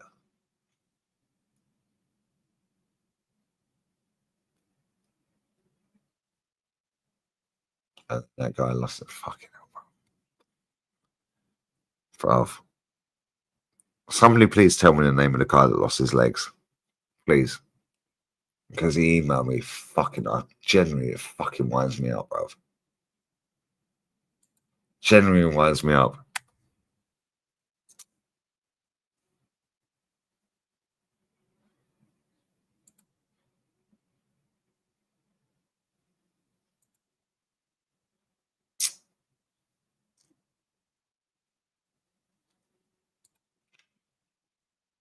Yeah, he lost his arm.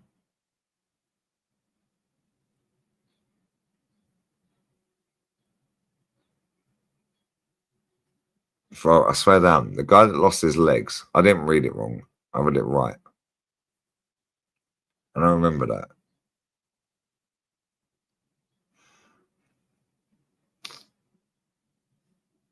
He lost his left arm in a motorbike accident, and you put in your old Twitter, this guy who lost his legs in a similar accident. Bro, the guy who lost his legs, yeah. Now, real talk, people are saying I read it wrong. No, I didn't. The guy who lost his legs, the wife and kids fucked off. He lost his job. 6 months later, he put a donation into the channel and said, I've got a new girlfriend and I now see my kids.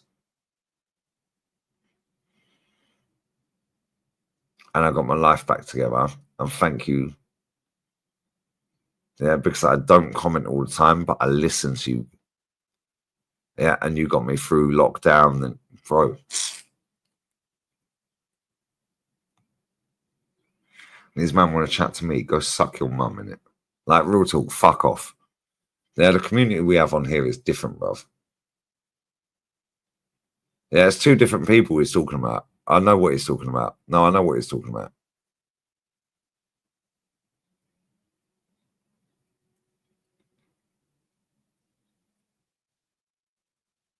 I know what he's talking about. I know exactly what he's saying. But I can't fucking remember the guy who lost his legs name. Fucking hell, bruv.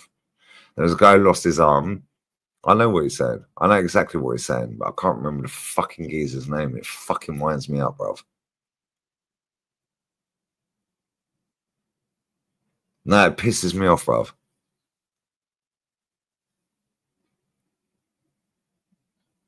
Yeah, close to being homeless. Thank you, Glasgow. That's what I'm saying. Yeah. Bro, I don't even remember Jamal. That's what I'm saying. Yeah, he lost his arm. I know. And then I posted out. Yeah, but I ain't got that Twitter account anymore, bro. So I can't even find the tweet.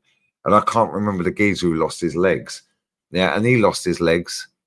Yeah, in the motorbike accident. Bro, I don't. And he sent me a fucking long ass email. Yeah, and when I read it, I fucking cried, bro. And I don't know his fucking name, and it pisses me off. I don't know his name. Now, I swear down, I've said this multiple times on here. Yeah, it fucking winds me up.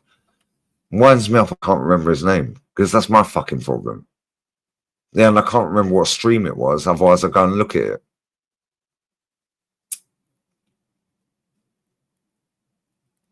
Fucking annoying, bruv. Yeah, fucking bro. I don't even know what stream it was, Glasgow. I genuinely don't know. There it's like, he then put a fucking comment in saying, like 6 months later, I now see my children. Yeah, I've now got another job. Your channel helped me through. Yeah, fucking big up to you, big up to the chat, blah, blah. Right, I remember it, but I can't remember the fucking geezer's name. It fucking kills me. I swear down, I've mentioned this multiple times here. It fucking winds me up. Yeah, because I just want to reply and go, yo, brother, what you saying? You good? How's life? And I genuinely don't know. I said, Lee, it's 11:20. No, it's 7:20 in the morning, Nav. Big up to Diana. Right, is that Dirty Diana? She's going to take offense. It's a song, babes. Don't worry. I have stayed up all night. However, this is how we roll. Almost 8 hours. Yeah, you ain't got work rate like me. And I'm fully buying the Arsenal ladies shirt. I won't. I've heard it a million times. Sorry, I'll come up with something more authentic next time then, yeah?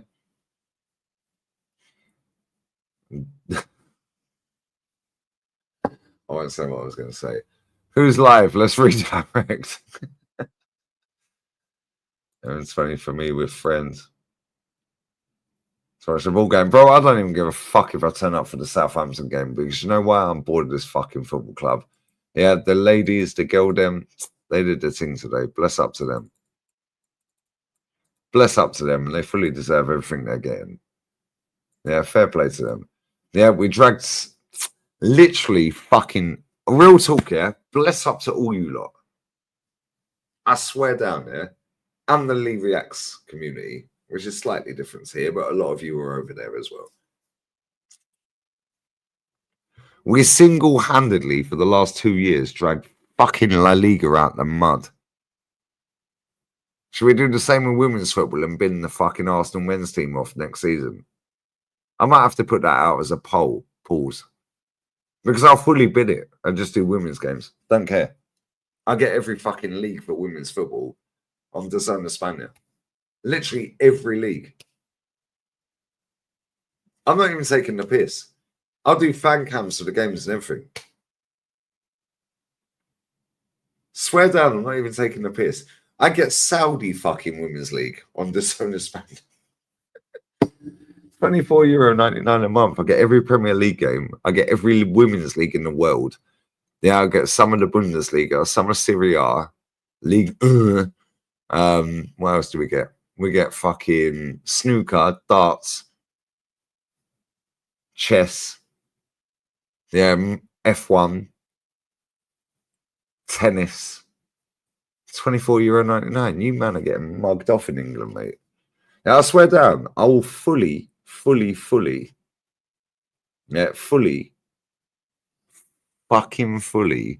bin off Martin Odegaard, yeah, and super duper fucking retard Mick, yeah, to watch the women's game. Yeah, they should pay me. La Liga owe me money, mate. Not even joking. For 2 years, I've dragged it out of the gutter, mate. Yeah, now look how many people do La Liga watch-alongs. Watch. Yeah, I swear to God, yeah, I'm not even taking the piss. I will fully do the women's fucking games next season. I don't care, bro. Genuinely don't care. When's the Women's Euros and World Cup? I genuinely don't know. Yeah, all of a sudden they have TV. All of a sudden they're doing a women's watch along. Of course they fucking are. Where's Pippa? Where's Pippa? Where's Charlene? Interesting. Cool story, mate.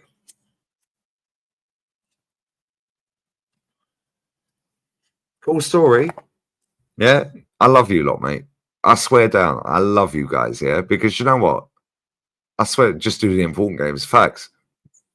Yeah, I swear down, yeah? Yeah, where's Pippa and Charlene? Has anyone seen Pippa and Charlene? No, they ain't. Oh, really? Because they were doing fucking women's game. Oh, they weren't there. Oh, cool. Say less. Interesting. Cool. Well, I'll be real, yeah? I'll be real. These dickheads don't do what's required in the summer. I'm not watching Arsenal men's team next season. I'm bored of that shit.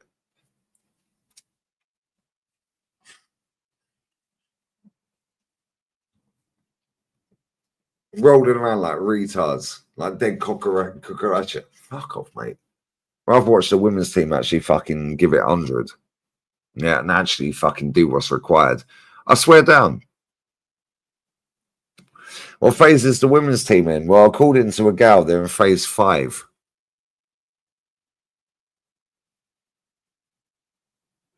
Who's doing La Liga watch alongside you?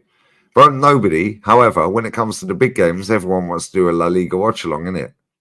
Who started La Liga watch alongs religiously? Oh, Liga. Who was the first Arsenal channel to do every Arsenal men's game as a watcher? Oh, Liga. Cool. We'll do the same for the women's game then. Yeah, I swear, these dickheads don't do what I want them to do. I want them to do this summer. Say less. Matty, Ola, roll up. We're watching the ladies, mate.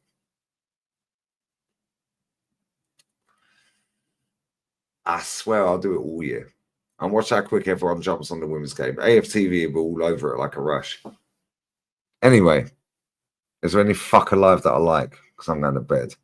And if I don't get out for the game, nobody cares, bro. Generally, nobody cares. I ain't even set an alarm. I never set an alarm, really. Yeah, fuck him. Aaron Ramsdale Derby in that. You tapped. Jester's live, yeah? Cool, let's go. Let's go. Man's doing greatest tracks of all time tier list. Okay, cool. Let's go. I genuinely couldn't give a fuck. I'm bored, mate. Yeah, I'm genuinely bored of watching Arsenal men's team. They're shit. The manager's a scrub. And then it'll be the youth. Do you know what's mad as well, yeah? I actually get fucking all the under 21 games on fucking this only Spanish. I'm not even taking the piss. Now, I genuinely get the under 21 games on there as well. And this is what it is, yeah? You influence other... Bro, I'm not an influencer. I'm not influencing anyone. You either like me or you don't. Yeah, you're not thick. You're not a stupid person. You're not an idiot. The word influencer winds me up. Yeah, because it makes out that my followers can't think for themselves. However, these people are influencers because they're chatting shit, bruv. And guess what? That's why we're going with lads and lasses. Because they all copy us, me and Rance. I swear down, they copy everything me and Rance do. Yeah, why do you think my man Flowers has started doing straight facts at 10 and 11 in the morning? Why? Because I changed the time of the podcast on a Monday. Now he starts doing it in the morning. Cool. Watch next season, Flowers. I'll change it for the same time in the morning, mate. I'll go to bed early, innit? Yeah. Now you'll change it for another time and I'll just go live at the same time, mate.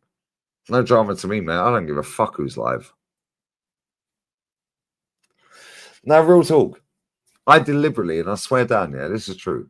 I deliberately set the podcast for 6 p.m. every Monday. It used to be 5 p.m. Everyone knows that. But man was live at 6 p.m. Cool. I'm going live at 6 p.m. then, mate. Now man swerved that show to 11 a.m. in the morning.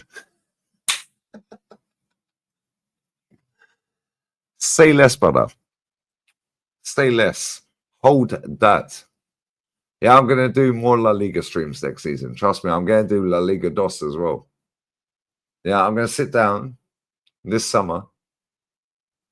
Yeah, and I'm going to decide what I'm doing next season. If these dickheads don't buy the players I want, me, myself and I, they don't do what I fucking want this summer. Fuck them. I'm watching the women's team. And I'll stream the women's game. Sorry, guys.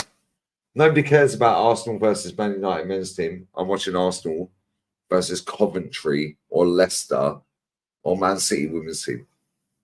I'll have more people watching me than they're in the stadium. And guess what? We drag it out the gutter like we did with La Liga. So if they want to chat shit, cool, carry on chatting shit. Watch how many people then start fucking watching women's football. Watch how many of these dickheads, AFTV, start pulling up at games. Yeah, so on and so forth. Fuck these idiots, mate. They're disingenuous prats. Is what it is. Anyway, we're raiding Jester. Love to you all. I'm going to bed. I may or may not be here for the Arsenal men's game. The Aaron Ramsdale derby. If I am, I am. Actually, I probably will be because wifey's fucking. Fuck.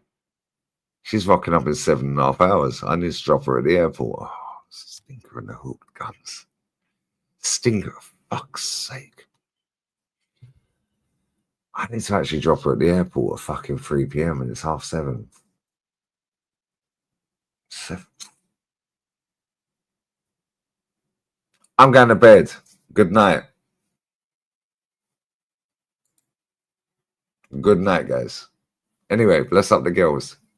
Bless up the girls. I'm going to fully buy a women's shirt. Yeah, watch the record sales on women's shirts, yeah? As soon as they get the 2 fucking stars on it, I'm buying it with Slegers 1 on the back. Watch them sell out of Slegers 1 on the back. Bless up to all you lot. Laters. Raid Jester. Slegers raid.